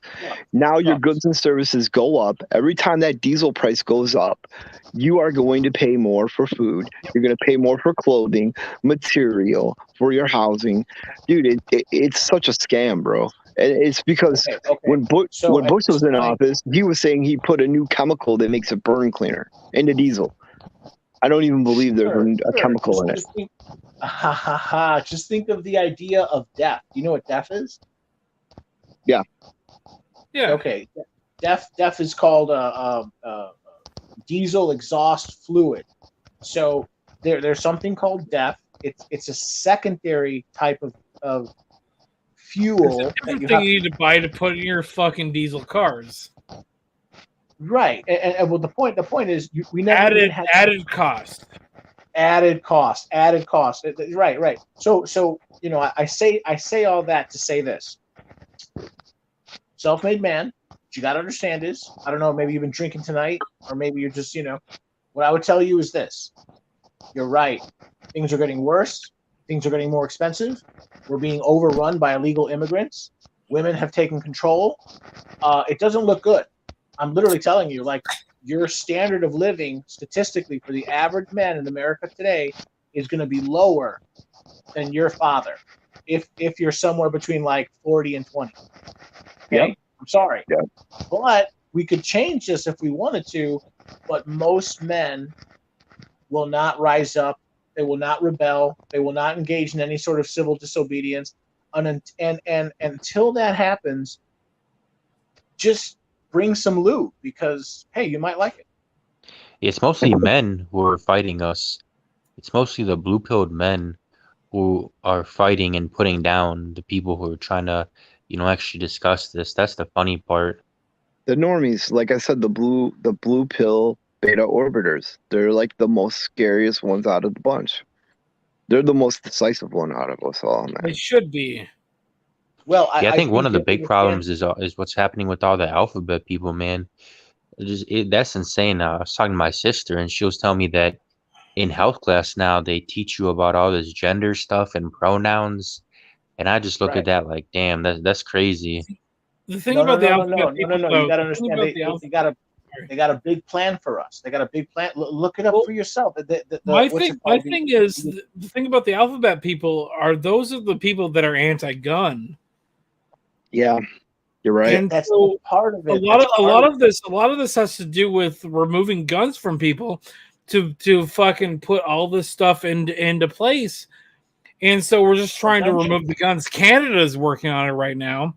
Fucking America's trying to work on it, but they can't. I don't understand how people don't walk around without a gun. You just feel naked.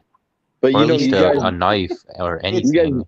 Mike and MGTOW Cowboy, let's put this into perspective here too, is that they are having these people chemically castrate themselves while our birth rate is going lower. So there was a thing I was looking at recently. I was on Reddit, and I was looking at a Reddit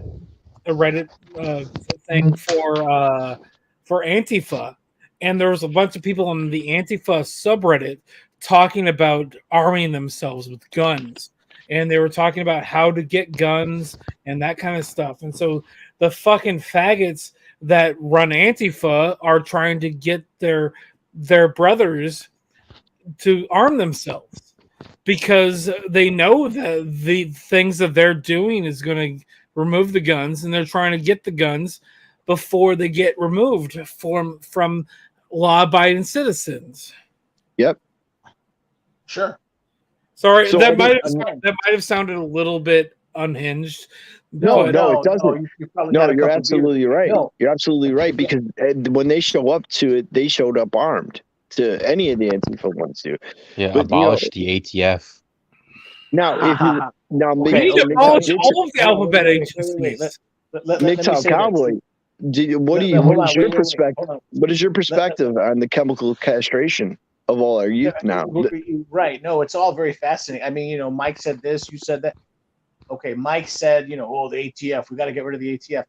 The IRS just added 87,000 new agents. The IRS is now bigger than the FBI. Yes. The FBI, the CIA, the DEA, and the ATF combined. Right, these alphabet agencies, they're getting big. Government is getting bigger and bigger and bigger. The problem is all of those agencies aren't part of the fucking original document. Facts. Right, but you need to understand that Ike, you're not going to fucking do anything. You have. I'm just an enjoy the decline type of guy. What are you talking about? I think it's a runaway train. I think it's just over at this point, and I'm just stacking my money to enjoy the decline. What I'm saying is, right, I'm the same way. I'm okay. What I was going to say is, what you, Ike, should be doing, and me, Cowboy, what you and I should be doing, we should be overthrowing the government. But we're not. I'm prepping myself.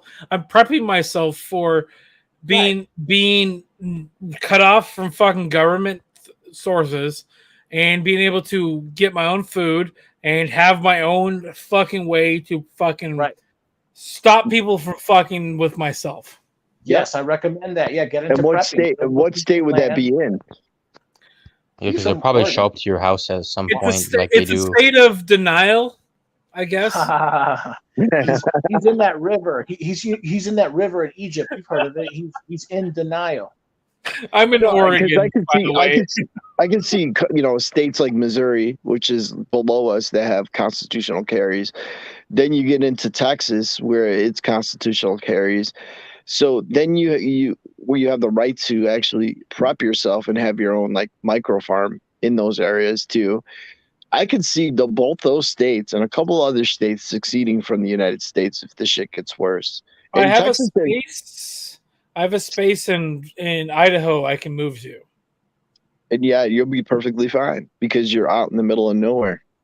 Idaho is one of those states that wants to just get away from the fucking America.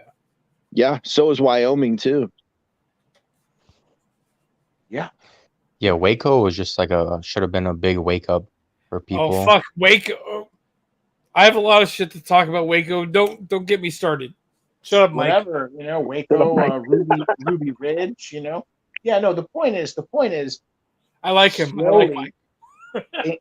Incrementally, I call it the totalitarian tiptoe. Little by little, they're taxing us more. They're taking away more of our freedoms. They're bringing in people who will vote to take away our rights. They're creating this huge jail for all of us. And no one's doing anything about it. No one's pulling out their guns yet. That's what's going on. The problem is the Republicans aren't doing anything that they need to do, everything that they need to do. They're just Republicans, man. It's not the Republicans. It's men. It's men. I'm telling you. I agree with Ike on that shit. And dude, we had what during the UMP era, Dude, we had everything, and they could have changed the laws in our favor. They could have make everything we wanted to have happen. Yeah, And they had a super majority, right? The Republicans aren't doing shit. Right. Okay. So what does that tell you? If the Republicans are not doing shit, why are you putting any faith in the Republicans? Fucking protect yourself. Buy guns. Buy ammo. Like, don't fucking tell anybody that you're doing that, and just fucking do it. Make your own way to have food. Make your own way to have water. Make your own way to have anything. I gotta disagree with that though. That my only thing is I don't think we'll ever, at least in my lifetime, reach a situation where it all falls apart.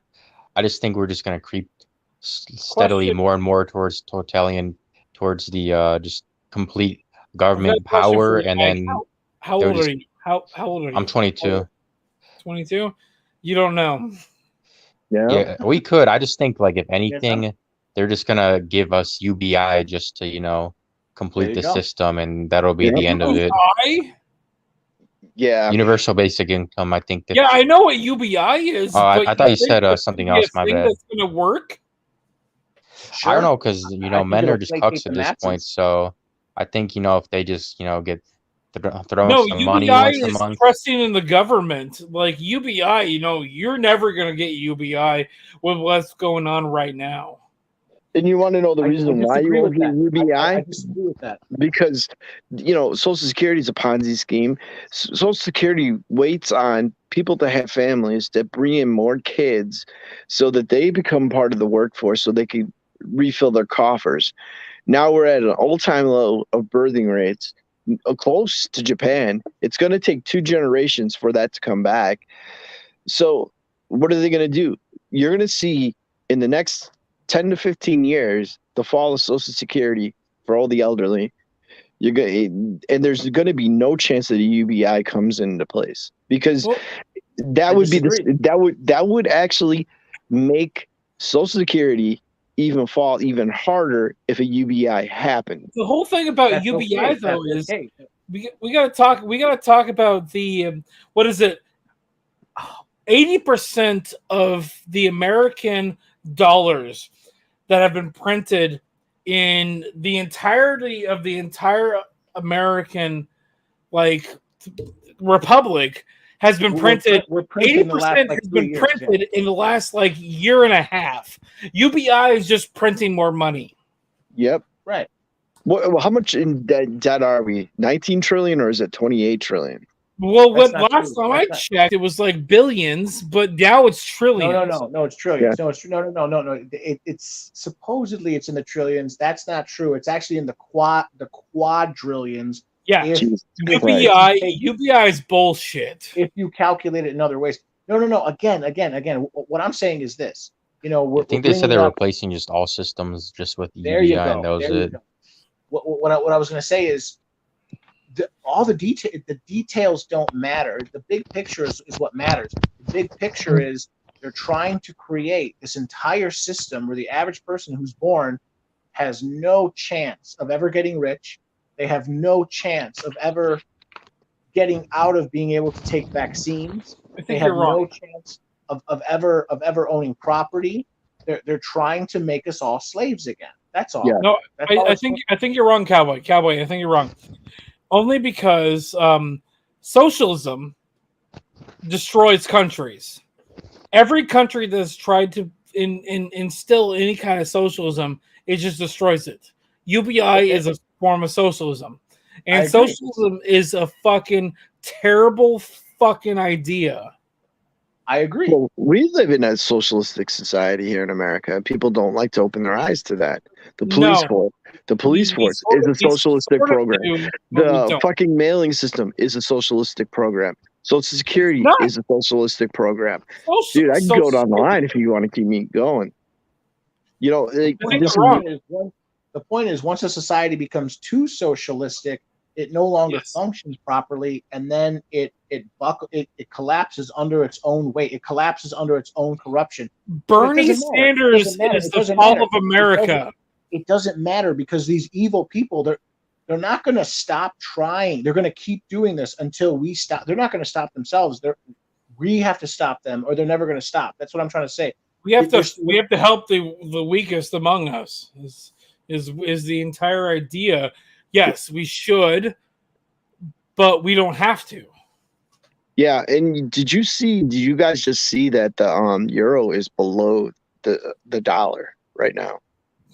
Really? Yeah, usually it's higher. Usually it's like, shit. Yeah, the euro is at 90 cents, and our dollar is $1. So, but the pound sterling in England is still 25 cents higher, but it's slowly declining. If we see that hit too at an all-time low below the US dollar, it's not just us, it's the world. It's not just us because of the euro, because the euro is lower than us now. America is failing. Yeah, it is. Sure. But a lot of the other countries are failing too. Yeah. I think we'll just see more of a decline into America steadily becoming a third world country, more so than a collapse, as it already is. That's how I see it. This whole collapse scenario, it could happen, but I don't think that's what's going to happen. This kid Mike, that's how I see it now. As I've gotten older, I think it's going to be this slow slide into mediocrity. Think of it this way. Professor Dutton, I like the way he puts it. He says, "Oh yeah, that's a good channel." Yeah. He says in 100 years, America will be like Mogadishu. Most people will not be white. Most people will be poor. IQs will go down. Instead of being a high trust society, we will become a low trust society. The government will control everything. Corruption will abound because no one's doing anything. No one's fighting it. No, it's not going to work like that now, cowboy. It's going to collapse in one big jump. The fucking abyss. And you kind of touched on it, cowboy, because you were talking about they want to make slaves. Look at BlackRock. BlackRock has bought how many properties? They bought like regular residential homes from here in Chicago all the way to fucking Texas. The housing market is fucked. He's seen that, and that's something nobody's fucking talking about. I can tell you. Okay, let's keep things in context. My understanding is, correct me if I'm wrong, BlackRock owns less than 4% of all residential housing in the United States. They own everything. The vast majority, 96%. Joke. Joe, yeah. Because, dude, seriously, they bought. This is why the inflation on the housing went up, because they were going into neighborhoods, buying everything up at a higher value, and then just sitting on them. Sometimes they do let them go for double the price of what they paid, but majority of it is they're turning everyone into renters, man. Yes, that I agree. That I agree with. Owns everything. Well, again, 100 years from now, there will be everyone will work for the corporation, but the corporation will just be the government. Everyone will just one entity will own everything. Yep. And then we'll live in paradise. We'll live in paradise. It's not going to be like that. This is not how it happens in reality. This is more fiction than reality. There's going to be a huge collapse and a lot of people are going to die. That's the outcome of everything that is happening. That's a bad situation if it does, because if it does collapse, I don't know, because I feel like most people are going to die, even if you are prepared. And when America collapses, there's going to be a lot of death. And I think we're coming up on like a thing where America is just going to not be the world power anymore, and is just going to, people are going to die. You know why the elite are shifting the system from the West to Asia? It's because they want to pillage Asia for its natural resources. Yeah, I don't know. Well, Russia said they're turning off their pipeline for 3 more days, so they're incurring that the euro is going to go down even further. Isn't Germany just fucked right now because of that? Because I think they shut down their nuclear reactors. They're all getting fucked. My understanding is that Germany is wising up and they're just saying, fuck it. Let's start building coal power plants again. And they're doing it. Traditionally, America shutting down all of their fucking pipeline shit. For the last 40 or 50 years, the vast majority of German electricity was being bought by the French. The French were providing like 90% of all the electricity to Germany. No, you're right. Well, so the point is, I think some of these countries they're going to break off. They're going to say, no, fuck that. We'll just pursue our own policy. And Germany's one of them. Germany basically is just going to say, fuck it. Let's start building power plants again, and that's what they're doing now. Exactly, that's what it should do. What America should do is start making nuclear power plants because those are the best fucking plants you can get for like the least amount of like. Yes. Yeah, there's a lot of stigma around them, which is unfair. The technology has gotten so much better that they can build them smaller and produce more power now too. Exactly. Thorium. You're talking about thorium, and it sounds like you're talking about thorium reactors. Yeah, no, it's really very simple. If I, Joe Blow, if I go and I say international or whatever, National Energy Commission, hey, I want to build a nuclear power plant. They're going to say, no, you can't. You can't be trusted with that. And I say, well, who can be trusted? They're going to say, what Westinghouse? We can only trust Westinghouse or one or two major corporations to build them. And then corporations. Westinghouse, they half of their corporations. Let's fucking build our own fucking nuclear power plant by ourselves in fucking Hawaii with fucking permits. They won't allow it. They won't allow it. So the problem with nuclear power. Who's not going to allow it? Who's not going to allow it? How are they going to stop us? Okay, listen. The nuclear power. Here's the problem. Nuclear power, like you said, is so efficient. You essentially, yes, there are some costs, but for the amount of energy you produce, the energy is almost free. If you want to think of it that, or just think of it as pennies on the dollar.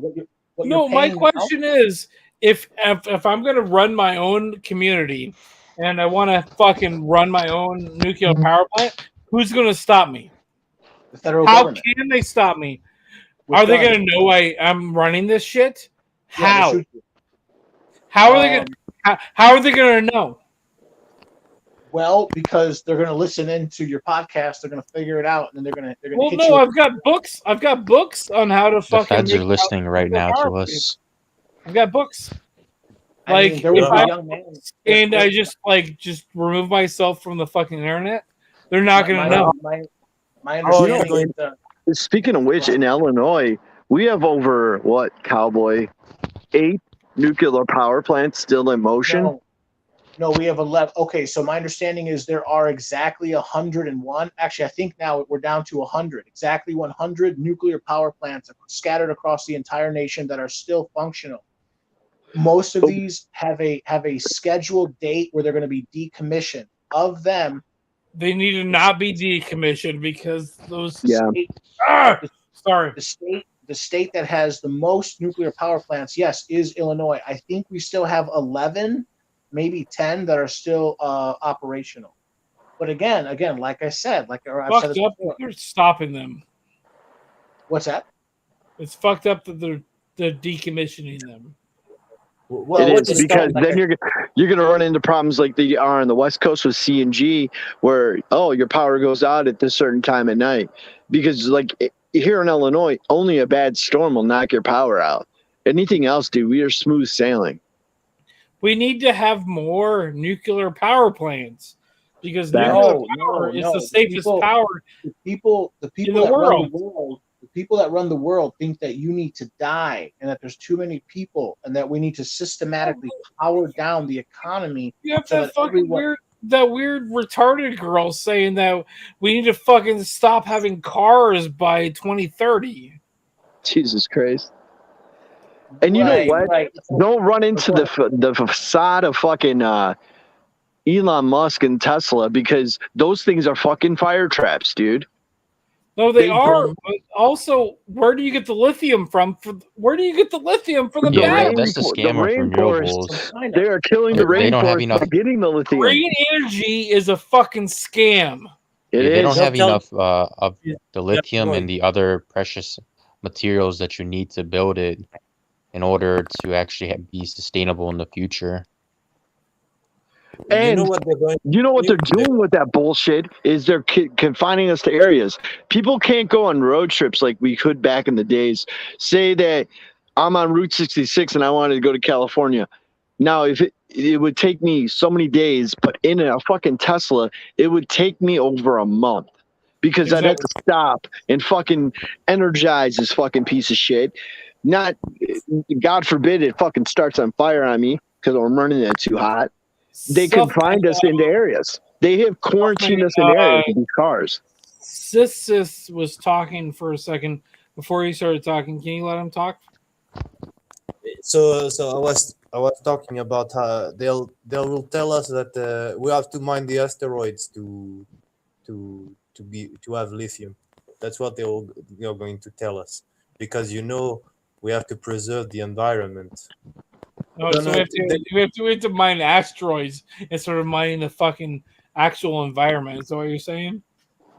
Yeah, because we have to preserve the fucking forests. We cannot exactly. The fucking hills. Those fucking hills that have tons of lithium. But we have to get rid of fossil cars because we have to preserve the fucking atmosphere, because there's too much CO2 in the atmosphere. Because CO2 in the atmosphere, it fucking allows for more plants to grow faster. One of the things that's been happening recently is we are paying a lot more money to like import shit now, and it's mainly because California is saying that they have their in the like when things come into their fucking port, we have to have a certain amount of electric vehicles in their port to remove shit around in there. And a lot of those companies don't own that kind of stuff to make it happen. And that's why that shit is so much more expensive. Plus, on top of that factor, that the weight of a Tesla gives you a tax break for the rich. That's why every rich person has a Tesla. Yes. And it's just fucking pathetic. Okay, it's pathetic, but what are you gonna do about it to stop it? You don't understand. This is on a deep philosophical or metaphysical level. Until it's like the old saying, when the student's ready, the teacher will arrive, or when the people are ready, the leaders will show up.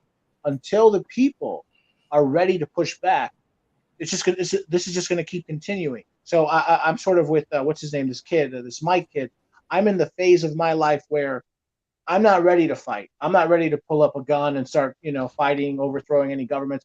I'm in the phase of my life. I'm running. That's my strategy right now for the next, looks like 10 years. I'm running. My goal, first I got out of Chicago, then I got out of Cook County. Now I'm just going to get out of Illinois. Yep. See, because most people are not ready. Most people I know are not ready to even get together to create a political coalition to change some of this. Most of the women I know, they just want more shoes, and they want to put me in jail, and they want to take away your rights. So until that happens, I'm sorry. Well, you are on a trajectory that is great, because I'm moving. I'm getting out of here. Like I told you before, Cowboy, I'm going to Texas. I'm done with this bullshit. And the reason is, man, create a micro farm, and hopefully there's a lot of other micro farms that are around me that we can trade and barter. And that's like create your own homestead. Yeah, that's what I'm trying to do. That's exactly what I'm going to do. So my first move is I'm going to buy a 2-flat or a 2-unit or a duplex, or call it, if it's a side by side, it's a duplex. Blah blah blah. Buy a 2-flat. Live in one unit, rent out the other, pay it off as quickly as possible. After that, you buy a piece of land an hour outside of the city, wherever you bought that, for an hour and a half, let's say, whatever. So you're in like a unincorporated zone, definitely out of a place where there's a what's that called, a school district. and you can just build your own house. You can build your own house out of pretty much anything. Out of used tires, you can build a house. You can look it up. You can buy a tough shed from Walmart. I'm sorry, not Walmart. A Home Depot for $16,000. Yeah, you could if you wanted to.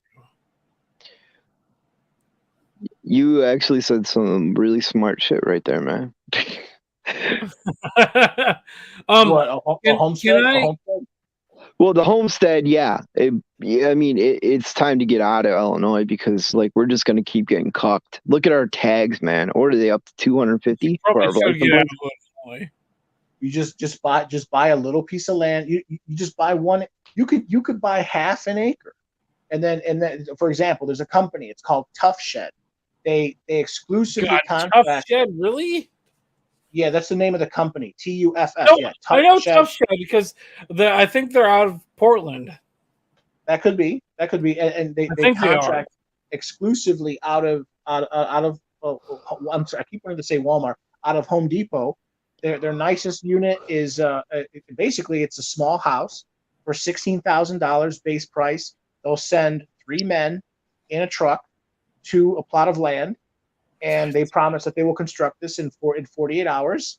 And then you got to go in there and you got to you're going to have to put in the insulation if you want to got to put in a septic tank. They build the actual building, and then if you want anything else, you just do it yourself. Yeah, right. It is. I think they put the pad It down is in fact on Tough Sheds, don't they? They put the concrete pad down that it lays on too. Okay, here's the problem with that. Here's the know about problem with that. I recommend not doing that because that's legally considered a what's that called? That's called laying a foundation. The second you lay a foundation, the county assessor can come and say, "Oh, you laid a foundation. I'm going to triple." You put a building on your fucking property that isn't a building, and you can move it wherever the fuck you want. Okay, right. That's like why when it comes down to it, it's like a fucking what's it called? Like a mobile home. That's why governments hate mobile homes so much because they cannot tax them at the same rate. That's why I'm excited about building my own tiny home. Yeah. Okay. Right. I recommend that. In fact, that's what I'm going to do. What I want to do is either do the Tough Shed thing and again, time is money. Do I want to take time off of work and do this, or do I just want to work and then buy a Tough Shed? It's whatever you want to do. You can buy. This will cost you at least $6,000 or $7,000. So you're going to spend some money. You buy pallets. You guys know what a pallet is. You buy pallets. You're going to need about 60 or 70 I know of them. what pallets are. Yeah, you buy 60 or 70 of them, and you construct them, and make Who yourself some buys walls. pallets? I can get them for free. I know I steal them out of the back of warehouses, bro. There you go. That you guys understand what I'm saying. Anyway, so the point I'm trying to make is, yeah, the corporations. To sum it all up, the corporations are closing in. Everything's getting expensive. We're being overrun by immigrants. I'm at a phase in my life. I'm not ready to fight the government. I mean, not enough people think the way we think. My agenda now is to run. Find a small piece of land. You have to install. It's going to cost a lot of money. It's going to cost you at least $10,000. To put in a septic tank is like $10,000. Yep. Buy a little home. Tank. But you said a key word that most people in general society don't understand, but we understand in Illinois: unincorporated. We know that if you want, I know that term. So there's no sheriffs, there's no ambulance services, there's none of that. You got to. It's like kind of surviving on your own, and when you get taxed cheaper being an unincorporated. You're free to do with your land what you will. Being in an unincorporated situation too, it's the last haven of owning a house. There's still road. You can have a gravel road running half a mile to a paved road, and then you just have a car. And then instead of paying $800 a month in rent, you pay $400 a year in property taxes, and that's it.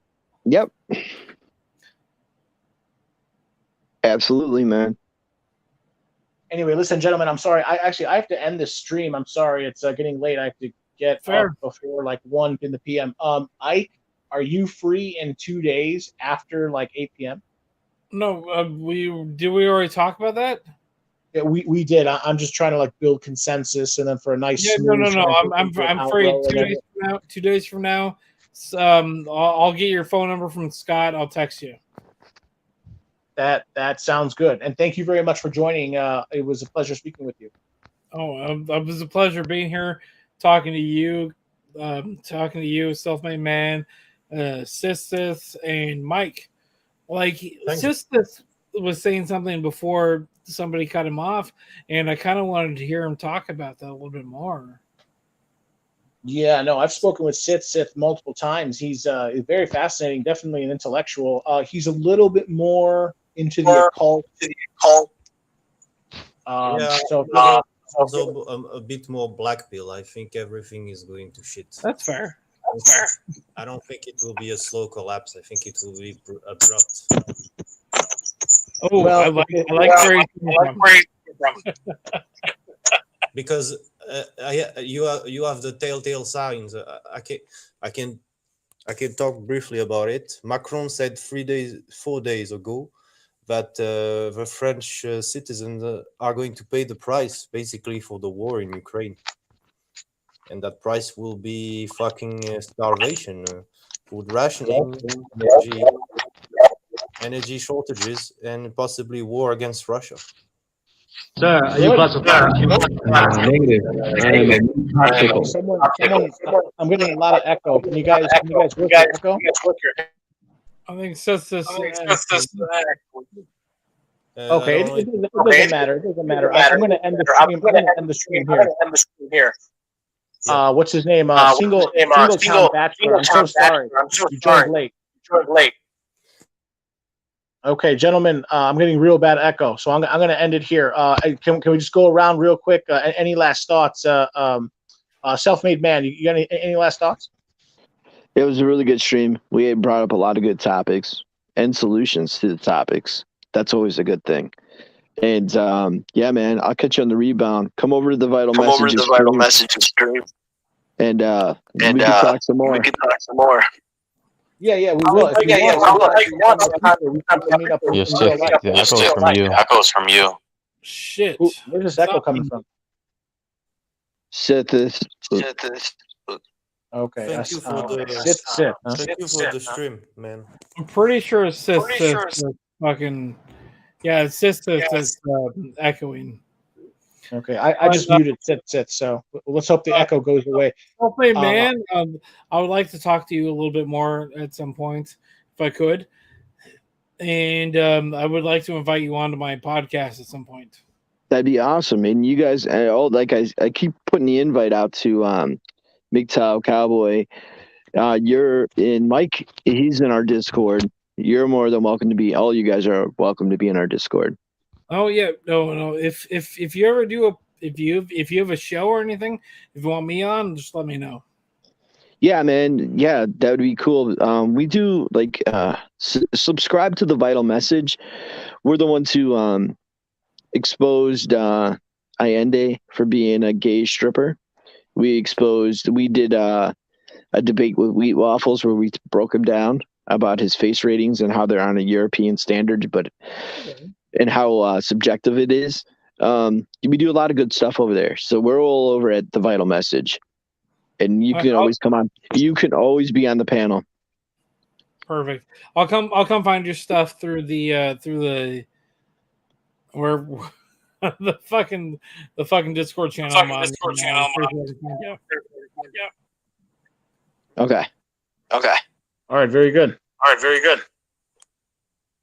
All right, Ike, I'm removing you from the stream. Let's see, did that go well? I think it did. Okay, Single Town Bachelor, if you can unmute yourself. Well, I can only say this, and from the Danish perspective, is that mobile homes is taxed into oblivion in Denmark. So yes, you have to find ways to get the prices down, because there's only one way, and that is up in the sky. Oh yeah, right. That reminds me of the Dutch. Right, the Dutch. They They used to Yeah, tax we the live square north. footage of the land so the Dutch would build up. No. The only one way, the true way, is overthrowing your government and changing the laws. Changing the laws. That's the way to do it. But That's people that's are a hard one, cowboy. no, That's no. very hard. It's an easy one if everyone does it. If only one person tries to do it, they're just going to lose. So it's just more of the same. It's just more of the same. Until the people are ready. It's just that simple. That's how I look at it on a metaphysical level. I'm sorry, single town bachelor, you joined a little late. I was actually closing the stream right as you. I know. I know. Yeah, I'm so But sorry. no, I had to bring it to attention that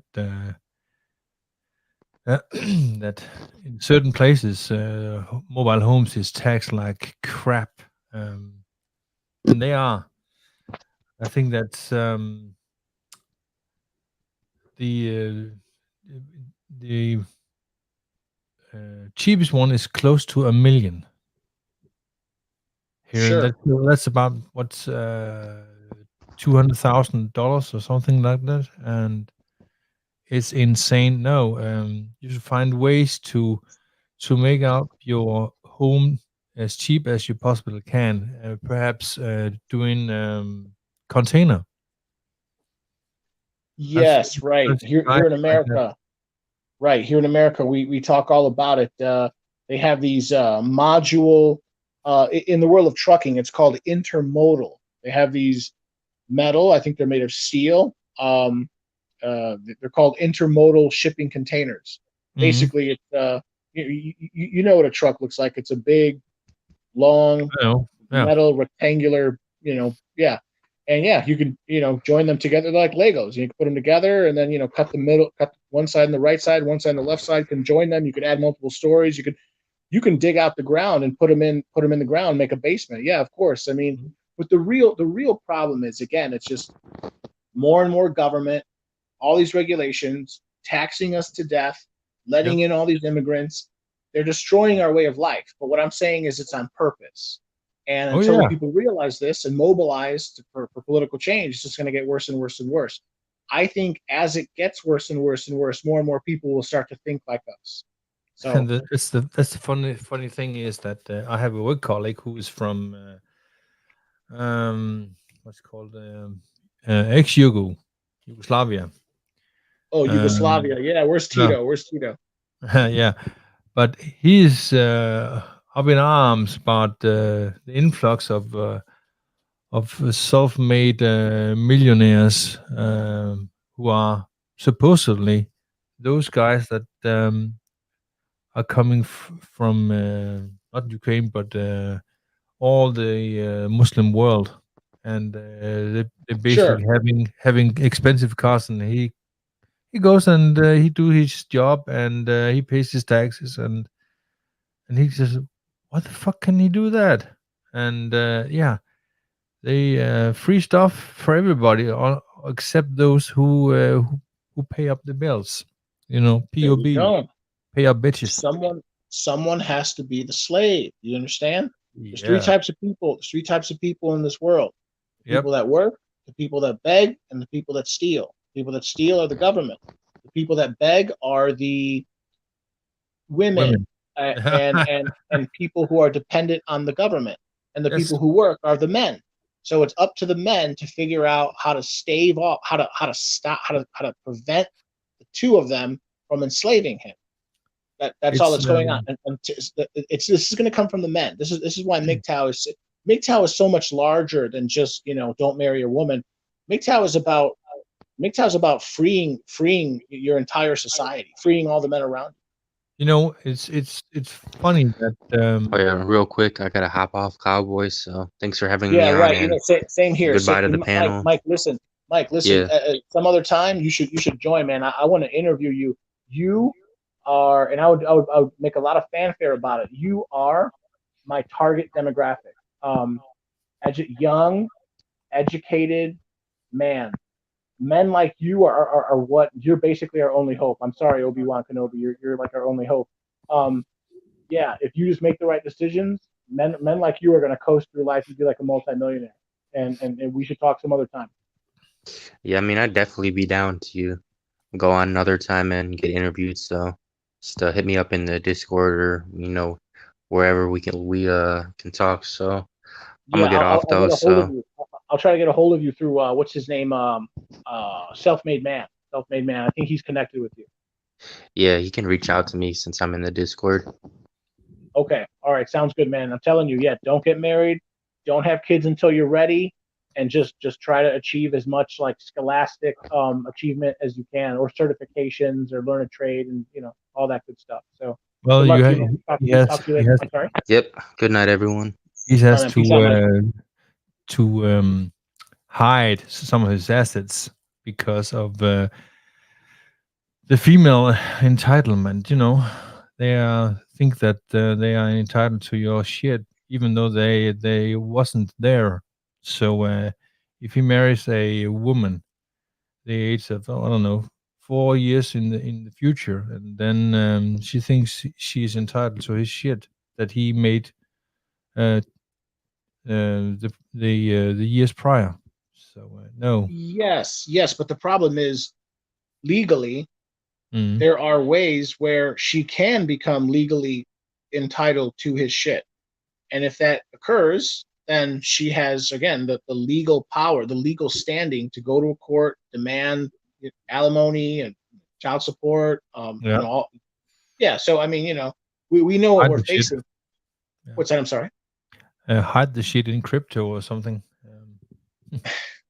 Yeah, you could, or just instead, just don't marry. Don't marry a woman. I'm gonna get a big tattoo, just tattooed right across my forehead. It's just gonna say like, "Don't marry. Don't marry a woman."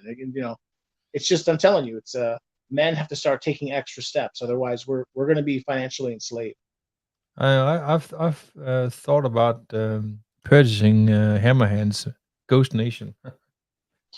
I wanted to ask you. So at this point, I've seen you around. I've seen you around the community, if you will, Singletown. Are you a red pill and or MGTOW? Do you consider yourself either red pill or MGTOW? I must say that I am red pill because I'm in a relationship. So that doesn't make me MGTOW. So Right. no. Well, that's interesting. I mean, technically, as long as you're not living with the woman that you're in a relationship with, you could be considering yourself a MGTOW. Do you live with her? Nope. No, I don't consider myself MGTOW because I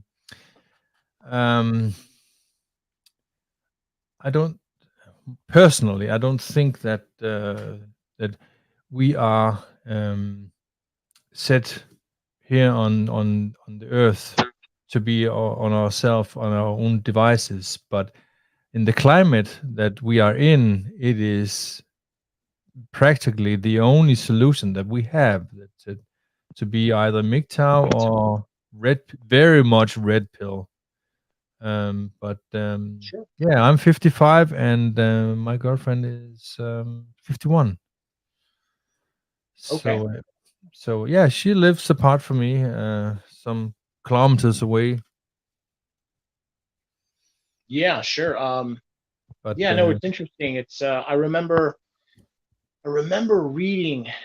What was it? No. Take your time. It was a video. That's what it was. I remember watching a video talking about Denmark and how your birth rates are dropping. It's getting to the point where more and more men are choosing not to have children, or they're not shacking up with the women. Yeah, no, it's it's the same. It's the same formula. It's the same formula. Well, we have free pornography since 69 or 68, I think. So that's quite a while. So we have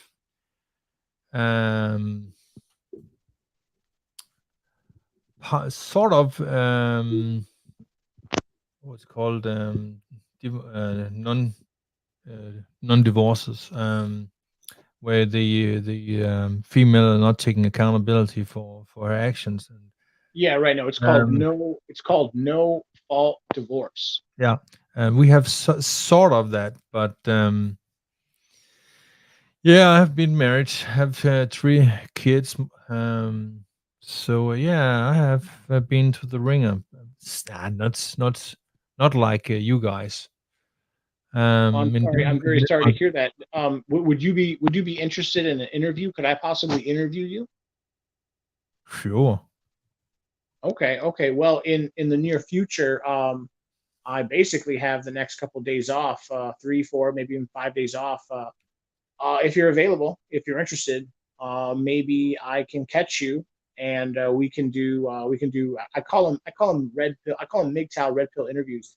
I have people call in, and then for at least like 20 to 30 minutes, you and I will talk, and I basically interview you: who, what, when, where, why, what do you do, how do you make your money, where do you live, and then we get into what made you MGTOW or what made you red pill, and I basically elicit stories from your. I basically ask you to tell your life story and why you became a red pill, why you became a MGTOW man. Sure. If I have to go back in time today, I would not have kids. Yeah, yeah, but again, you And probably be did married. not know that back then. Absolutely not. It's been, I think it's 3, 4 years. Sandman and Hammerhand, of course. True story. Strong, successful male. The War Band, Right. of course. Yidis. Uh, There's so many now. There's so many. Absolutely, yeah. Hammerhands told or talked about some of the old Spetsnaz, and it's basically persons that I have never heard about. It's like, where do we find an archive like this? Like having the story of MGTOW, who started it, and who were the first one, and having a library of the contents that they produced. And yeah. I have to know the vengeance. Yeah, no, there's so many. There's so many. Yes. Anyway, listen, I'm sorry. I'm sorry to interrupt No, you. I do need to end the stream, and I need to get to bed. This has been going on for almost 5 hours. I need to get going. yeah. I would say that tomorrow, about this time, yeah, I'll see about if I can get it before. It's 12 o'clock in Denmark right now, so um, I'll figure out whether or not I can make it tomorrow, because I was my gonna say, mother. if you want to do me a favor, go to my channel on one of the newer videos. Just leave a comment and just say, okay, this is me. You can give me your email address, or you can You have petition it. me to give you. Okay, or you can Private petition. chat. What's that? I'm sorry. It's in the private chat, but it's no secret, because I've plastered it all over my channel for what, about over a year. So yeah, single town bachelor, like in my name. Oh, I And see. Okay. at protonmail.com. Right. Yeah. That's basically my email as well. It's my name, MGTOW at protonmail.com. Yeah. Yeah. Okay. Well, listen. I'm sorry. I do need to end the stream. But No need yes, you to. and I, I would be happy to speak with you and to conduct like an official like MGTOW Red Pill interview with you. Yeah, And sure. then if you have time, and then in the near future, I will contact you, and if you can contact me, and we will set up a time. Right. So I can only say this. Yeah. No, We I out think here. it's going to get worse. It's going to get worse before it gets better. Yeah, But absolutely. again, we gave women the right to vote, Yep. and now women make the majority of the decisions. And so, yeah, that's just how it's going to be for a while. So Yeah. So I recommend moving to Texas. And if you can't move to Texas, then you're screwed. So sorry, Singletown. Oh, yeah, I'll scoop a old a Russian submarine or something, or an old There you go. German one.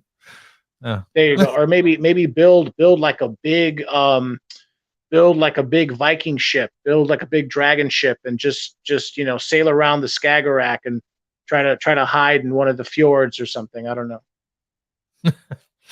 No, I don't think they have everything on GPS now. So Yeah, there's nowhere to run. Nowhere to nope, run. All right, nope. I'll leave it at that. Singletown Bachelor, it was a pleasure. I'll get at you, and we'll talk again. Sure. All right, sir. Thank you, and take care. Bye now. Bye-bye. Okay. All right. That went a little bit longer than I wanted, but it always happens. I say, oh, I'm gonna stream for an hour and a half. I'm gonna stream for 2 hours. Next thing you know, we're going on almost 5 hours. All right, everyone. It's been a pleasure. Everyone, take care. This is the Mixed Out Cowboy. If you like my content, please like, please comment, please subscribe, and please share. I'll leave it there. You gentlemen, take care.